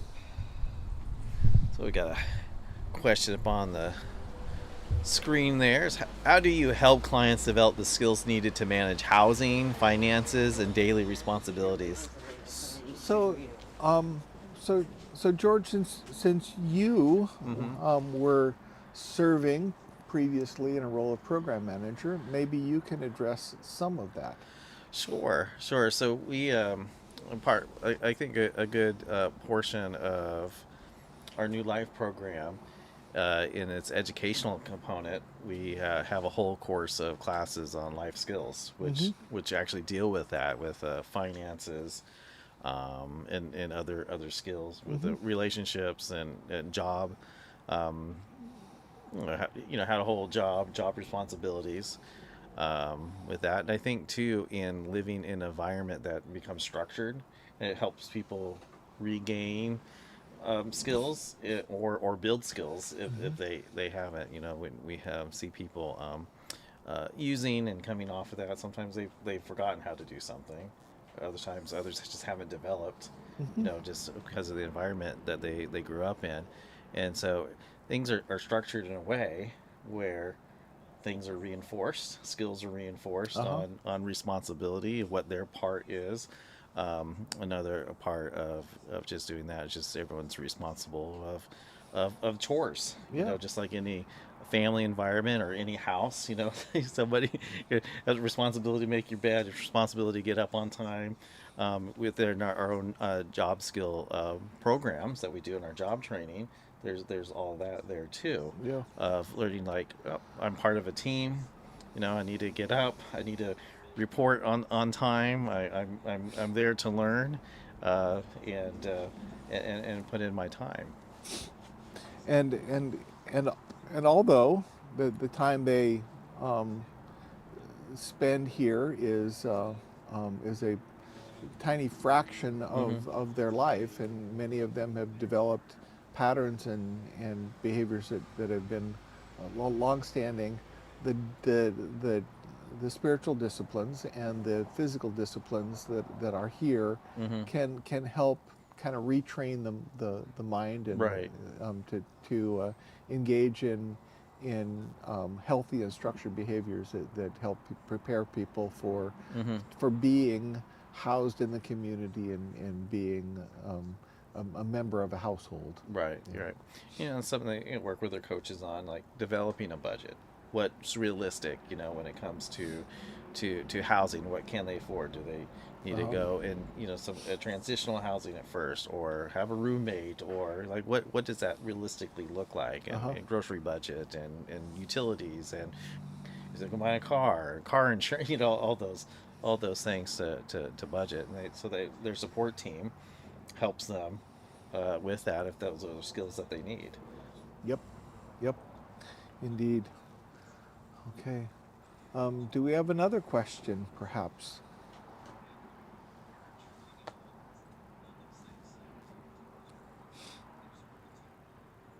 What healthcare access barriers do homeless individuals face? So, that's a huge question. A lot of the healthcare access barriers that homeless face, it's a complex question, because one of the things that is at issue is if there are if people are living homeless and not a part of our ministry, if they are out on the streets, and if they're in camps, the barriers are they're enormous, simply because there isn't access to health care. The only health care that they have is 911 calls and emergency room visits, and it's really difficult for a lot of people. There are strides being made through Medi-Cal and Cal-AIM to have a number of people that are doing outreach through enhanced care management and really trying to connect people who are homeless to health services so that they don't basically have the emergency room as their primary care physician. When they're at the Redwood Gospel Mission, the barriers are not nearly as great because we have health clinics here at our Rose Shelter and at our family campus, and we actually have regular engagement with healthcare providers, with nurse practitioner and nurses through our regular weekly clinics that we have. So the barriers are removed. Plus, we are now engaging as a part of that enhanced care management with our people who are participating in our programs and extending that to our guest services. Yeah, it's when someone comes into the program, it's a big emphasis. It's like, okay, we have medical personnel that come, we have nurses that come, and so they're highly encouraged. Like, okay, they come at this time, I want you to go see them. They say, oh, I don't have anything wrong with them. It's like, hey, just get checked out because things could have been put off. Deferred maintenance, as right? it were. Exactly. You just want to get a clean bill of health because that's all part of restructuring. Is mind, body, and spirit, and so that's definitely part of what we try to help people here with. But the people who don't come here, my goodness, it's just the barriers are huge, and seeking to engage people who are living in a feral situation. We interviewed a man earlier, and it was just his life was such that he's just not going to be, or a couple of people that we interviewed, they're not going to be part of the services that we provide, and consequently the needs that they have, the health needs that they have, are enormous, and both of them evidence that they've got health needs that are not being addressed, right. and it makes it difficult when they're also resistant to having those health needs met. Yeah, it is. Now, if we might have another question. Okay. All right. Do you require sobriety as a condition for services? So that's a good question. Essentially, for anybody that comes into our chapel service for a meal, we don't have any kind of breathalyzer test or anything. We ask that people behave in a way that is responsible, and so we don't have a requirement for sobriety in that regard. For those who are staying with us, similarly, it's behavior based for emergency shelter. Certainly for people who are participating in our long-term programs, whether it be the Transitional Savings Program or the New Life Program, absolutely sobriety is a requirement because we recognize that addiction is something that is a root cause of the problems that they've experienced, and we walk with them to experience victory over that. So yes, for those services, for our commitment programs, absolutely sobriety is required.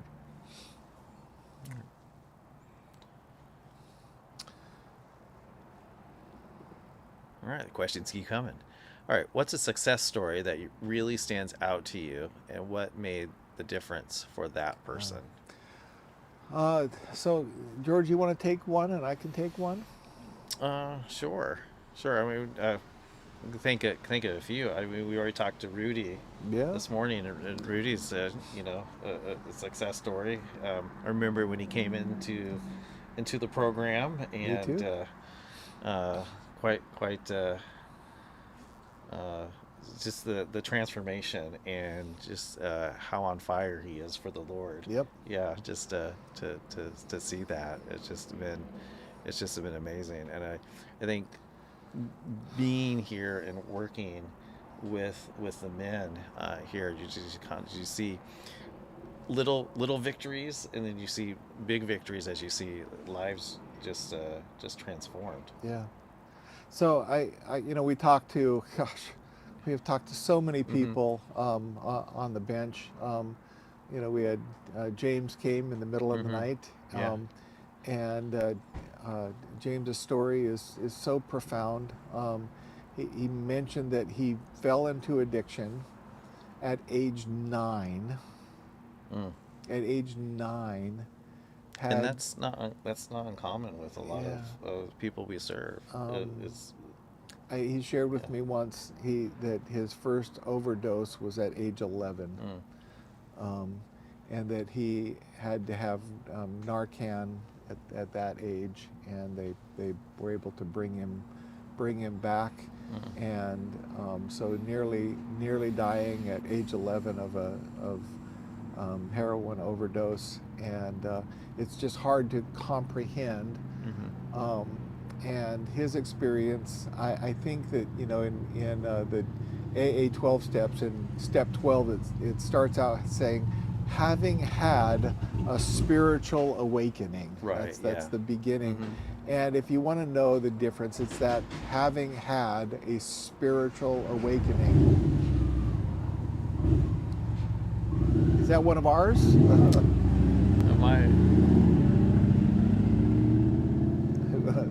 I don't know. But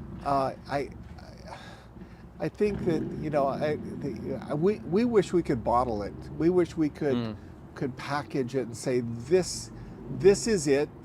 Here it is, ABC, and you've got it. And I wish we could, but it is a God thing. It is somebody who in their life truly surrenders to God and says, I'm going to let go and let you be the Lord of my life.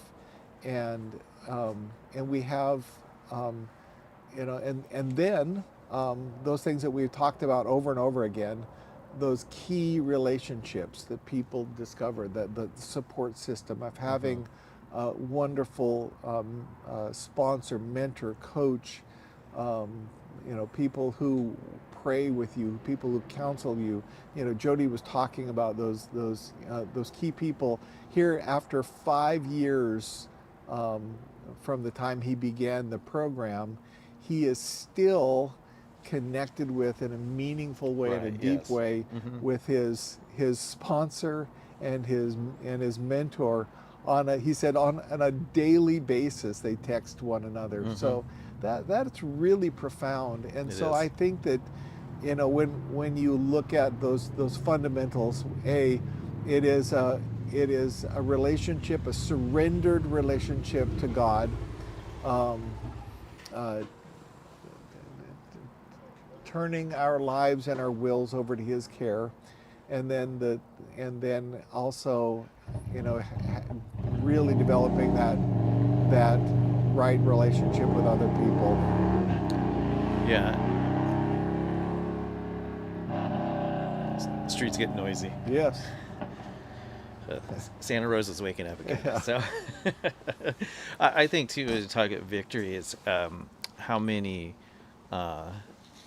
fathers and mothers we've seen reunited with their children and develop relationships again with their children, or get their children back from CPS, or just and doing that, and just seeing the transformation in their lives, and then being able to be a father again or a mother again. Those the people I have in mind, those are victories. Yeah, huge victories. Or reunited with parents, right? Yeah. That seeing moms just weep because their children have been restored to them. Right. Yes.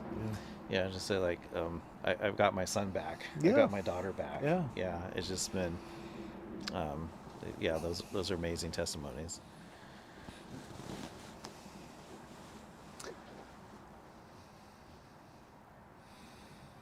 All right, what do you wish the broader community understood about homelessness that they currently don't?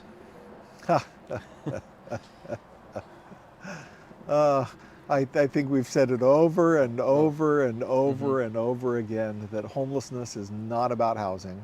Mm. Homelessness is about relationships, and the people who've lost the relationships need to have new or restored relationships, and that they can be a part of that. When we have people that come and be mentors, when we have people that come and be coaches, when we have people come and be teachers, those relationships become profound and transformational, and that relationships can be a fundamental solution to homelessness. Yeah. All right. A few weeks back when we were talking about this and challenges, and we talked about hope. You want to express that there's hope? Yeah. I think that a lot of people in our community see homelessness as something that is a hopeless case, that maybe, just maybe, the government can, move them off the streets and put them into some box someplace. Right. But the reality is that there is real hope for people's lives to be transformed.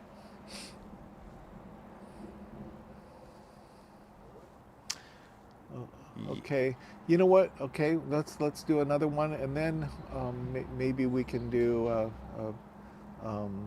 another video, because we may need to take a break. Okay, that sounds good. All right, what innovations or approaches do you think could be scaled to have greater impact? Yeah.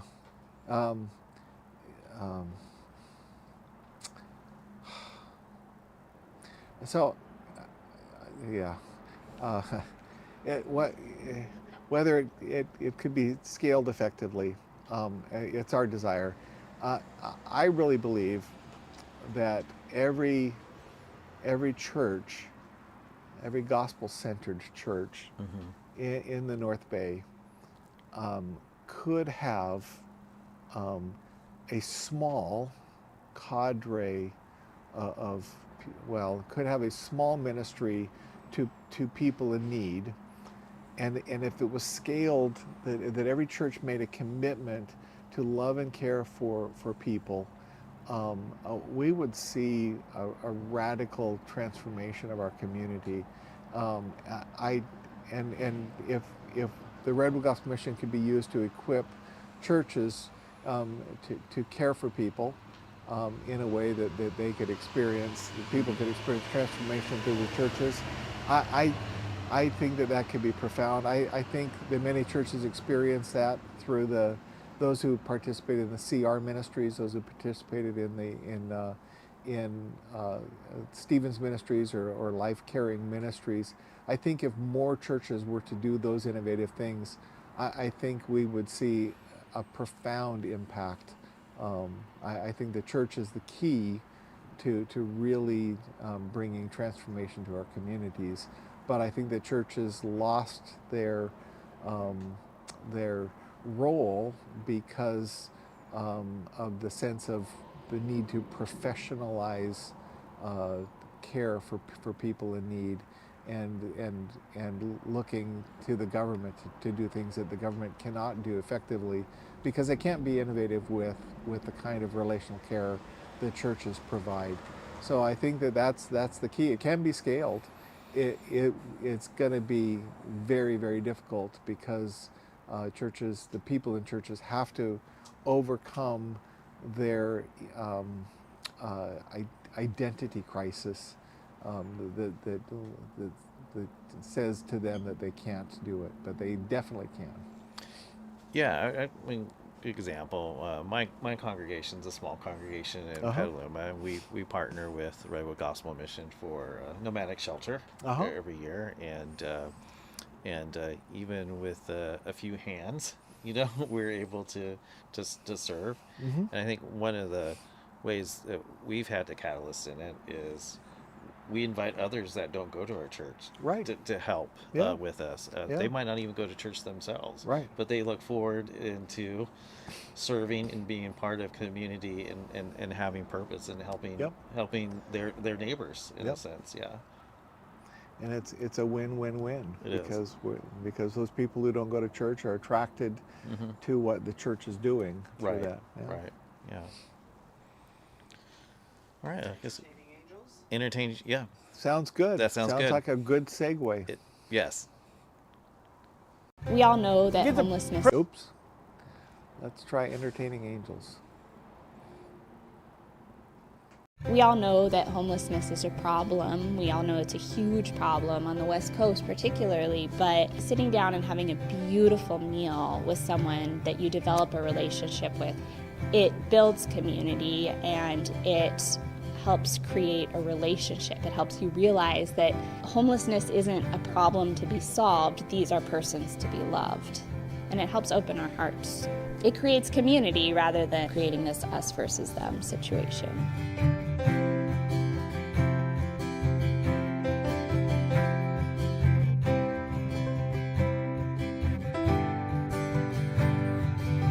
We had started our church back in 2001.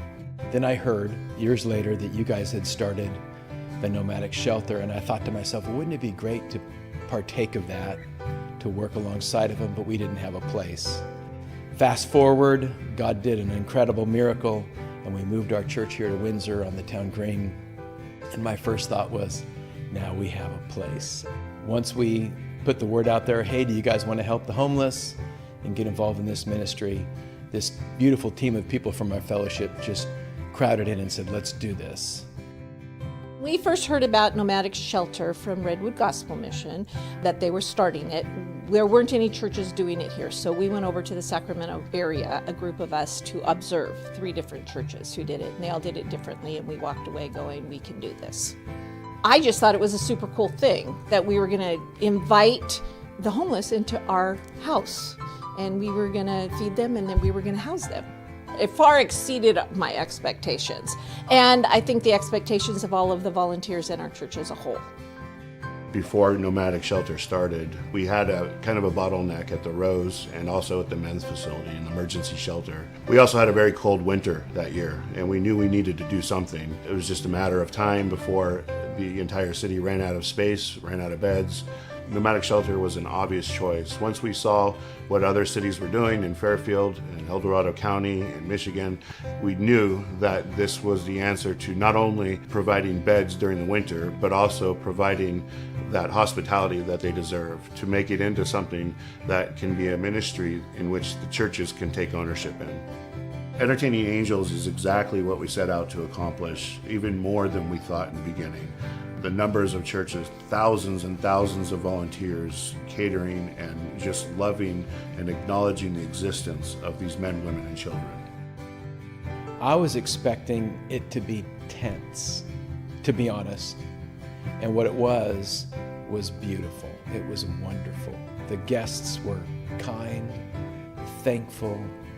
It was just such a blessing to me personally and to all the people who volunteered that I could hardly wait until we were going to do it again so that I could encourage more people in our congregation to volunteer and be a part so that they could be blessed too. After the first night, it was just lovely to see. It was lovely to see the way that it just sort of took on a life of its own. There was so much authenticity in the way that we all came together and shared a meal. That's what food does, you know, it brings everyone together. The first night I was in the nomadic shelter, I got off the bus and I seen people standing at the door and they had smiles, and so it was like a breath of fresh air, you know, and people were smiling and I said, oh, I could do this. And I could just feel the love and the warmth from the, you know, even from the van, you know, when you first see them, it was great. I felt safe because, you know, there were people of God there and it made us feel at ease. It was great. You were in the nomadic shelter, you're in God's house, you know, and so how can you not feel secure? It was like, here, come into my home.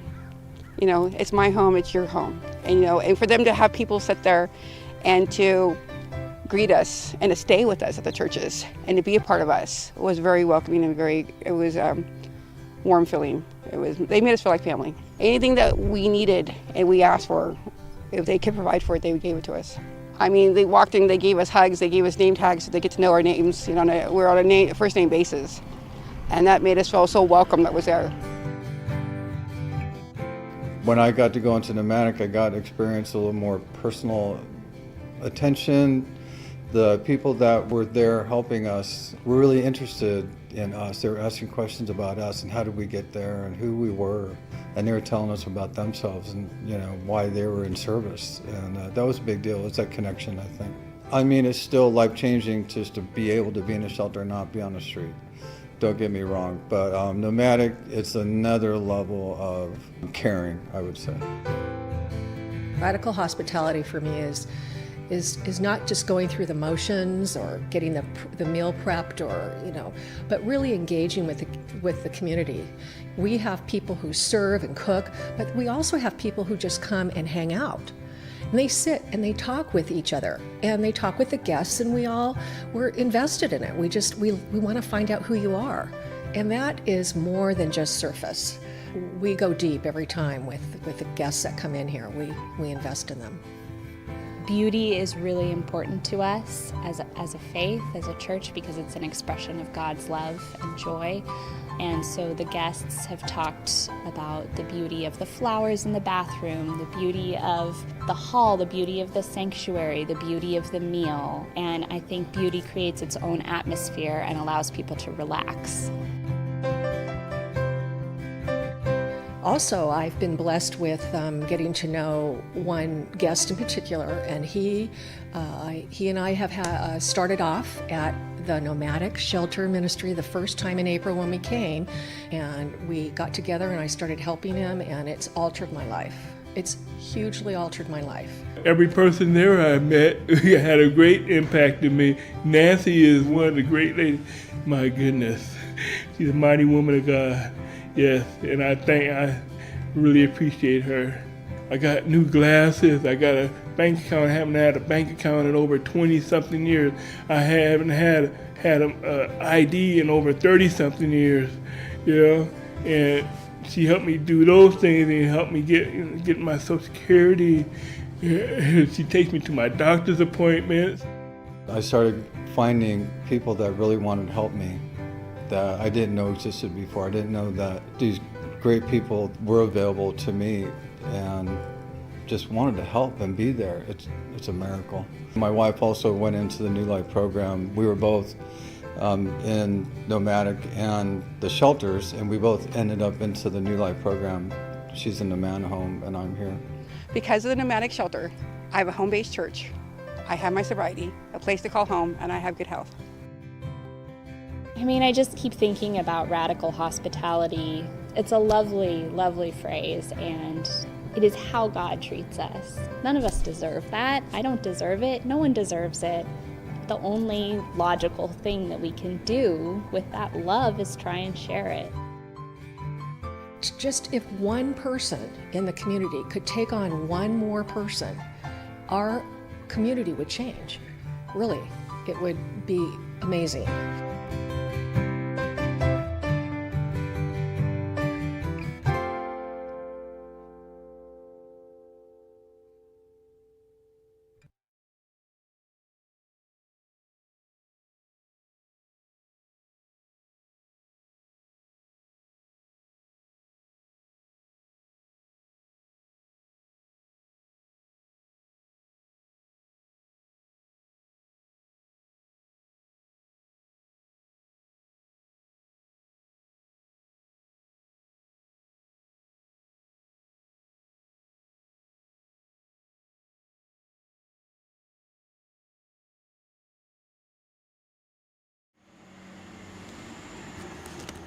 Okay, well, welcome back. It is about 5 o'clock in the morning, and we have been going since noon yesterday. having conversations on a bench. Sitting next to me is nobody, but we do have some questions that people have been asking, and I'd be happy to respond to those questions. Some of them are quite challenging, but I'll do my best to give my answers to them.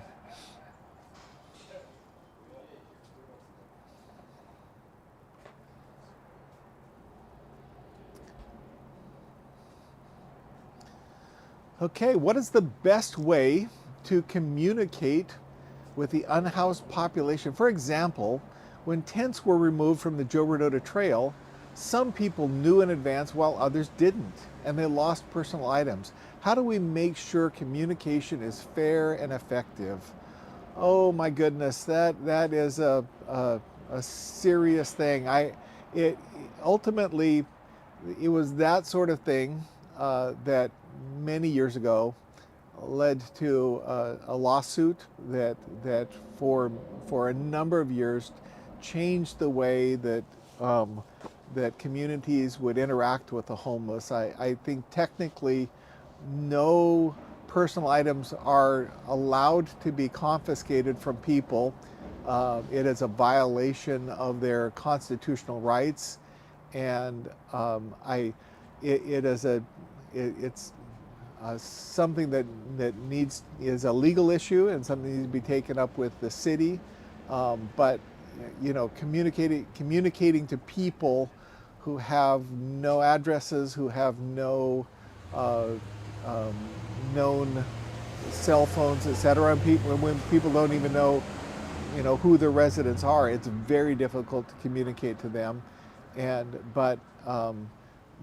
So I think it's a challenge that is for the authorities when they're engaging with homeless camps. At the same time, the homeless camps that have been existing on places like the Joe Rodota Trail, the laws have been re-looked at, and it's really determined that what people are doing is illegal and is not acceptable to communities.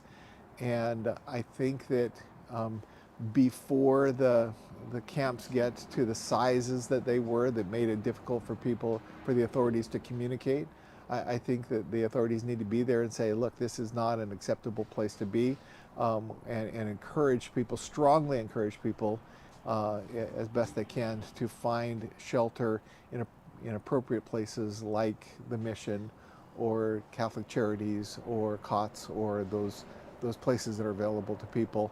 But it's a complex thing, and we don't want people acting in an unhealthy, unsafe, and illegal way through camping.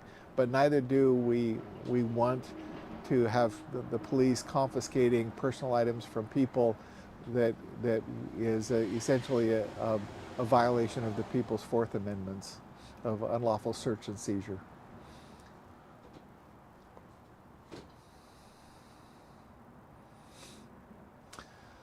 How has homelessness changed in your community over the past 5 to 10 years? Oh my goodness. So I will, I've been doing this work for over 40 years, and many things stay the same and many things have changed. I really feel strongly that the policies of the last, I would say, 15 years were really unhealthy. The public policy that ultimately encouraged, not discouraged, people from camping and in public places, and it became, for many communities, including our own, it became just a deep sadness that when our community began to look like a third world country. I think that a lot of the public policy things that encourage behaviors and not discourage them, that do not empower people but enable people, have become problematic and exacerbated the problem instead of helping to correct it. So, we have not seen homelessness shrink in a meaningful way in the past 5 to 10 years. In fact, if you go back 10 years, the problem is worse than it was 10 years ago. But for individuals that come to the mission, what we have seen is that there has been significant change in the lives of people that we've worked with.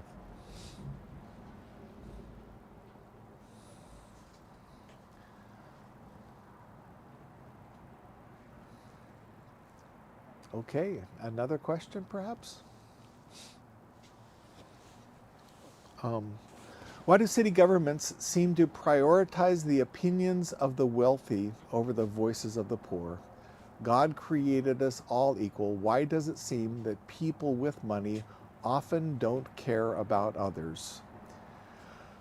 Well, I think that there are people who are wealthy who don't care. I think that there are people who are wealthy who do care. We certainly have experienced wealthy people who have shown incredible generosity and incredible grace toward people in need. We know of people who have given away their fortunes to care for the people in need. Similarly, we have friends who are poor, who struggle with being generous, who seem to be obsessed with money, etc. So I think that there's not a rich people don't care and poor people do, but we certainly see a society that values being rich when God doesn't see the value of being rich. God sees, God loves the poor. And I think it's incumbent upon us to all care for those who are poor and in need. That's what God has called all of us to do, even people who are of little means. And our Savior commended the widow for giving all that she had, and the Apostle Paul commended churches who gave out of their poverty to help others who were in need. So I think that we have a clear standard in Scripture that whether we are poor or whether we are rich, we are all called to care for others in need.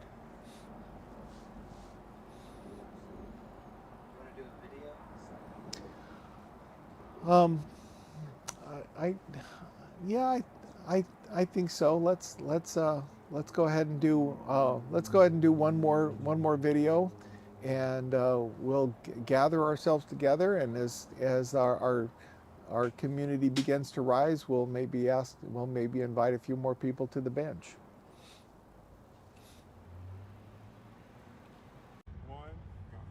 Hello, I'm Bruce Butt with CEO Union Gospel Mission Dallas, and I'm here with my friend Michelle. How you doing, Michelle? I'm doing great. Good. I'm so looking forward to our conversation today, and just love what you do.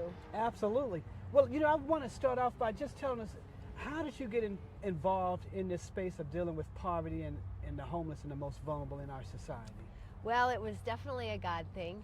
My story is that my grandfather passed away in 2006, and 2005 rather, and I was really struggling with the loss of him. And a very good friend of mine said, Michelle, why don't you do something that he did in his life to carry on his legacy, to carry him on in you, right? And my grandfather was very active in his church, and through his church he was on the board of several nonprofits. So I said, I'm gonna go, join a nonprofit board. And I went to my pastor at the time and I said, I would like to join a nonprofit board. And we spoke for a while, and a couple days later he got a call from another pastor who was leading a board called St. John's Shelter. and they needed board members.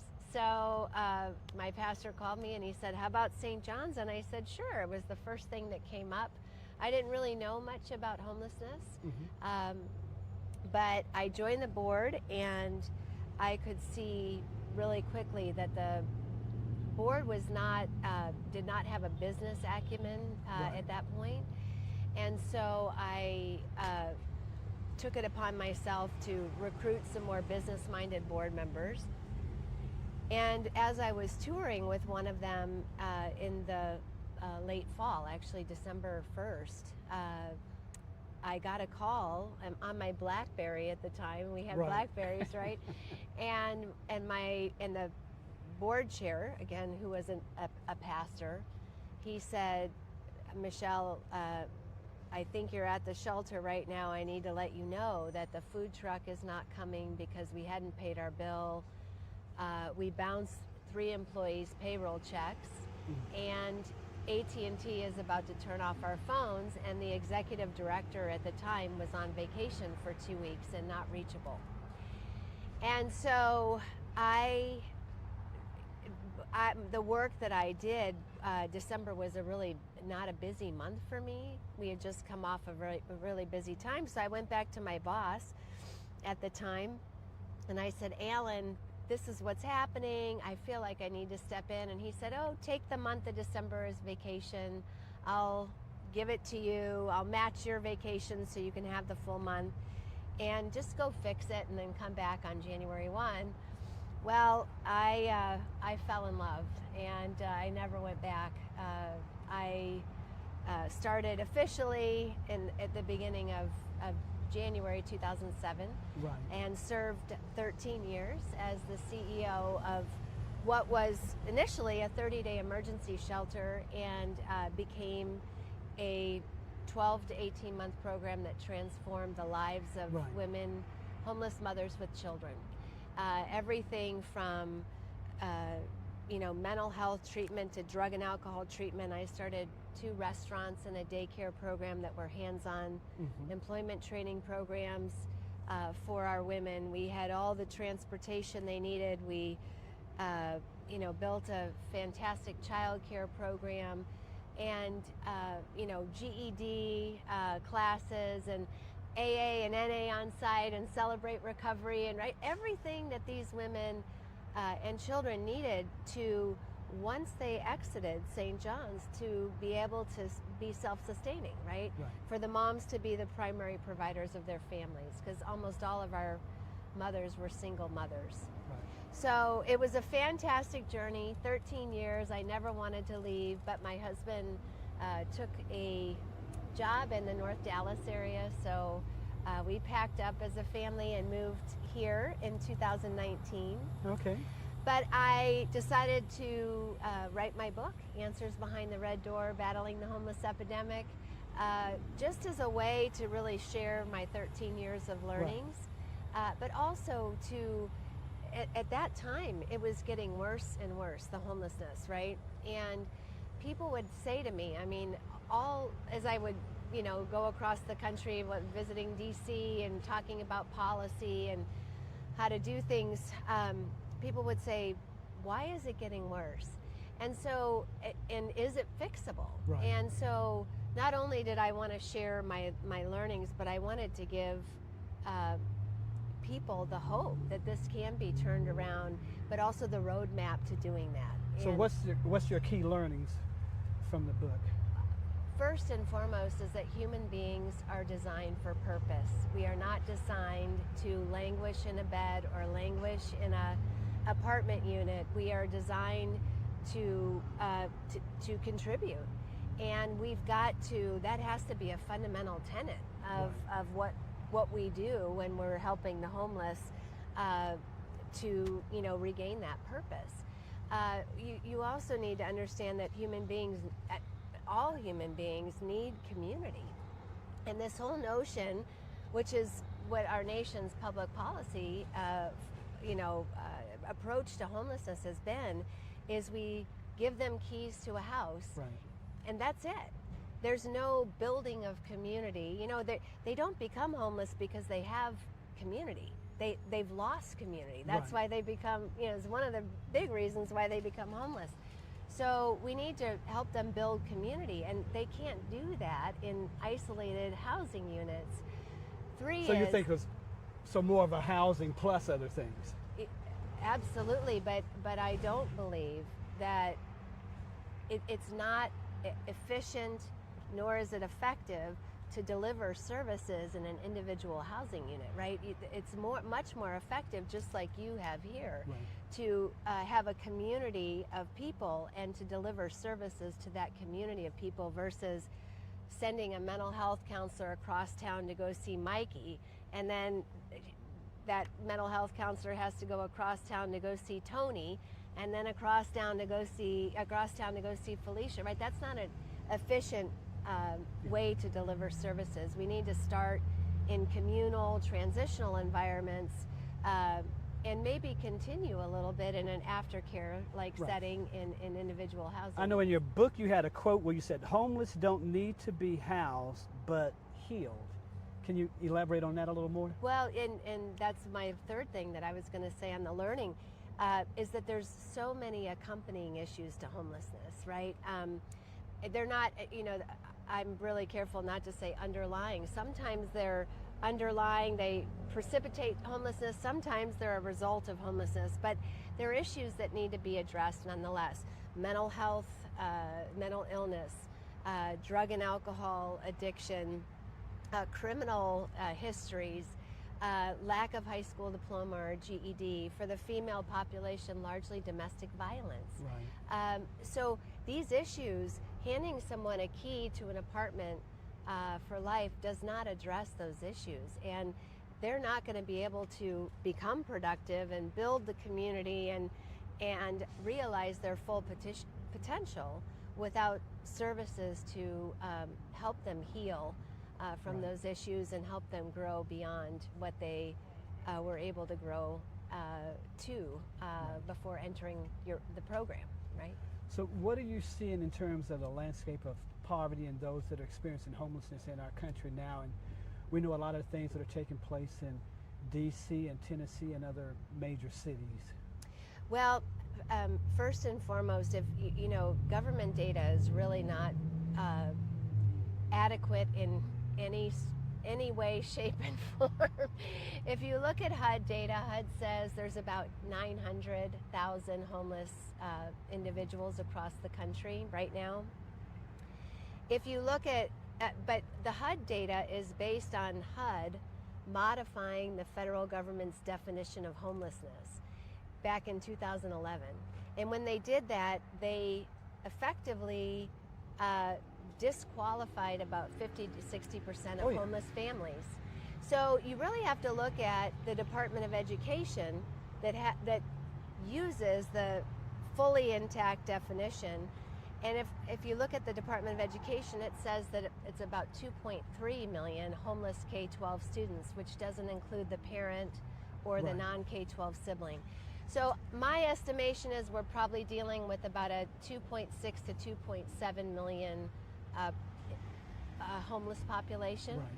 Then the other inadequacy in the data is that the government says only about 25 to 35% of the homeless are struggling with mental illness or addiction. And as you and I discussed, I know what your data is. It's very similar to mine. In our program, about 78% of our women were struggling with addiction. I think you said about 70. Right. About 77% with mental illness. I think you said a little higher than that. For our women, criminal histories, which make it difficult to get into housing. It makes it difficult to get jobs if you have a record, right? So you got to address those things. And about 65% had criminal histories, and about 55% did not have a high school diploma or GED. So all of those, and then I mentioned the domestic violence, right? The trauma from that. You serve veterans, the trauma from serving the country, the trauma that people experience when they live, homeless for such long periods of time.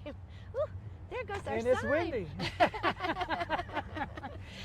And we are flexible, That's and okay. we are able to sustain. That will go viral all That's across right, the country. That's right.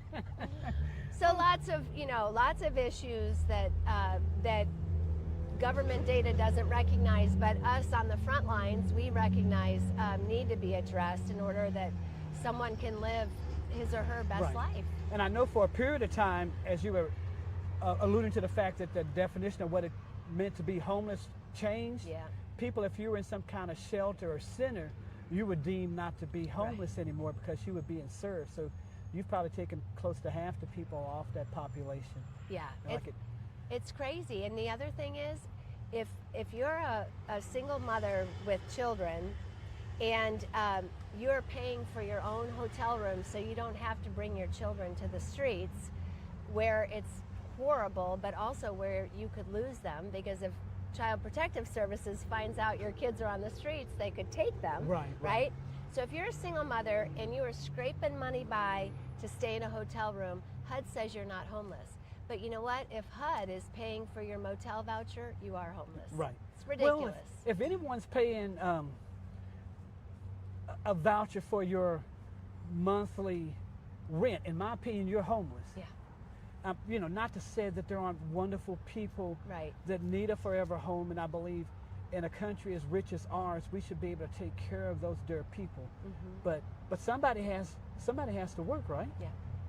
And we need to return as many people back to a life of independence, productivity, productivity on their own. Yep. You know, oftentimes here at Union Gospel Mission Dallas, we serve 350 guys at our UGM Calvary place in our Union Gospel Mission Center. I hope about 120 women and children.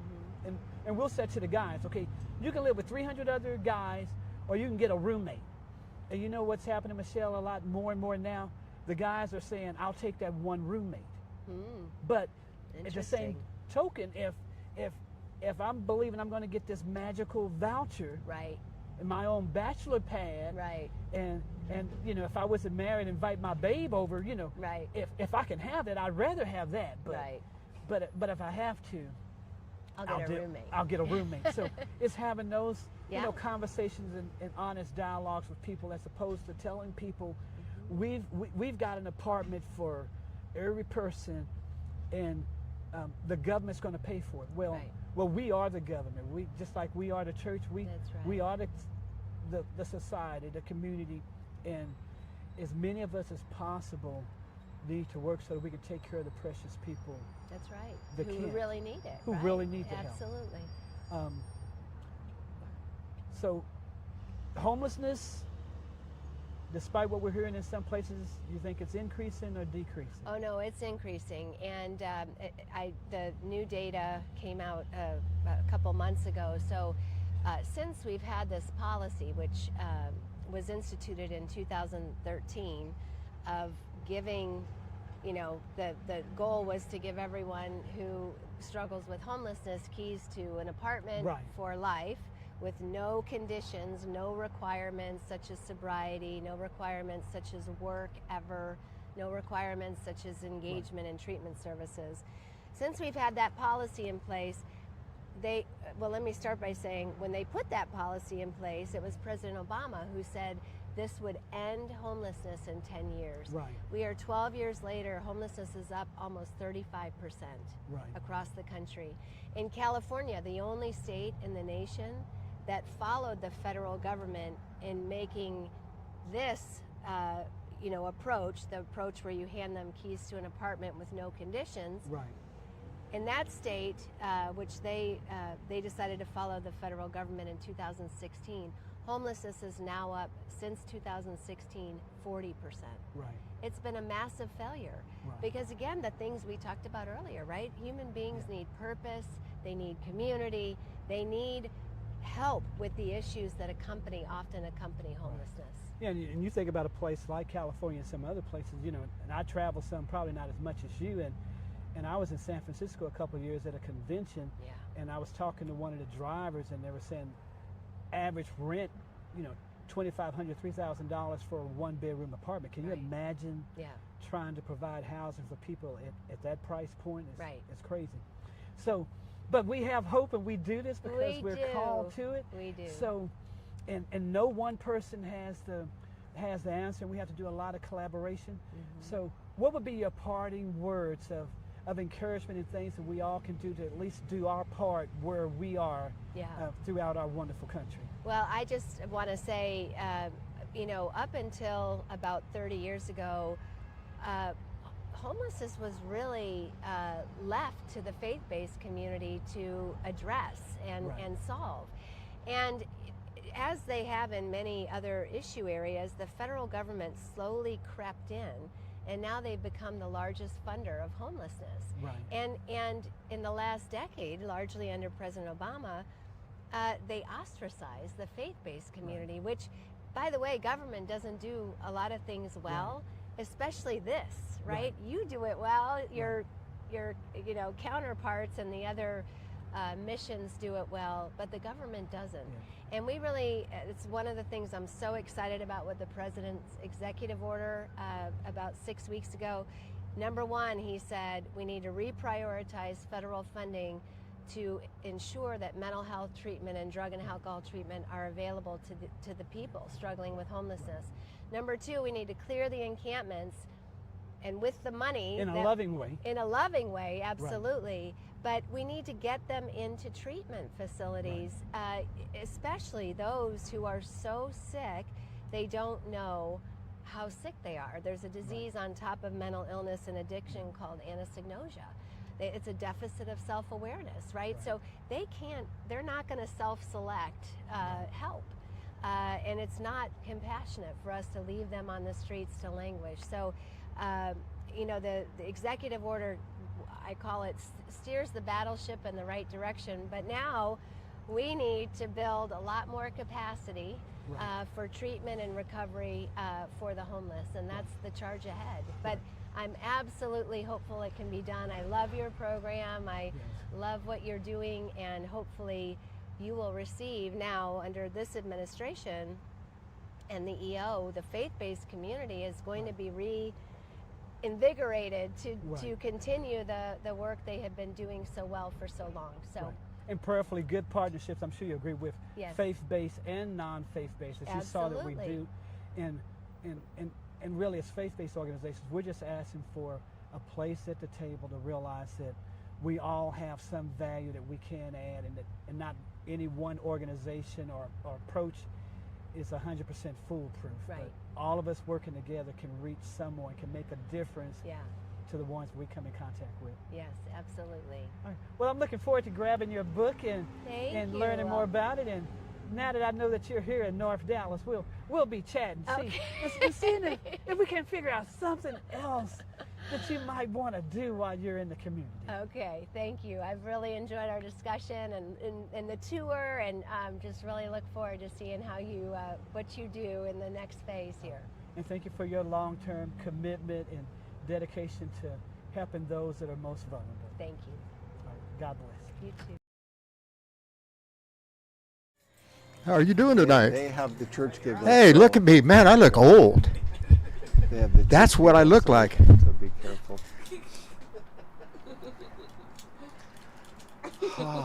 Who looks older, me or Jeff? We only have 6 hours and 34 minutes left. Hello, how are you guys? We are now awake. We haven't yet seen evidence of the sun rising, but we see that there's evidence of people moving around, and so we're happy to be here with you. I've got with me my friend Willie Metzler, and I'm so delighted that I have my friend Willie Metzler here. Willie, what on earth do you do at Redwood Gospel Mission? Well, to tell you the truth, of course I wouldn't want to lie to you. I am the maintenance person who makes things run properly, safety, make sure everything runs right. But one of my main concerns is I'm around those who have issues just like I used to, so I try to encourage them in any way I can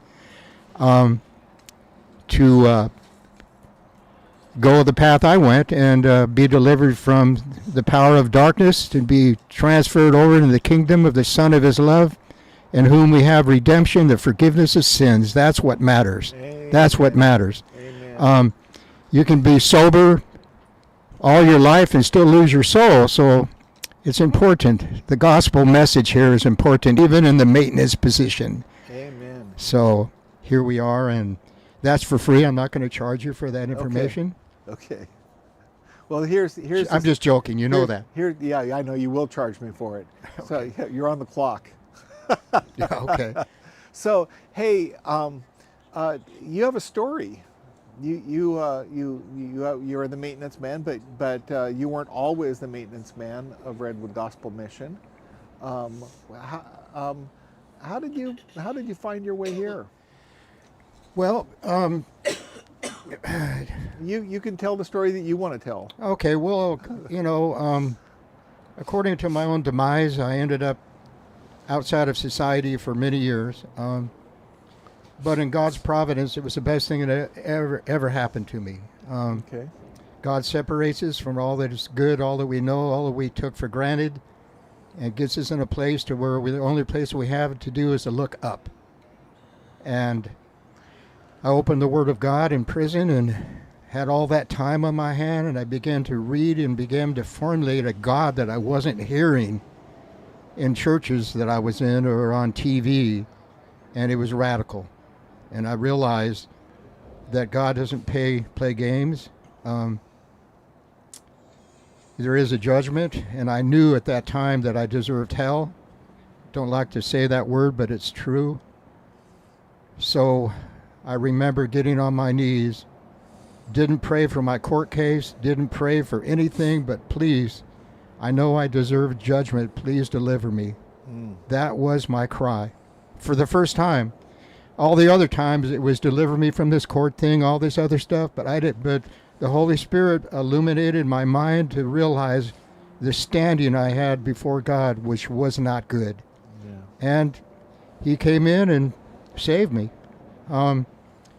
Ever since then, it's been a struggle still,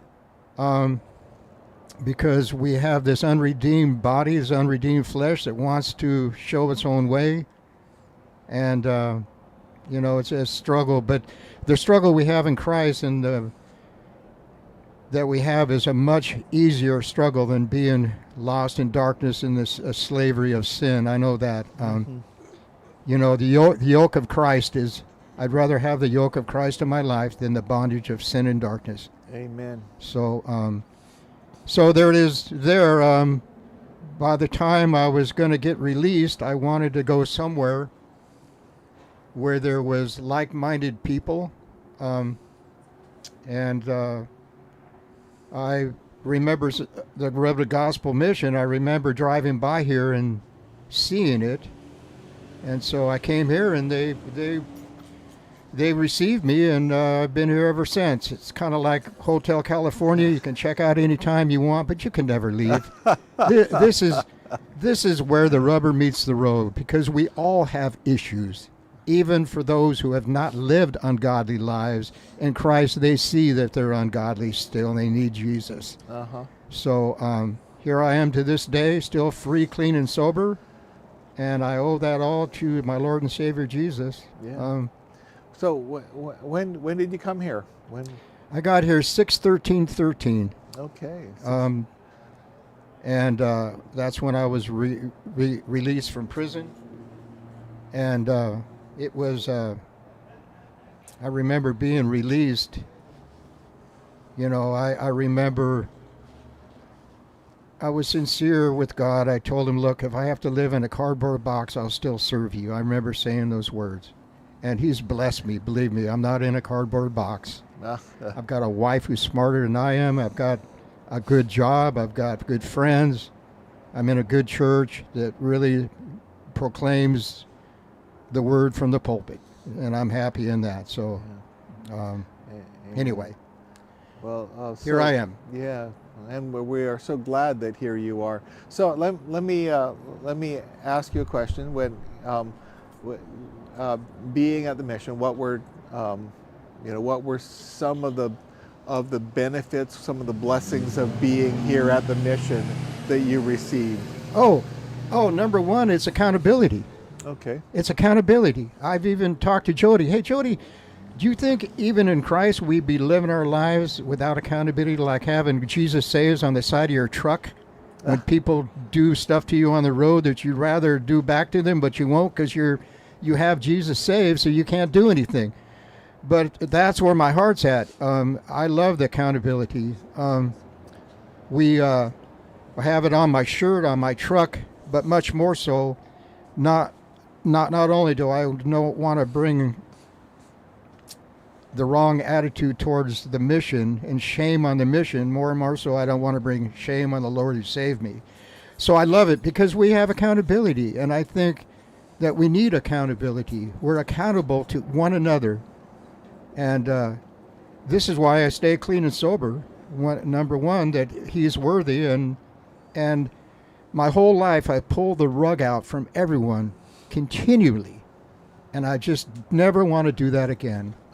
More so, I don't want to pull the rug out on him who paid the price for me to be here today.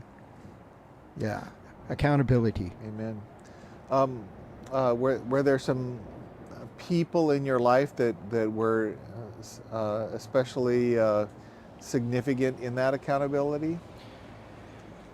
Yeah, there was. Well, number one, Jesus Christ through the Word. I'm accountable to him. I bought with a price. Mm-hmm. My life is no longer my own, but I had a brother who came alongside me, Dieter Schmithik. Oh, yeah. I can't pronounce his last name, but I met him at church. I needed a mentor. And he came alongside. He said, Will, he goes, look, I'm willing to be your mentor, but it's all the way or nothing. And I told him, it's all the way, Dieter. And he was really part and parcel of me getting back into society. He used to pick me up every Wednesday here for church on Sunday. Off hours, he would take the time just to help me put in perspective the correctness I have learned, and now be able to live it out in a manner that was, how can I say it? We can have all the right notions in our mind, but trying to live them out is a whole different thing. Yeah. And Dieter helped me do that. Okay. Help me do that. Awesome. How has your experience informed or guided your ministry to others through the ministry of Redwood Gospel Mission? You know what I mean by that? You had personal experiences. You had, you lived a life before you came to the mission. You had very,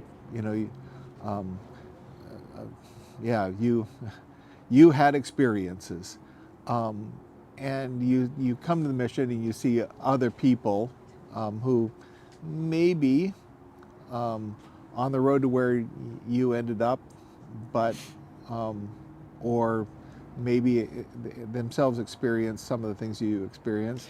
Yeah. How is it? How have your experiences impacted how you engage with other people? Well, I think failure, then succeed. So when someone comes in and fails here and leaves, but comes back 72 hours later, it speaks wonders. Those who come and graduate and are doing good, and then you don't see them for a year or two and come back, speaks wonders. There's one individual here, I won't say his name, Mark, but I won't let you know who he is. But he was here twice. Yeah. And he never laid hold of the real reason why he was here, the true transformation. And this time he came back, that brother is just amazing. Mm-hmm. He got it. The light came on. Yeah. And to be able to be part of that and see that makes you want to go forward and help others. Uh-huh. When you actually see a life that's actually transformed. Yeah. Not only outwardly, yeah, but inwardly by the power of the Holy Spirit. Amen.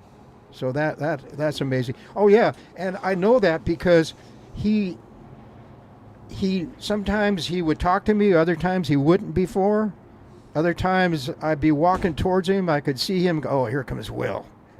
I knew it was negative, but now he's always happy to see me, and not everybody's happy to see me, but he is. So I know he's transformed. Glory to God. So in addition to your role at Redwood Gospel Mission in terms of the maintenance role you have and kind of engaging with some of the men on the program as you interact with them, as you work with them, what are some of the other ministry opportunities that you have in our community in the body of Christ? Well, I'm always trying to be objective, looking away from myself into what's really going on. Sometimes I get narrow-minded and I forget. I put the blinders on, what's going on around me. But the one thing I do here, I try to, is the men come in and I get to talk to him. I ask him, hey, what do you know a trade? Do you know anything? And, well, no, not really. I said, look, you're youth, young enough. You should get into a trade. Get into a convenience trade. Plumbing, electrical, heating, HVAC. These are convenience trades that people need and that pays money. Get in. If you're willing to work, and this is what I tell them, you can get hired. You have to be patient, but later on, you'll be able to make financially enough to take care of your parents when they get older. But that's my encouragement for those to get into a trade. If I was younger, I would do that. When I got out of prison, I had done an electrical course. Of course, I got out when I was 60, but Craig was so amazed what I knew at then, bookwork, that he said I could get you hired with my brother. But not too many electricians want to hire you when you're 60. So I just use my skills for other things in the mission, basic electrical. If it's too above me, I call a professional, just for insurance reasons. Again, outside of the mission, you're involved with your church. You have other ministry that you're doing as well. What? Well, I'm with Christian Motorcycle Association. It's a really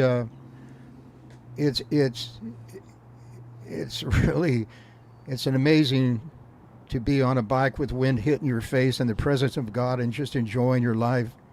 It takes away stress. And we have a ministry redeeming one heart at a time through the gospel message. Our whole mission is to be around those who probably wouldn't set their feet in church. And just by our lifestyles, we get to know them. They figure out that we're just like them. And let me tell you, everybody has issues. And eventually the door will open and we can find out where one's struggling, and we can ask them, hey, can we pray for you? And generally speaking, they always say yes. And when that door opens, it's amazing. It's amazing. So it's in the biker world. Some bikers are more, when you're dealing with 1%ers and stuff, you just can't, they have to be the ones to invite you over to talk to them. Right. So they're the ones that open the door. You just can't go over there. And we have people in the Christian Motorcycle Association that are more intellectual in this area, are able to talk with these other bikers in a manner that's more pleasing to them. Than you have to be smart. Yeah. You have to be smart, and just when the door opens, you can talk about your engine, the bike, and all that. And as soon as that door opens, they got some problems. That's where you step in and try to proclaim Christ. Right. So you also at the CMA does a monthly night at Redwood Gospel Mission too. And CMA we do bike night. Santa Rosa Avenue, number 1, where all the bikers come and we set up a tent. We cook food and get to know these guys, and before you know it, they know our name. But most of that on Wednesday, the second Wednesday of each night, we do a service here. Okay. And where our whole purpose is the gospel message. You know, the Apostle Paul says, am I here to please man or God? You know, so our message is to deliver men from the power of darkness, really. And so it has to be the gospel message. You have to be wise in how you do that, keep it simple. But the Holy Spirit is the one who illuminates even what's simple. But our whole message is eternity. That's what's going on. If you die today, do you know where you're going to spend eternity? Mm-hmm. So we just come Wednesday night, and you know, we say we're here. We just want to love on you, but we want to love on you in truth, and then we'll bring a message of truth as best as possible. Yeah. Okay. Awesome. Well, it's a blessing to have you on the bench. Anything else you want to add? This is the first bench I've been on that hasn't been in front of a judge. Awesome. Well, we're nobody's judging anybody here. Yeah. We're just delighted to be together. Our judge has become our savior. That's right. Yeah. So, anything else you want to add, or any questions that you have? No, it's working at the mission. I wanted to say this is that you don't know the gratitude and what it is to work around other people who proclaim the name of Christ. If we have a boss that leaves, we get a new boss, we know that boss is going to be a Christian. Yeah. You know, it isn't like the old who, the old boss is same as the new boss. Yeah. I mean, there's standards that we have here when you get hired, so there's some freedom in that. There really is freedom. And it's great to be around people who laugh, enjoy the day. I can go in different places and I hear people laughing while they're working, not sloughing off. They're just laughing. They're enjoying their work and the fellowship that we have here. So great. Yeah, it's starting to get a little cold here. Yeah, it is. Yeah, it gets right. It's the coldest before the sun comes up. Yeah, that's interesting. Right after why the sun it does comes that. up. Yeah. So, well, thanks for being here. Yeah. Get inside where you can get warm, and Okay. and the rest of us will sit out here and freeze. Okay.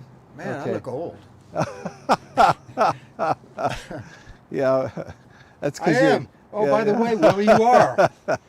Okay, well, thanks for having me. It's a pleasure to be able to speak with you, and thank you. Okay, bless right. you, sir. Man, that coffee really woke me up. Good, Oh, good.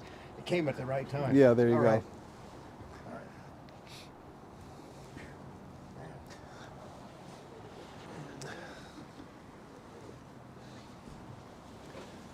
Okay, it is closing in toward 6 a.m. In about 15 minutes, and do we have some more questions, or do we have another person who's going to show up here and I don't know. We have a question or two. Do we have it? We have one question. We have one question left. Okay. Well, we'll ask that one question. We'll answer that one question.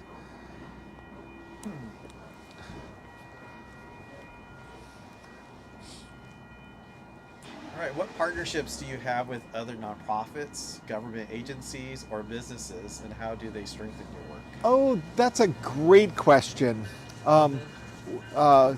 We have. I'll tell you some of the partnerships that we have with.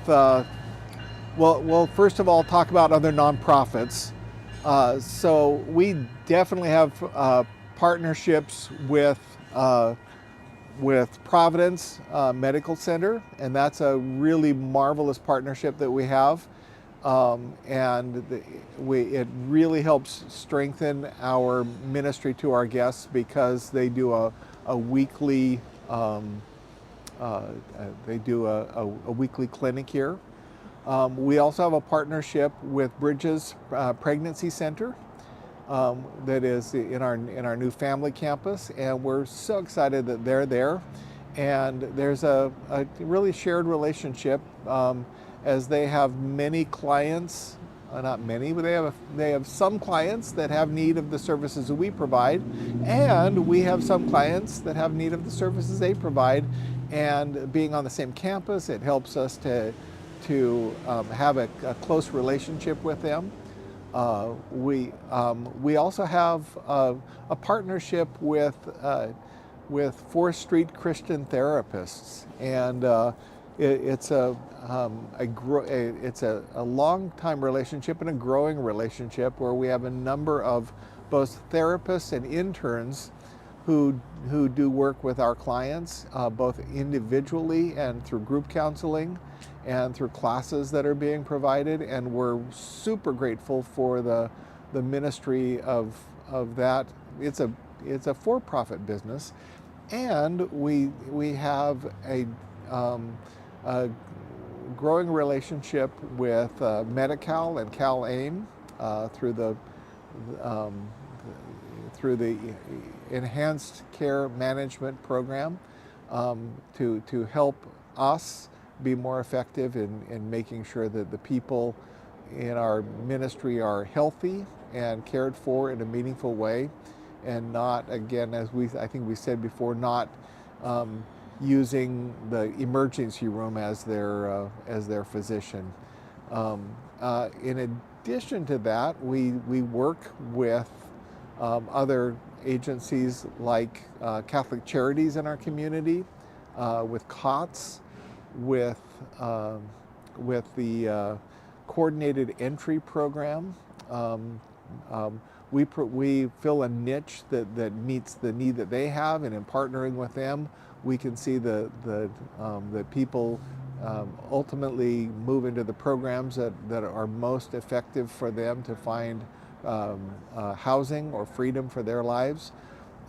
We partner with our neighbors down the street, Jesus Cares 2020, and assist them with food resources. And they provide a lunch service that we are unable to provide. So it is a really meaningful partnership that we have. And George, can you think of some other partnerships we have? Nation's Finest. Oh, absolutely, vets, yeah. For housing and other Right. resources. We already had a testimony from our friend Barry, who received a tremendous help through the work of Nation's Finest, and then also oh gosh, I was just thinking. Oh, we have a partnership with an SLE program that we work closely with. A number of our graduates have moved into, when I say SLE, a sober living environment nonprofit called Life Rock. And we were hoping to have the executive director of Life Rock here, and he was unable to join us, but perhaps he will be able to do so later. But it's been a good partnership, good relationship with them, where a number of our graduates have moved there, and some of them have gone into leadership there. So, and we work closely with various probation officers as they work with their clients and public defenders. Yeah, absolutely. So there's a lot of partnerships, a lot of relationships, and I think that none of us in this world function in a vacuum. That we definitely value one another. We need one another, and we have the same goal. Not that it enhances the work that we do, but that collectively we provide services that the people most need. The services that are most needed by the people whom we serve. So right now our guests are waking up, and Yep. their breakfast is being prepared for them, and they're going to be having breakfast soon. And it takes a lot to feed everyone that we serve, and wanted to get some of our our food services staff, but they've been busy with some events. So I They're- wonder if you might want to talk about how many meals we serve, and just kind of maybe our food services and what impact that has. And I'm going to try to get some of our guests to see if they might want to talk to us after they have breakfast. Okay, that might be a good idea. Our food services department, with the advent of the Rose, of our Ukiah ministry, of the family campus, the growing family campus, and the men's mission, and certainly with our nomadic shelter, the number of meals served through the ministry of Redwood Gospel Mission exceeds 400 meals a day, and there's just a lot of food needs that are out there. In addition to the food that is provided, we also have a culinary arts training program and a catering ministry, and so our food team has been really involved this week in providing catering services to some nonprofits in our community for some special events that they've been doing.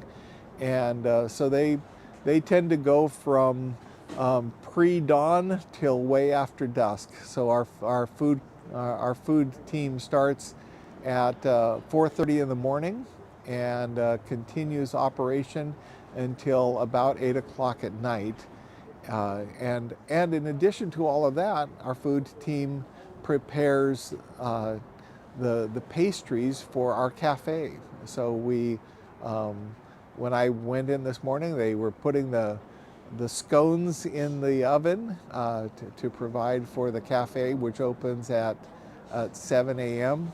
And so there's just a lot of activity that goes on with our food ministry, and we've got a wonderful team, and working with men and women in our New Life recovery program to care for the needs of all the people we serve.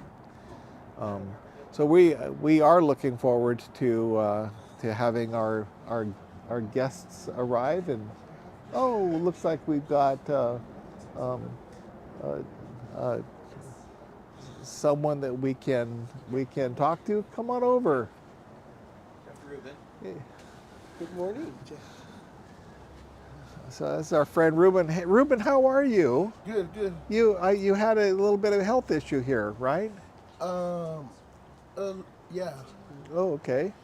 I just strained a muscle. It was okay. Nothing big, because it kept you out of a little catering gig that we were going to be doing, right? Yeah. Okay. That's correct.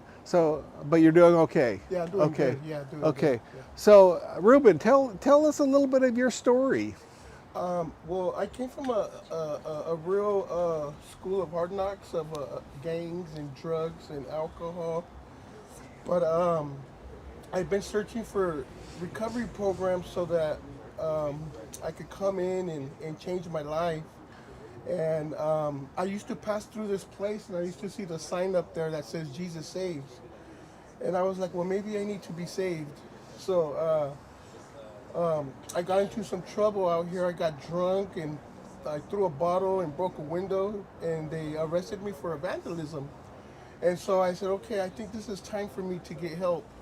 So I said, okay, God, if this is you, I would like to go into the recovery program. So when I went to court, I asked my lawyer, I said, can I go into that recovery program over there? There's a recovery program called the RGM, the Redwood Gospel Mission. And I would like to get help so I could change my life, because being on drugs and alcohol for 32 years and just struggling my whole life trying to get by, it was really a struggle, and I needed help. So I came into the RGM about 90 days ago, and God has been doing a great work on my life. I'm doing devotions Fridays and Tuesdays here, and he's given me a gift to speak the word of God. And I never knew that. If somebody would have told me, hey, you're going to preach God's word a long time ago, I would have never believed it. I would be like, man, you're crazy. I don't know what you're talking about. But God has a way of really just getting a hold of, when you really put your your everything into whatever you guys have here. The RGM is like one of the most best programs I've ever seen. I've been trying to get into recovery before and went to a couple of programs, but just the help that we have here at the RGM, the staff is great. We have therapy here, and it really helps us to really dig deep and find that root that's been bothering us here, that's been making us stumble. And the bottom line is Jesus is the answer. Jesus is the way and the truth and the life. And if I would have known this a long time ago, I would have been, on the right track. But thank God for the RGM that they accept people like me to come and just to change, So being here, there's some things that in your current phase that you're some of the things that you're being encouraged to do.